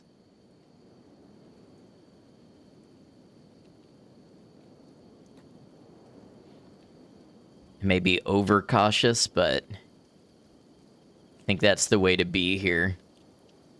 Uncool, yeah, the way they're just gonna camp the stairs, it's ridiculous. Can't knock out spiders, can you? Nope. Only humanoids. Now, they do seem to have moved the other group of spiders along. So in that regard, I'll take the assist. Have to be really careful here. Because of the way these stairs work and everything.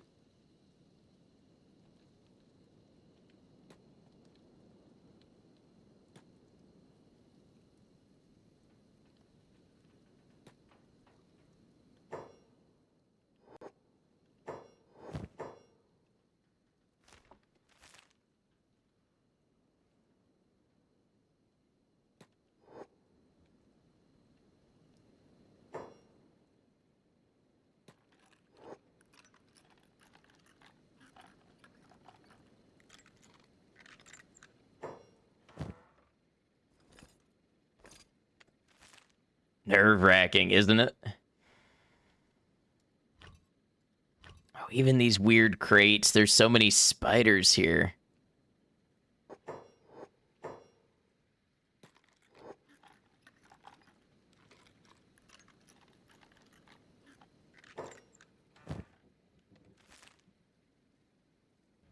Yeah, spider foreman. And look at those stats, like 90 attack, 84 dexterity.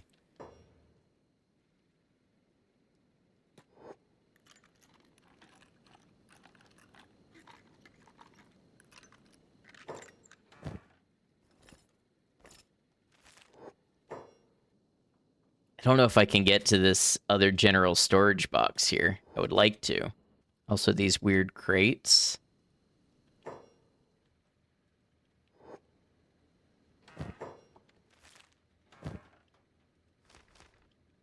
What am I going to research with those AI cores? What am I shooting for? I'm trying to get the tech tree as complete as I can.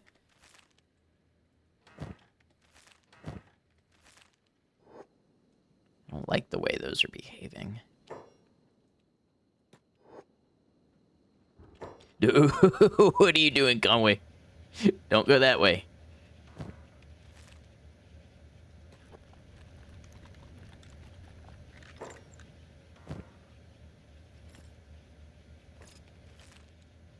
Getting close, but still some stuff to learn, absolutely. Okay, we're going to try to hit this last box up.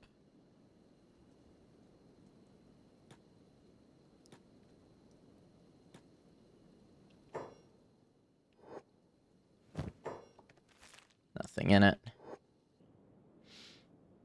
I think we're going to have AI replace our iron mining job.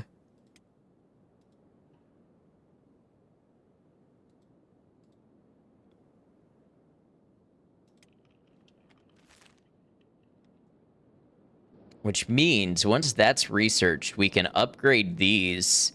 We can get people off of mining iron and we can get them, like, making robotic limbs or something. Oh, man, look at all these Edgewalker weapons.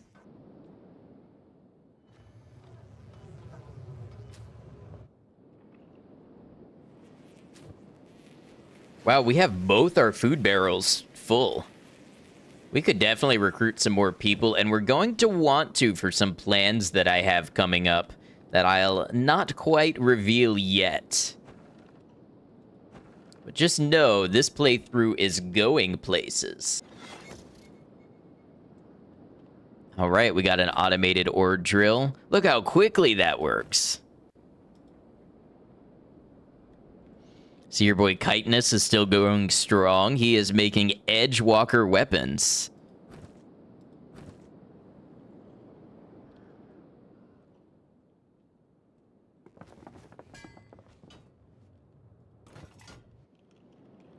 I could honestly just let this group run for a while. We need a new goal.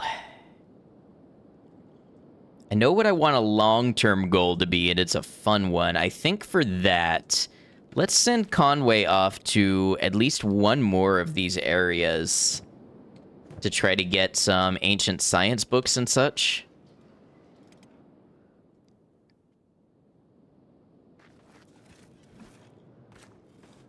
Fun Dragon, welcome in. 3 food cubes ought to make a journey down south.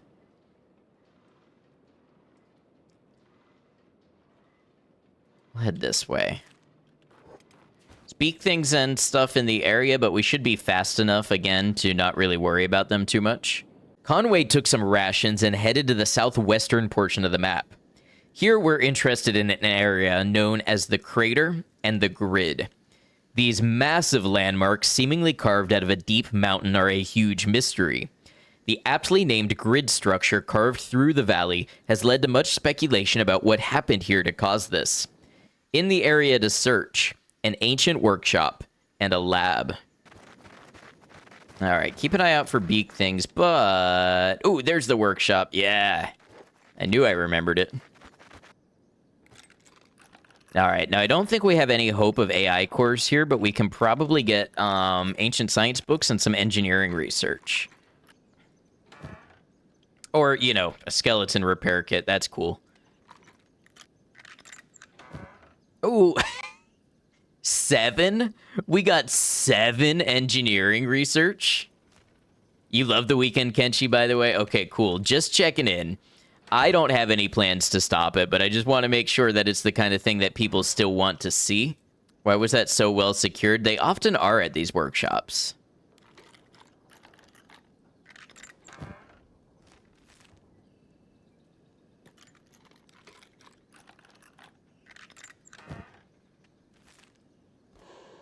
Okay, now this is going to be the fun part. There's another ruin up here. Filled with spiders and surrounded by beak things. We're going to go ahead and drop our speed.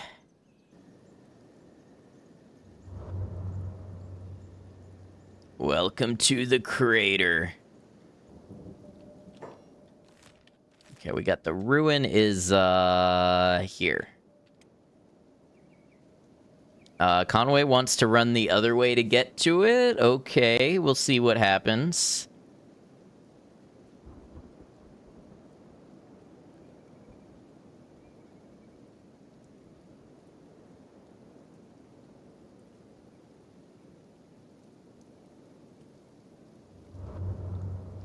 All right, so I think we have iron spiders in here.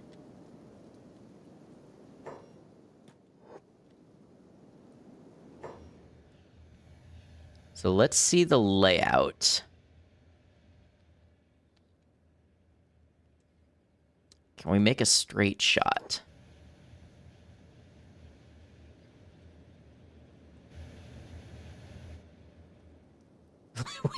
we just phased through that one.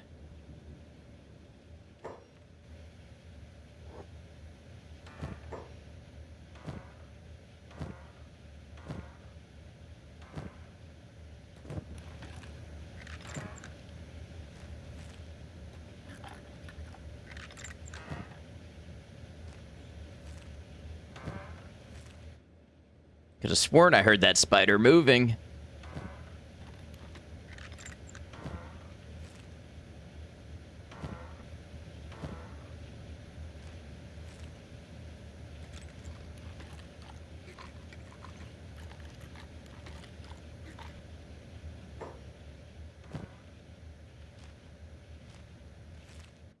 Okay, let's see if we can get down here. Were there any other ruins in this vicinity? I want to say there were more in the crater, but I just don't know where they are.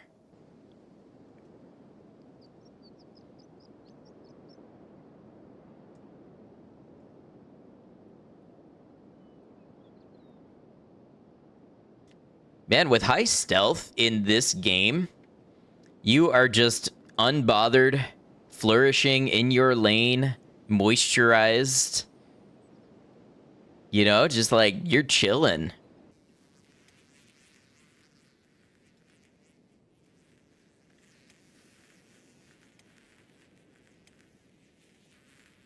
Honestly, I'm starting to think, other than AI cores for robotic limbs, we have pretty much everything that I'm concerned about.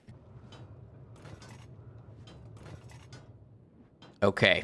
I don't think we're going to finish today, but I think we're at the point... I think we're at the point, once I research these strong defensive walls, to execute the next phase of our plan. Lunk stands working at his workbench, diligently transcribing and analyzing vast knowledge. Some of this information may have been lost to this era, and his eyes the first to have seen it. Wielding advanced architectural knowledge, the weapons of the ancients, and the capacity to make skeleton limbs, Lunk knows and understands that there may be those who fear he grows too powerful and try to stop the acquisition of knowledge. He must make the Hive ready. Strong defensive walls. Let's go. So it looks like I can't upgrade these walls. It looks like if I want to build something, I actually need to tear these down. So let's go ahead and upgrade. It's a stone processor 4. What if I want the automatic one? Hybrid stone mine, that's what I need. It's time to reach the next level. Okay, now this next part is gonna seem a little silly. You'll understand. You'll all see.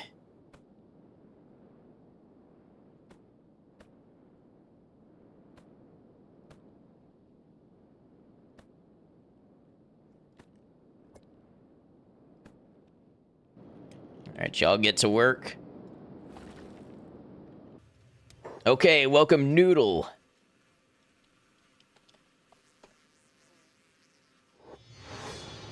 We need a new team. We're calling them the Wall Team for now. I'll have to come up with a cooler bug-related name.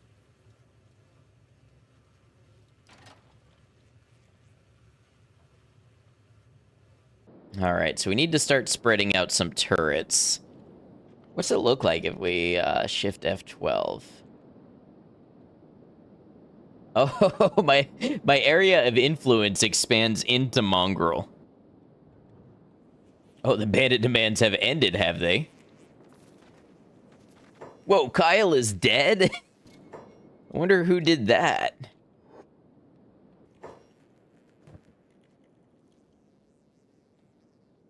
There's legitimately too much going on for me to keep track of it. I wonder if Kyle was kidnapped by a cannibal or something. I think Kyle was just one of our farmers. Oh, wait. Oh, I'm I think I have an idea what killed Kyle.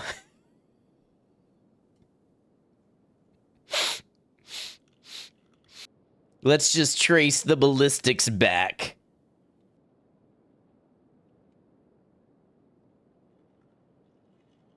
Detective, it seems the shot was fired from here.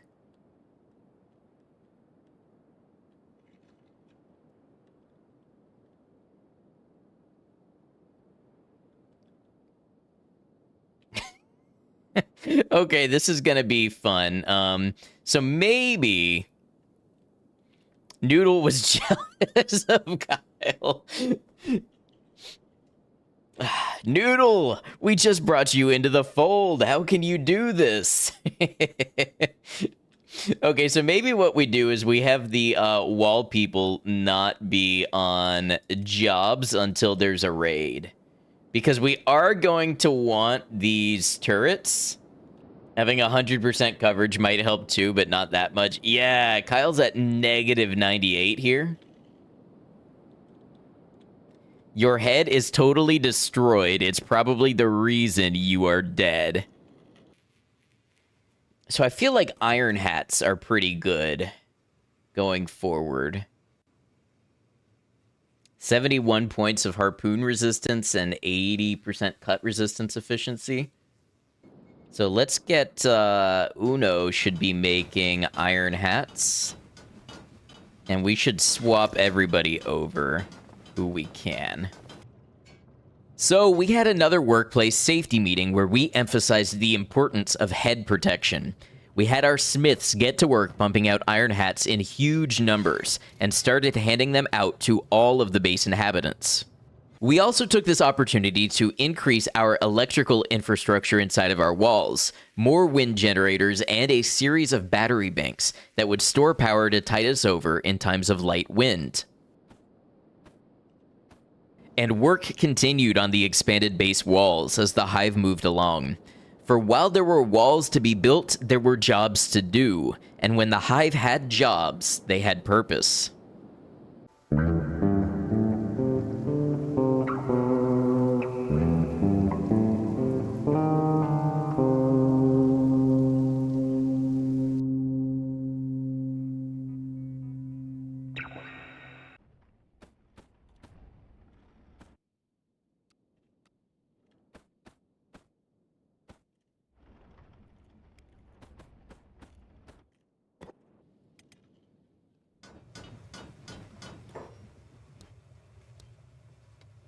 Okay, we got one. Lightly. This one is named Lightly.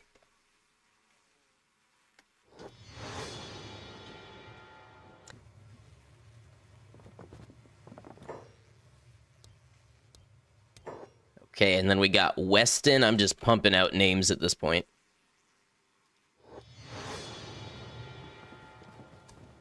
Purple, welcome in. We're going to take Weston, and Weston's going to go to the wall. Oh, look, bandit demands have arrived. Bandit demands have arrived, you say.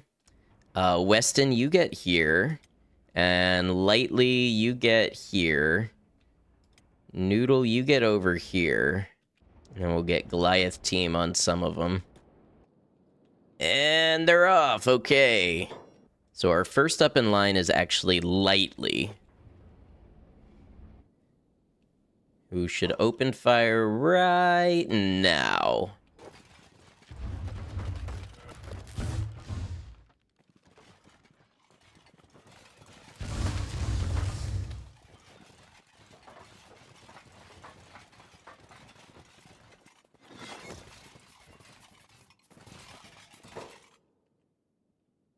I think, oh,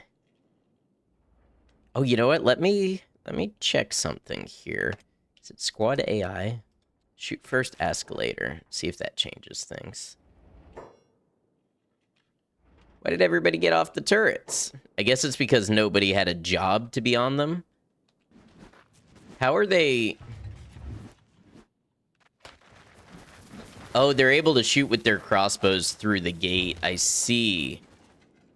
Okay, so the gate is a little bit broken. Kind of broken. But we know that they do that in Kenshi. We know that they break. Dust bandits are now hostile towards me. You mean they weren't already?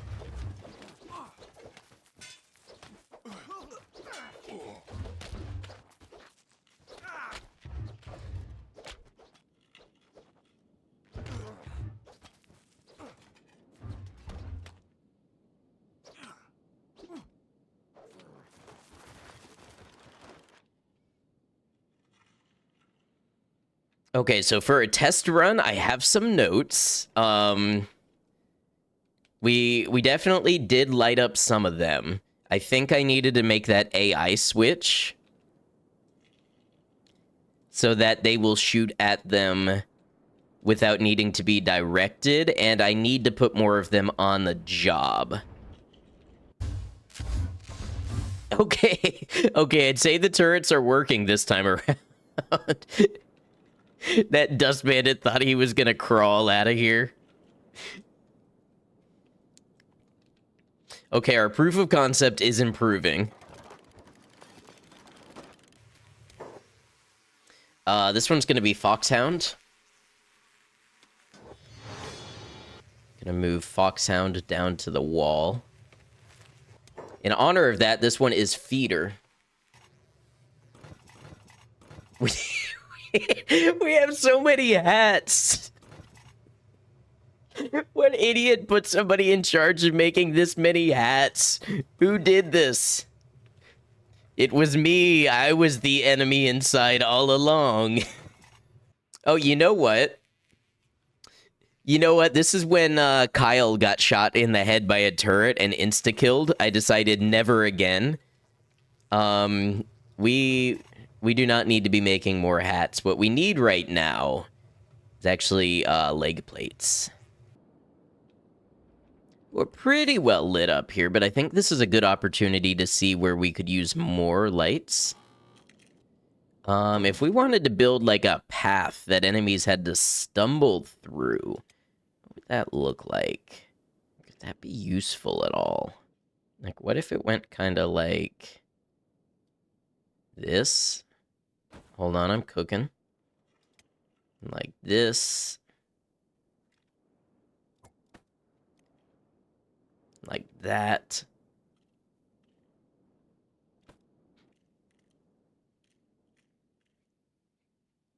I don't know if this would be helping. Like, it might also give them cover.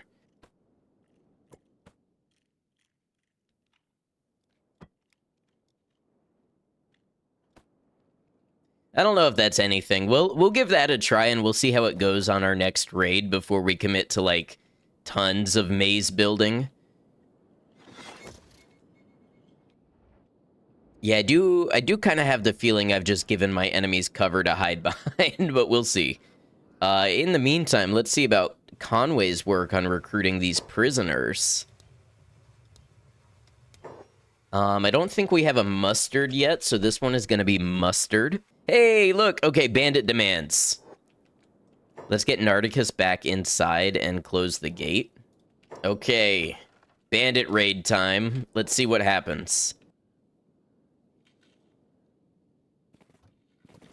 Okay. Let's slow it down. Let's see what happens.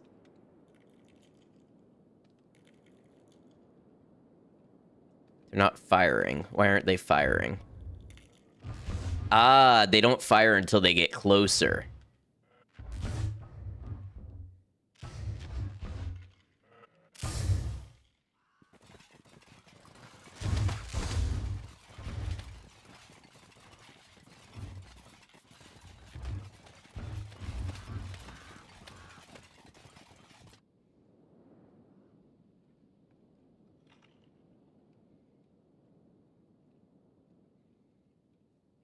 Okay, so that was actually a little underwhelming. All of these need to go because they don't help. Let's open the door, let them handle the bandits.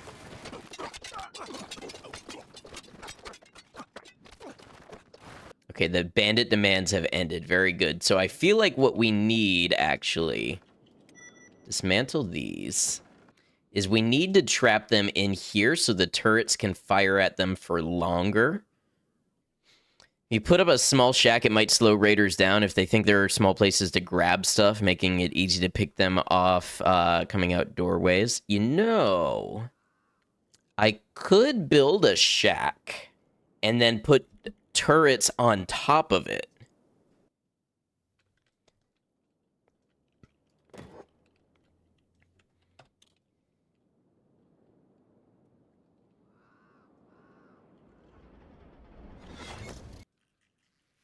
Now I'm thinking we gotta get... Let's take a look at this shooting position. Yeah, from up here. From up here, they should be able to take shots as well. So we gotta assign a few people up here. This is why we need so many archers. We just need an overwhelming amount of firepower.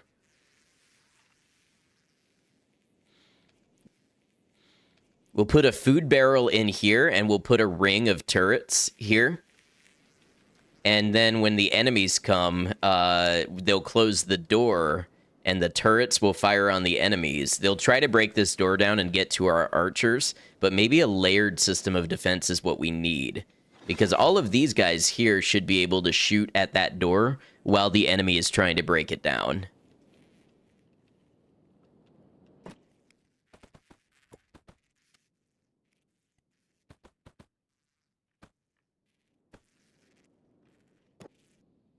All right. Meanwhile, we gotta get more people to man these things. And also, how is our food situation? Oh, food situation is immaculate.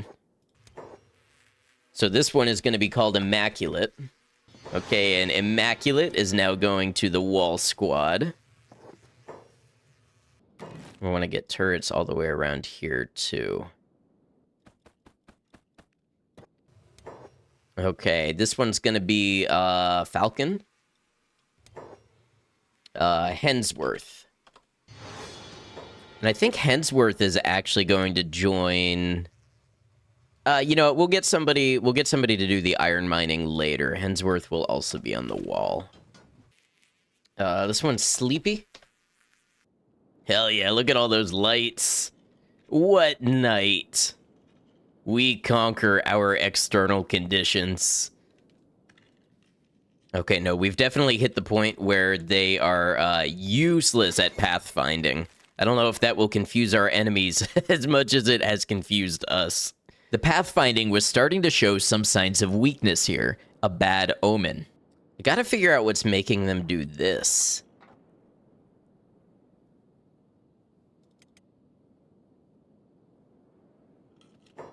It'd be cool if there was a show me what you're working on tab. That would make them, like, indicate what it is that they're trying to get to build. Nardicus, why did you run all this way to unlock the door that I locked just now? The next move was a hiring frenzy of new units to fill out the turrets along the wall. I'm going to call this one Chariot in honor of the Tower Arcana.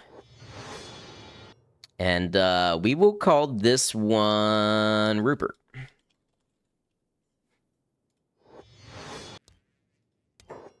This one's going to be Hazard.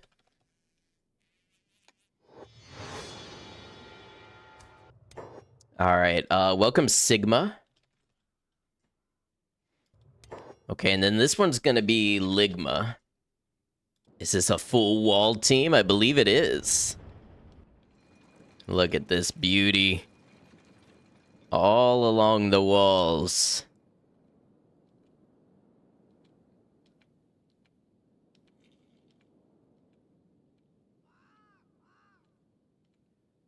Oh, I missed along the way. We are draining power, like, fast. Like, really fast. We gotta get some more windmills going.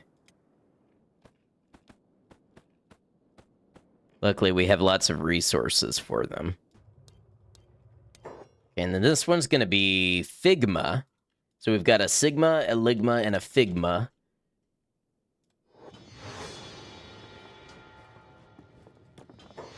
And let's make a new squad.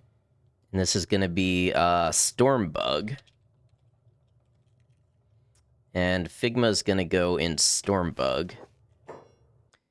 And then this one's going to be Mr. Bill. Marvelous Sunday. Okay, that'll be the next one. Is that... Wait, is this also a horse? That's a very horse-like name. Busted. I know you by now.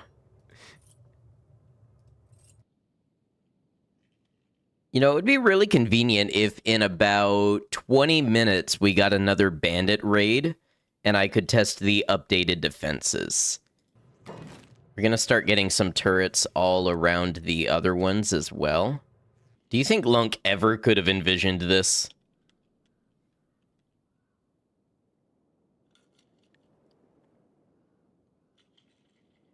The technological, industrial, and military power that we would be.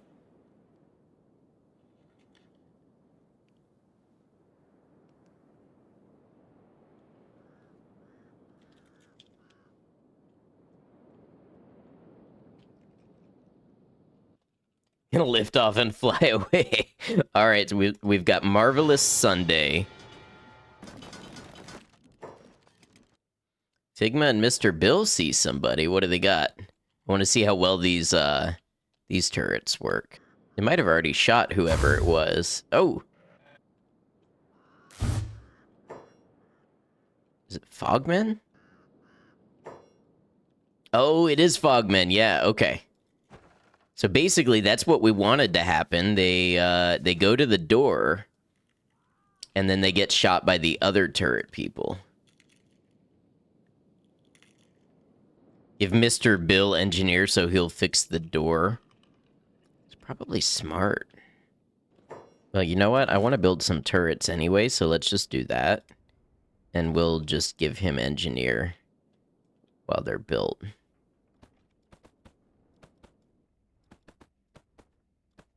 All right, so he's not going to go help out with those, which is fine. But if the door gets damaged, then yeah, he'll go downstairs and start to interact with the door. What do you think? Would you raid this place? Look, you come across this wall or this gate right here, right? You're like, oh, they got some stuff in here. It's foggy, it's spooky.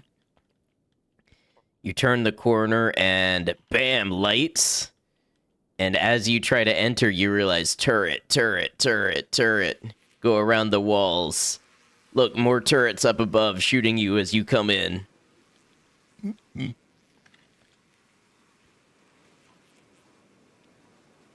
All right, this one's going to be halfway. Guard base, yeah. Yeah, I've got some plans for how we want to end this playthrough, so... Lunk wants to be safe and secure. It'd be really terrible if you sat here in arrow range and broke into this building exactly. Oh, what's happening here? Oh, now on the other hand, see, this is part of the problem. One Fogman broke in and just took out half of this building with friendly fire. So, you know, this is part of the unpredictability of playing as Fogmen especially. In normal operation, we shouldn't have, like, during raids and stuff, we shouldn't have people here. Which is why this door normally should stay locked. See, in theory, the Hive members are expendable, but I say in theory because, honestly, with the Recruitable Prisoners mod, they do take quite a while to recruit. So when one dies, it does actually kind of sting. Gonna name this one Capitulus. Scrawny Raid moving towards the Hive. Okay. Let's see how this goes. They may get stopped by the Fogmen and guards outside, but... Now, the Scrawny Raid should be interesting because they're really weak and they should be killed with a single turret hit, but there's a lot of them, so they could overwhelm our shooting capacity. Now, I'm not worried about them breaching our fences, but there are some enemies in the game whom I would be worried about breaching our fences. So that's why these types of tests are important.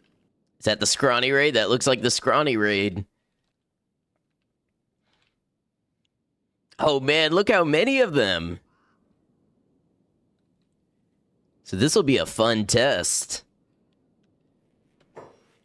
And here they come.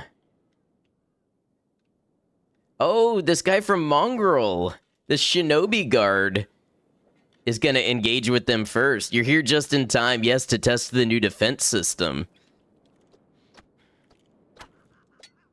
Except this brave lone shinobi guard, he might take out the entire group. He might take out the entire raid. Look, he's got attack 82.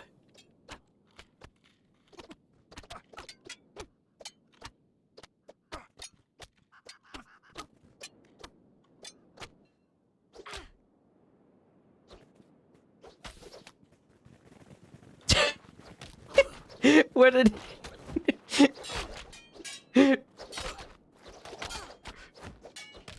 What a hostile place we have chosen to make a living.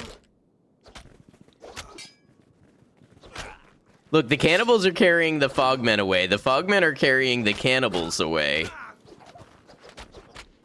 Absolute cinema. So is he recruitable? If we threw him in a cage, he sure would be.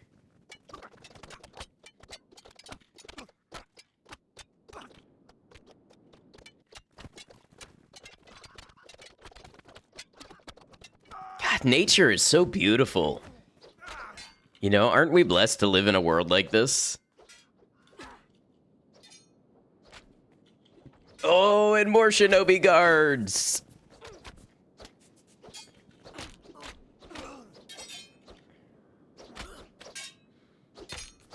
Well, I'll be honest, that derailed my whole experiment. But it's amazing to watch. It's very Kenshi, it is. And we love it. Wow. Thinking of all the games you'd have to mod into an unrecognizable state to even mimic a fraction of this power.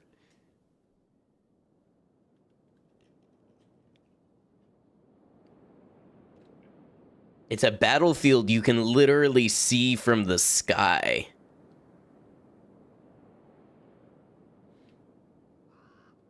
I think what we've got to do, though, in all fairness, I think we have to uncheck open to public. That way the guards won't enter here, and they shouldn't. Now, I can't stop them from, like, sniping raiding groups from outside, but that should stop them from coming into our base and soloing raids. Well, I don't think I can put the raid frequency any higher. Oh, wait, town attacks. Oh, okay. Let's try bombardment. So that's not like official raids, that's just like passing enemies, of which the Fogmen should be one group. Turning our eyes from battle for a moment, we checked in on our domestic product. Keeping the system producing food at a rate higher than consumption would be essential as we rapidly grew our numbers to man the defenses. So it looks like the bread is at capacity, and the wheat straw is at capacity. Is it green fruit that is wheat straw? Ah, it's green fruit that is the limiting factor. Okay, so we're simply going to create a new green fruit farm when this one gets harvested. Oh, you know what? I think Kyle was the one who was taking care of those vegetable farms, and when he died, nobody took over. Okay, so next recruit is going to be a vegetable farmer. Because I think our food production takes care of way more slots than we need, as long as we have somebody actually tending to it. Okay, so this one's going to be Kai. So it looks like some people do water them when they get to it, but we're just going to have Kai just cover all the bases. Yeah, we've got so much wheat straw. Is the wheat straw actually going to waste in the fields? Yeah, a little bit. Because we haven't had the vegetables to keep up. Why does that sound like a euphemism? Someone's like, well, why? I know why you haven't done it already. It's because you haven't got the vegetables. You haven't got what it takes. Okay, for my next trick, I will hire the great philosopher Bofides. Welcome to the team, Bofides. No, I was saying earlier, there needs to be just like a void machine in this game where you can just throw useless objects into the void. Because even the iron furnace like gets full and then you need to, you know, manage the iron. Speaking of, our iron plate capacity is pretty full. Gonna build some more iron plate storage. Some more steel bar storage. Let's get some more copper alloy storage as well. Sure. What a gauntlet I set up there. Oh, yeah, let me introduce you. This is our wall squad.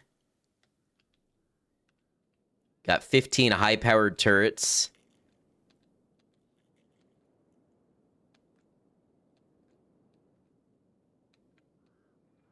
And then this is the Stormbug house. One left unbuilt. Yeah, I couldn't...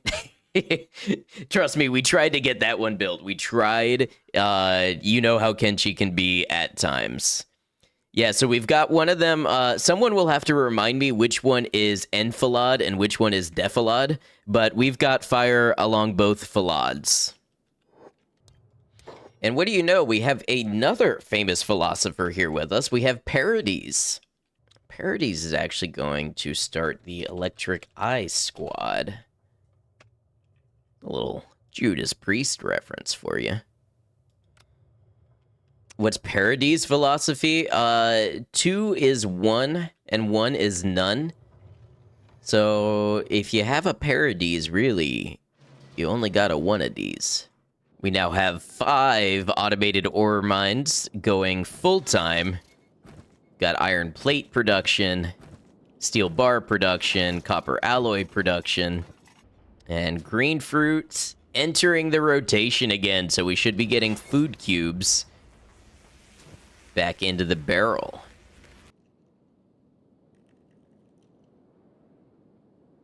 Ah, there they are. Okay, let me select Parades. See if this is gonna work from here. Here's the cannibal raid.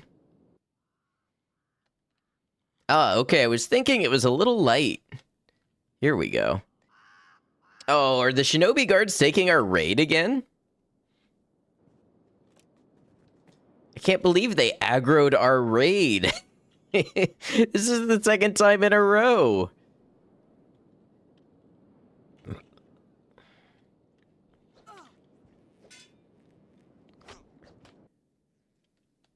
Oh, okay. Some of the raid did enter. Oh, and I missed it.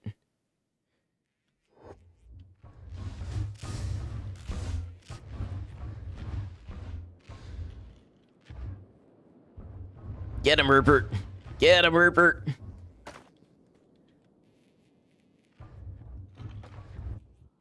Hello, Gordon. Hello, Pi. Oh, yeah, someone got him. That might have been Parades got him. Okay, so on that raid, we did pretty okay. I think at some point we may have to put trust in our society and move on. Okay, this one is, you are Cerule. Let's get a POV and see just where we can shoot. Okay, so it's not as perfect a shot as I thought, but, you know, it's got some view. See, I'm tempted to put a row of turrets back here, but what's gonna happen is the enemies will run past, and then these turrets will turn around to shoot at them, and will shoot the line of turrets back here. So you have to be careful how you handle that sort of thing. Okay, I'm gonna be real with you. I think it's time to test out our plan. Where is Lunk? Look at Lunk surveying all that he has built. What started as a thirst for knowledge has led to an industrial and military base beyond anything he could have conceived. But if Lunk is going to call this a real hive, well, he needs to do even more research. He needs to get hands-on and discover what it really is that makes a hive tick. He needs to do the unthinkable. He needs to get up close and examine a Hive Queen. So Lunk dispatched Conway on possibly his most important task yet. He was to head west across the land, hit the ocean, and swim to find the Queen of the Western Hive. Then he would bring her back, and Lunk would get the opportunity to examine her with a thoroughness which no other Hiver would have been permitted. Cannibal swarm moving towards Neo Hive, huh? Okay. It's got interesting. Let's check out this cannibal swarm. How many is it?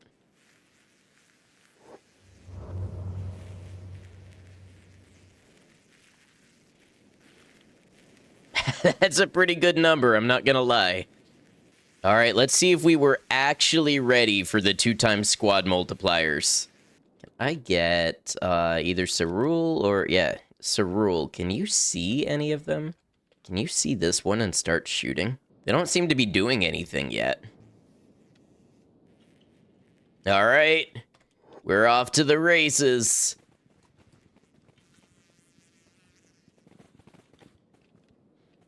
Now, as they round the corner here, we want Weston to take lead and open fire on the very first one. I said Weston.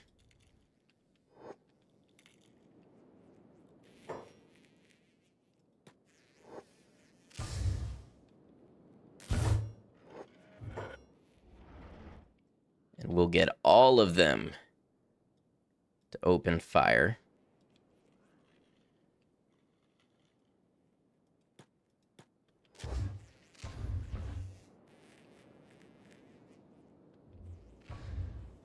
What do you mean Cannibal Swarm has ended?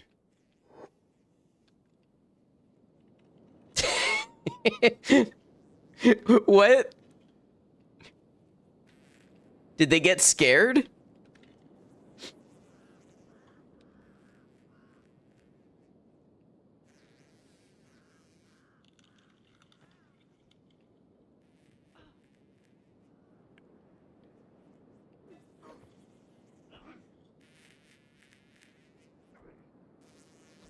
They saw the Corridor of Doom and decided they're not hungry anymore.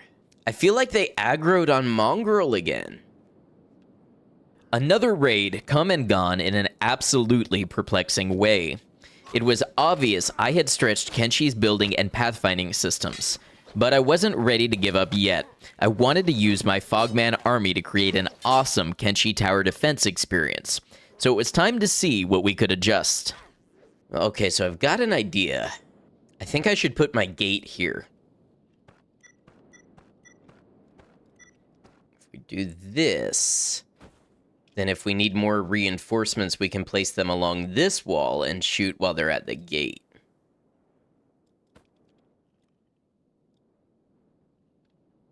Kenshi building is very good and correct.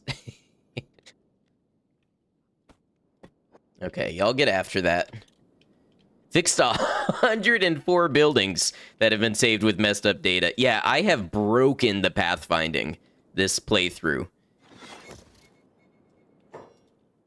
Who's attacking us? Wait, hold on. I don't see an enemy in here.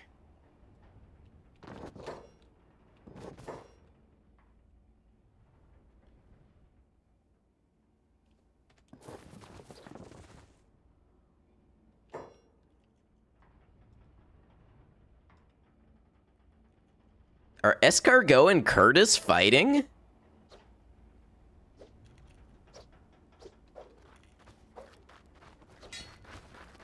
Is there an invisible enemy?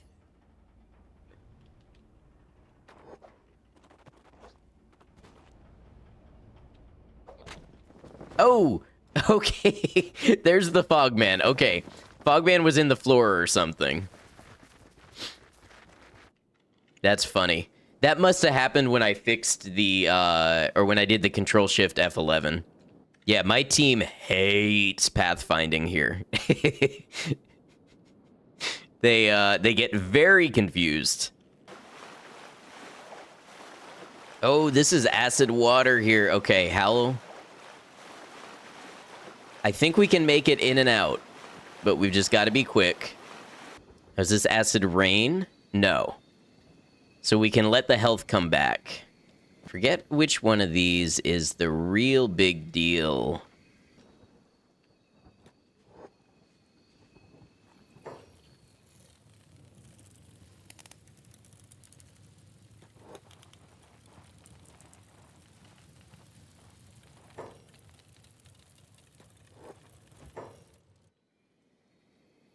Killed the Western Queen. I haven't killed her, but I have just kidnapped her.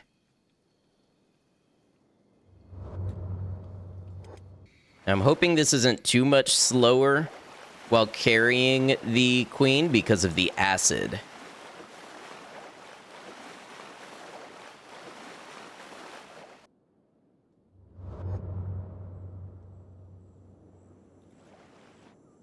Ooh, that was actually dangerous. Conway did swim through more acid water, and I didn't know. All right, time to come on home. Wait, what's going on here? Oh. Wait, I don't know if this is always a dead hive or not. Hive Bandit. I've never seen this world state.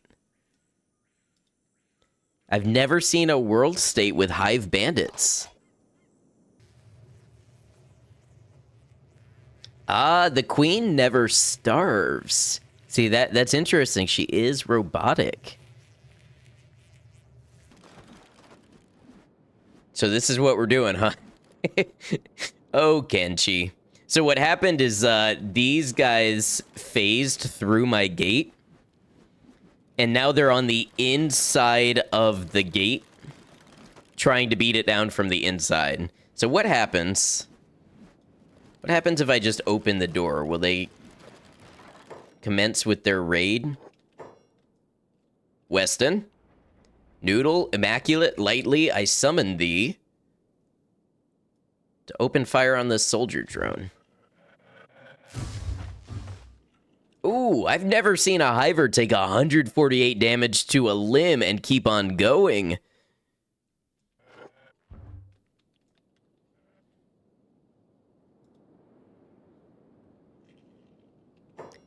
Wait, what even dropped him? Just limb damage, I guess. And then another raid showed up. Wait, where is the raid arriving now? I may have to fix... I don't know, I may have to fix this offline or something. I don't even know how, but it's like...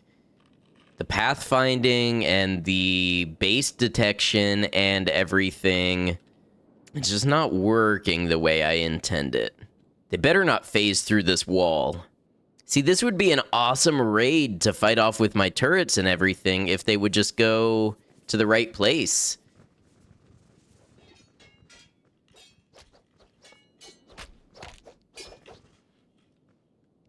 What if I open this gate?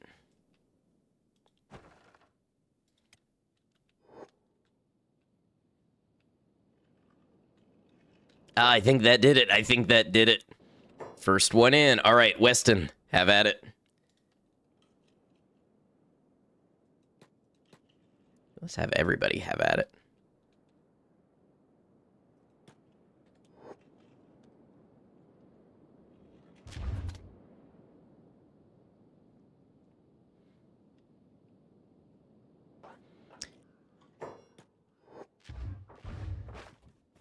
What am I planning to produce other than millions of food cubes? Just everything that I need to survive, and then once I hit a point that I'm done with this playthrough, I'll just move on to the next. I just want to tell this story all the way out.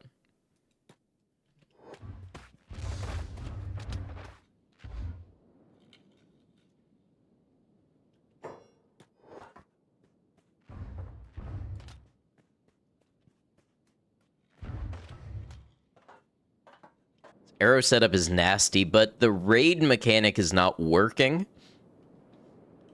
to actually test it out. Nobody can, like, find my base to raid it. I wonder if I have to delete this gate. You can create a road with the Pathfinder? Really? Is that like a Shift F12 option? Had to do this with your base in Venge? Raiders can't access without a road. No, they just if you look, they gather here. And then when they get to this part of the gate, they like get in and then like 80% of them turn around and run back out. They get lost. Oh, here we go.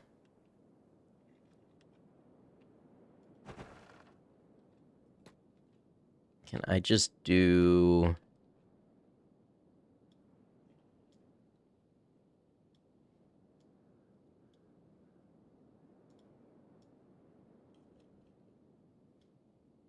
And how do I make a new one?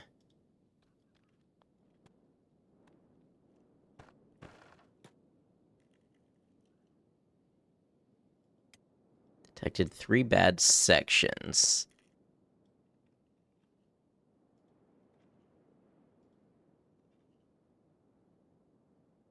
Might have crashed it. I might have crashed it. We're learning here live. See, that's why we save. I tell you what, I think here's what we're going to do, because this has been a long stream for me, longer than I usually go, and it's getting late. I think we're going to wrap up here, but don't you worry. I'll be back tomorrow. And before stream tomorrow, I'm going to poke around and see if I can read up on the nav mesh tools. And I'll see if I can get the whole road thing figured out. And then tomorrow, if I can get the road thing figured out, we can look forward to getting heavy into the tower defense side of things.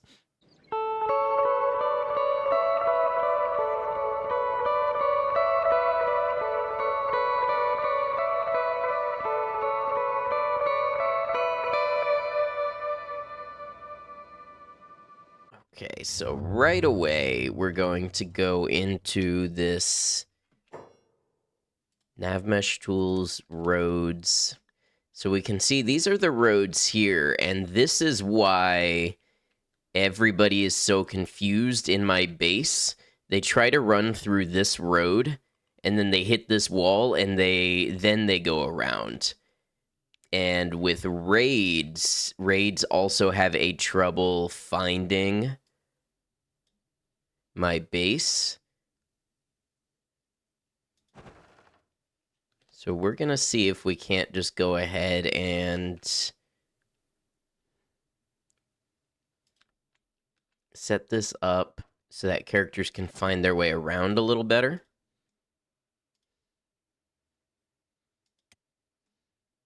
So what was the one bad section? Well, maybe that worked. Let's find out. Hey, Lloyd. Somebody. If I tell you to go out here, Falcon, if I tell you to go out here, how do you do it? Yeah, see, it looks like it's still running for the old road.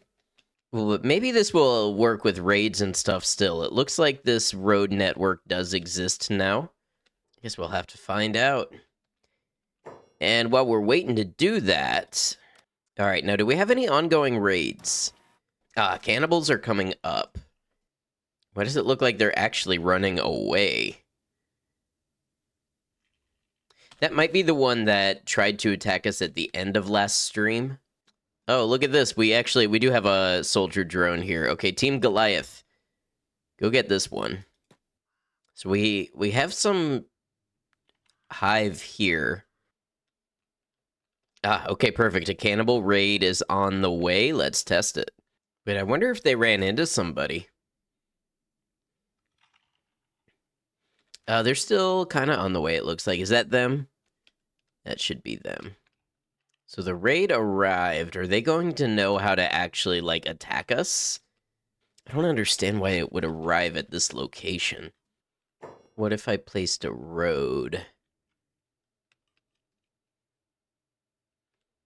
You see, I'm afraid I don't fully understand how the system works, but let's see if that helped anything.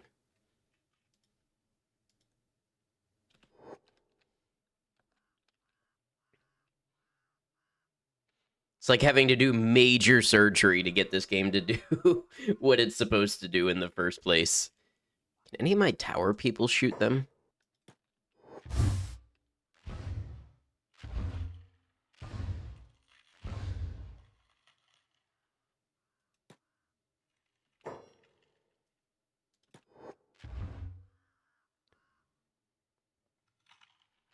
What's my town placement look like? So it's here. Is there any particular reason they're showing up at this area?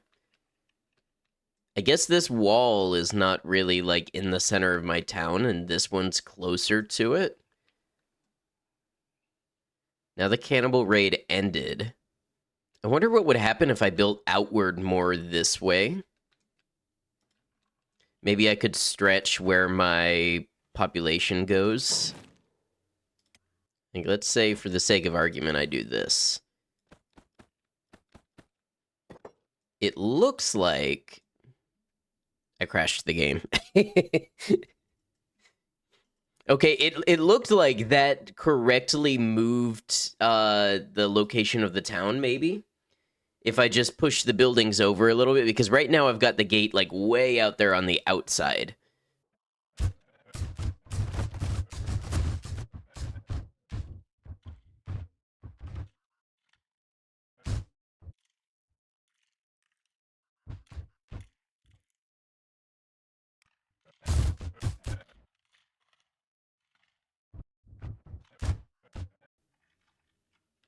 Capitulus is dead? How did Capitulus die? Ah, classic. Capitulus took friendly fire to the face. Yeah, that's an important part of the face, I would say, like most of it. Anybody else gonna bleed out on me? Figma got shot in the stomach. Okay, so we gotta replace Capitulus. Copernicus, you're gonna get in there and replace Capitulus.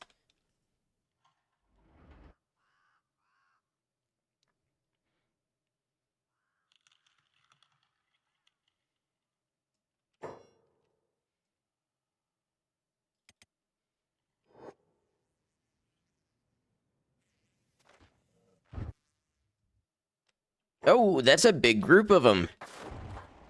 Do they run in, attack, and then run back out?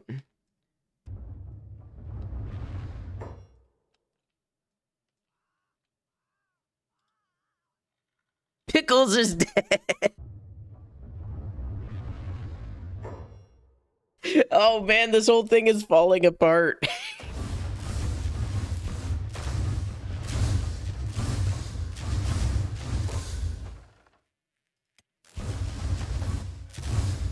Mr. Bill is dead. Marvelous Sunday is dead.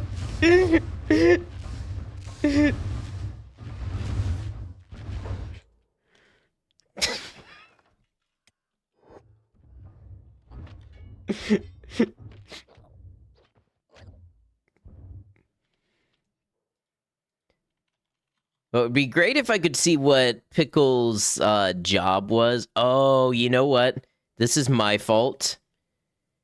I should have given Pickles better armor.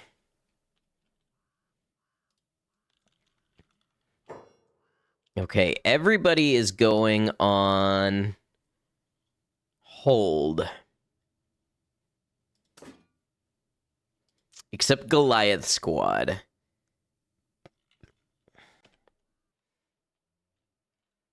Oh. Joker lost a leg. Okay.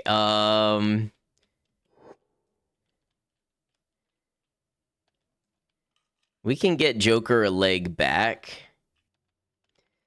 So the problem was that we sent them out to build these things. Now, wait, let me see something. If I delete these...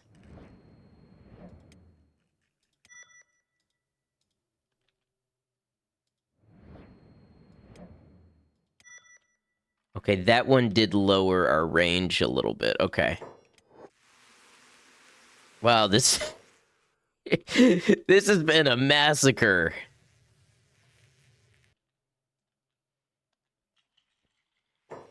You know what? Max, why don't you go grab some of this equipment?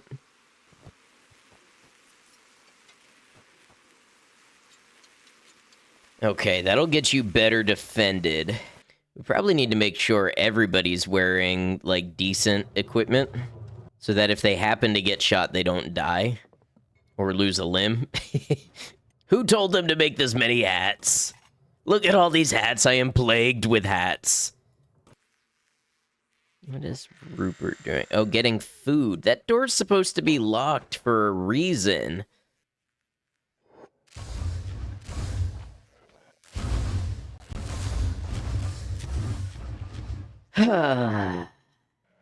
Pernicus is dead. Okay, so it turns out the armor is not a cure-all. Man, the logistics of this situation are challenging.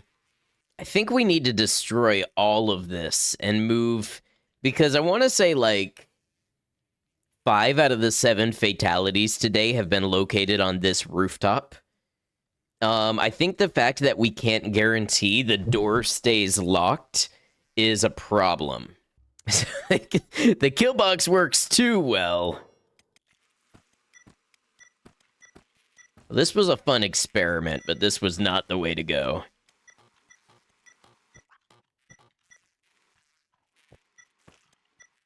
Yeah, just if you needed an example of how much this building got shot up, here's a bunch of the arrows lodged in it.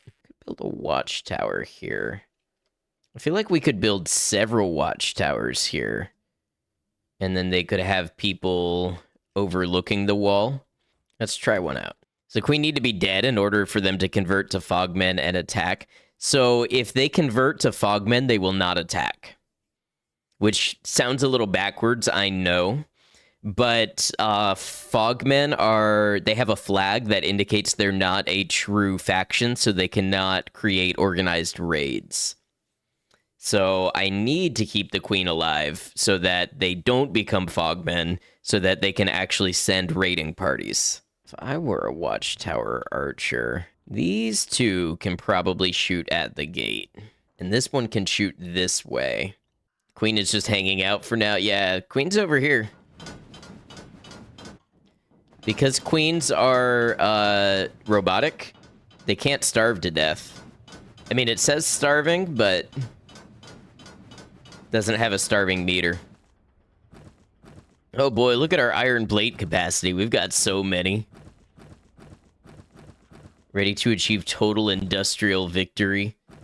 I'm gonna say we probably have enough outfits for now that Uno should swap over to chain armor for a bit.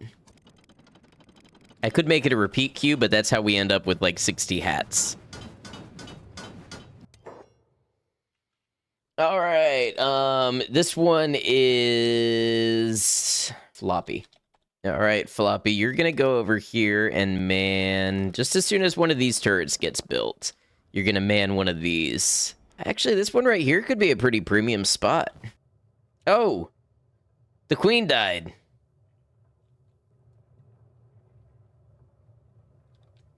Okay, I guess they can starve to death.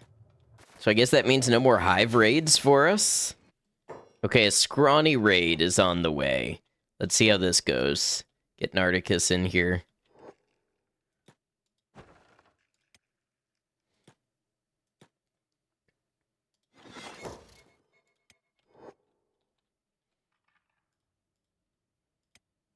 We'll get Floppy assigned to this turret. Maybe we'll get a couple more turrets built before the raid arrives, and we can really see how they play out. I think these are going to be more effective turret designs anyway. Okay, there's the first of the raid. Oh, it's a big one. Look at that. Oh, Floppy's... Is Floppy already on it? Let's see. Oh, Floppy's trying to shoot our people. That's no good. Okay, let's save and load. I love how you have to like have a dialogue with this game. It's really not so simple. You gotta finesse everything that you want to happen. Okay, Floppy's gonna start shooting them.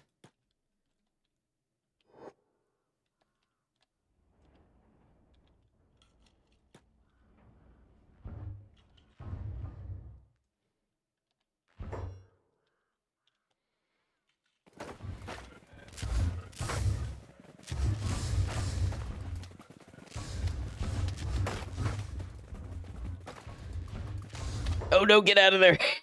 Who is that? Misha, get out of there. That will chew you alive.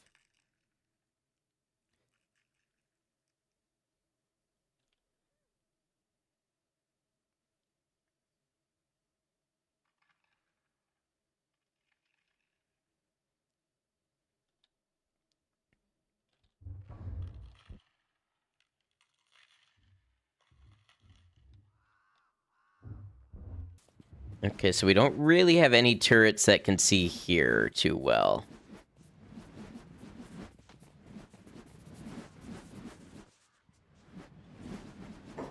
So here's what we're gonna do. We're gonna get all of these people to go upstairs and on hold. Oh, they're unlocking the door. They're not supposed to be doing that.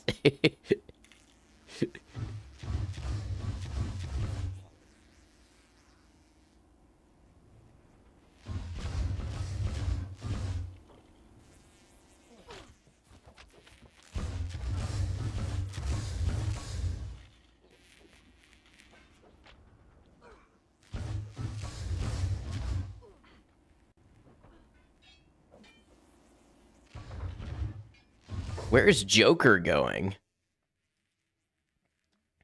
This whole situation has been a wild ride, absolutely. Oh, Joker might be going to repair the gate.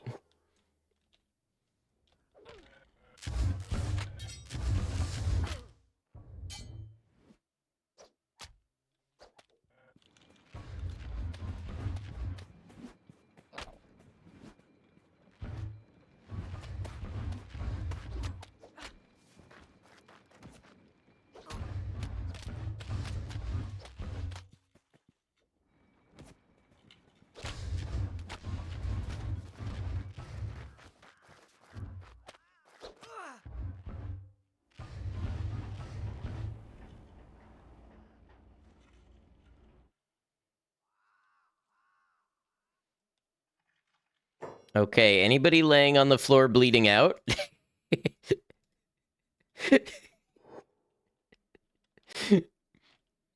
Okay, the good news was that was a partially successful raid defense.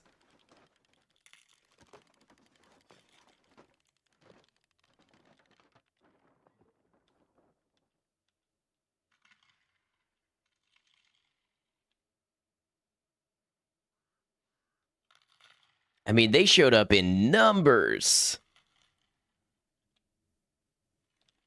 Okay, I think if we can up the number of turrets, I think we can make that work.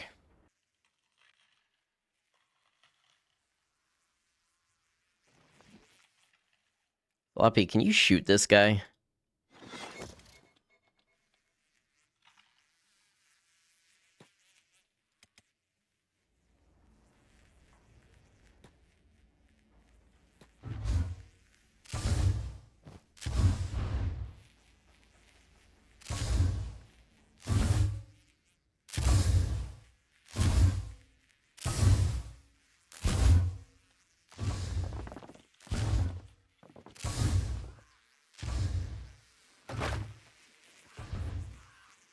Ooh, got him. Okay. Okay, it is a possibility. He's not really great at the accuracy yet, but give him some time, he'll be doing it. You know what? Bombardier could just take this. Looks like there's 1, 2, 3, 4, 5, 6, 7, 8. So there are 10. Team Bombardier could just take this tower. You know, there's something about this that's very, like, dystopian game show coded. You know what I mean? Like, they have the drone fly in over the cameras, and they've got the lights. Tonight, we bring to you the Tournament of Elimination. 37 turret archers line up. Who will show up at their gate? All right. All ready to go kick a hornet's nest? Question is, what flavor of hornet's nest do we want to kick? The plan was coming together. I had finally built our Fogmen Neo-Hive into a defense conglomeration worthy of testing Kenshi's foes in a tower defense-style gauntlet. Now all I had to do was kick it off. Lunk, having reached a level of technological prowess he never thought possible, needed to go further. Questions about the nature of hivedom still haunted him. He had already lost one queen in captivity, but another awaited, one more warlike than their western brethren. The plan was to head down to the southern hive and grab their queen, but the distance between a plan and reality can be greater than we expect.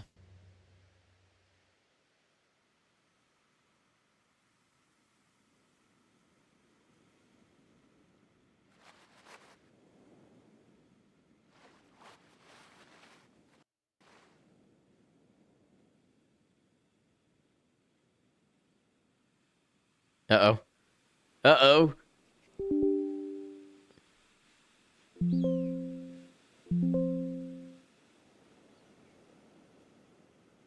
Wow, I can't even click into the game to accept the crash.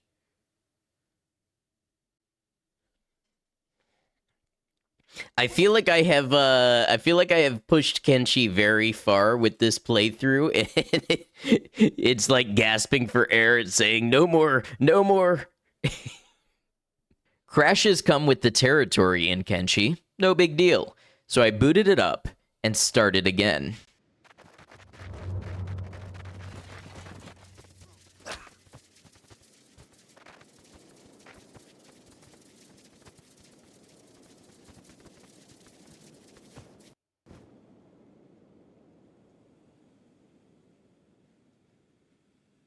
I think it crashed again.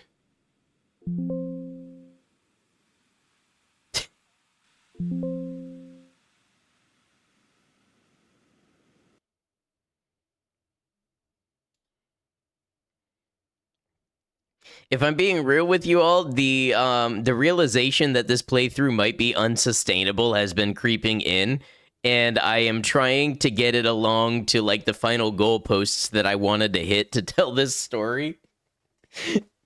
And also, I mean, we're like 13 streams in now, but I guess we have to do it on the lower speed. Luckily, I did save partway through this run.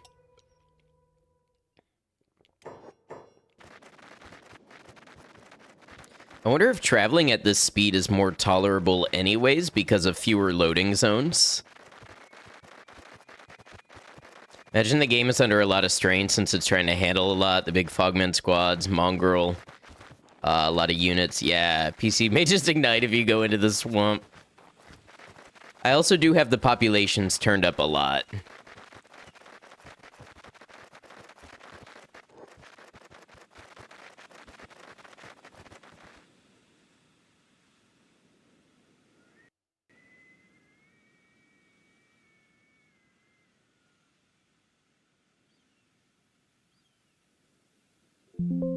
Damn, it's so crashy today. What is this? I wonder if it's because I messed around with the road settings. Except those shouldn't persist between states. So since the game was loaded and then closed, it shouldn't persist because I didn't do a permanent mod. So it wouldn't be that. I guess I can try turning the multiplier down, the population. Maybe I turn the population down and the raid size up. Because the population is making me load it everywhere I go. And if I just turn the raid size up, it should only have to follow that one raid group.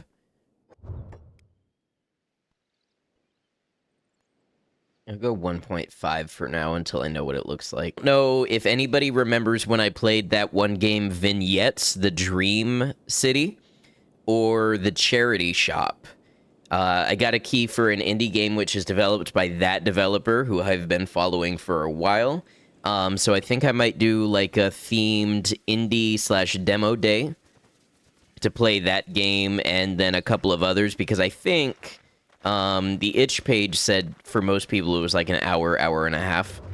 So yeah, I'm thinking that maybe Tuesday, Wednesday, Thursday.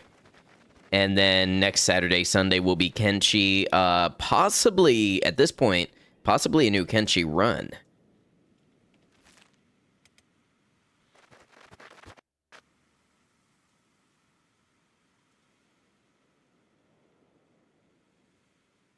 Yeah, it's this area. It doesn't like this area.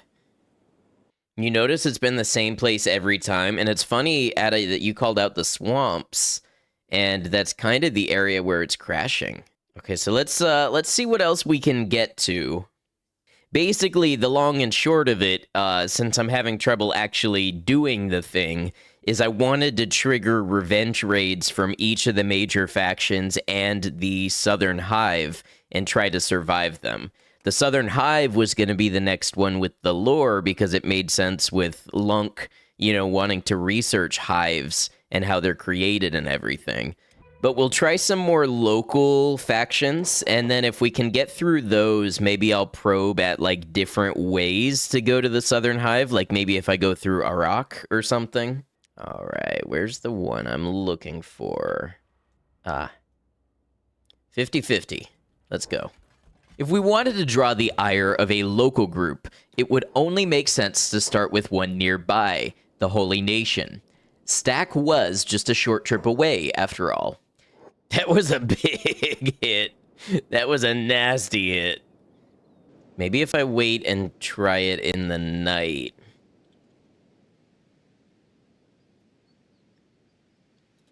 Can I get my assassination up by doing this?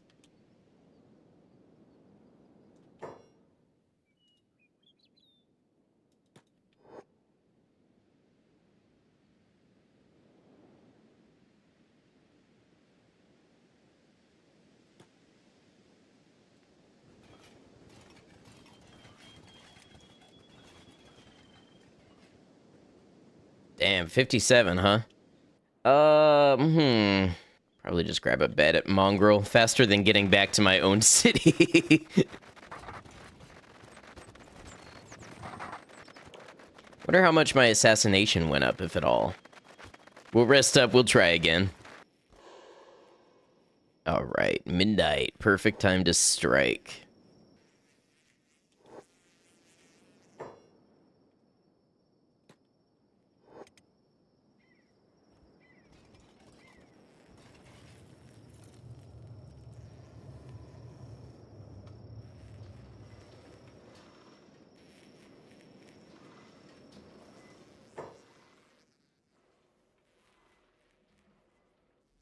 Alright, now where's my mark?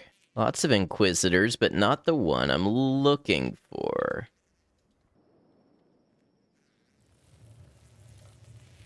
Here it is. Let's see, can I get him now?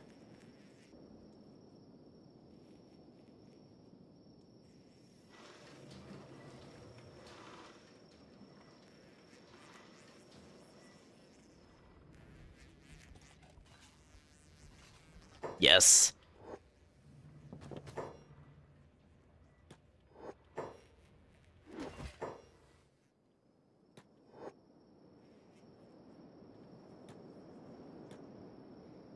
Go, Conway, go!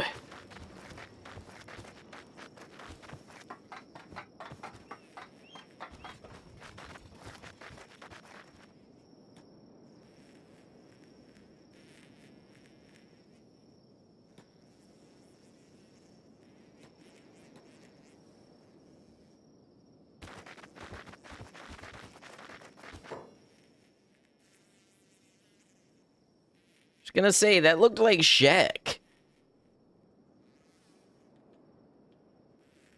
Did the world state change that fast? For Shek to be wandering around out here? Retribution of God moving towards the Neo Hive. Okay, now this is gonna be a raid. This would be an excellent time for exceedingly dramatic music. Yep, here they come.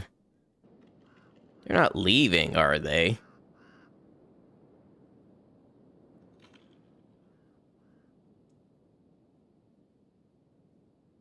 I think some of them got aggroed by something else.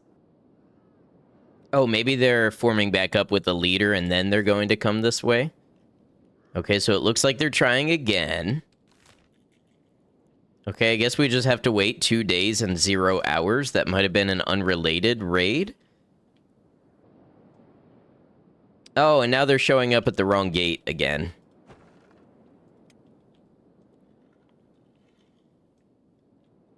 If I open this door, will they go towards it? How about if I get the archers to shoot?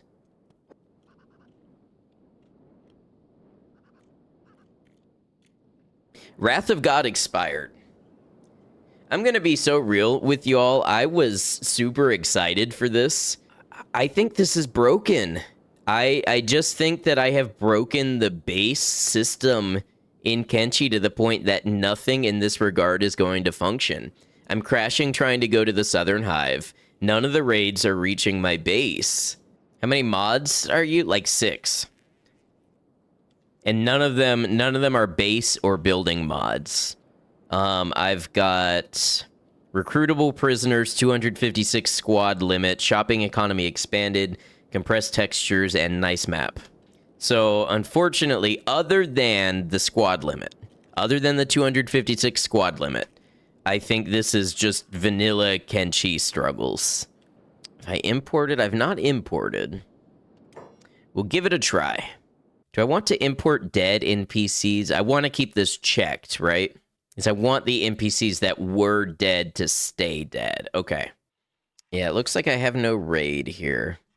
I tried to Kenshi too close to the sun, and I burned my wings. All right, well, we've got no raid here. So I think most likely, unless everybody overwhelmingly votes to try to salvage this one, I think most likely this is the end of the Fogman rehabilitation run. And look what we accomplished. How many recruits? 64. Look what we accomplished. Our own Fogman Hive. High-grade technology. Turrets, master weapons, master armor, food production.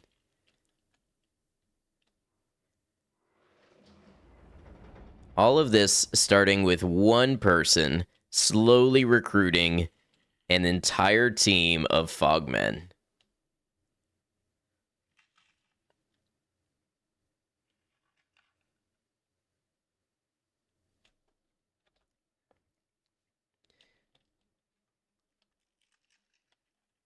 There's a cannibal raid on the way. We're going to Hail Mary this. We're just going to see what could be. Okay. That raid stuck to. Well, all right. We'll, you know what? This was a great run just because this is a slight down note. This was super fun. I've never seen anybody do this run. I still think it's going to make a great video. And I had a great time, and there was so much good conversation and jokes and everything else.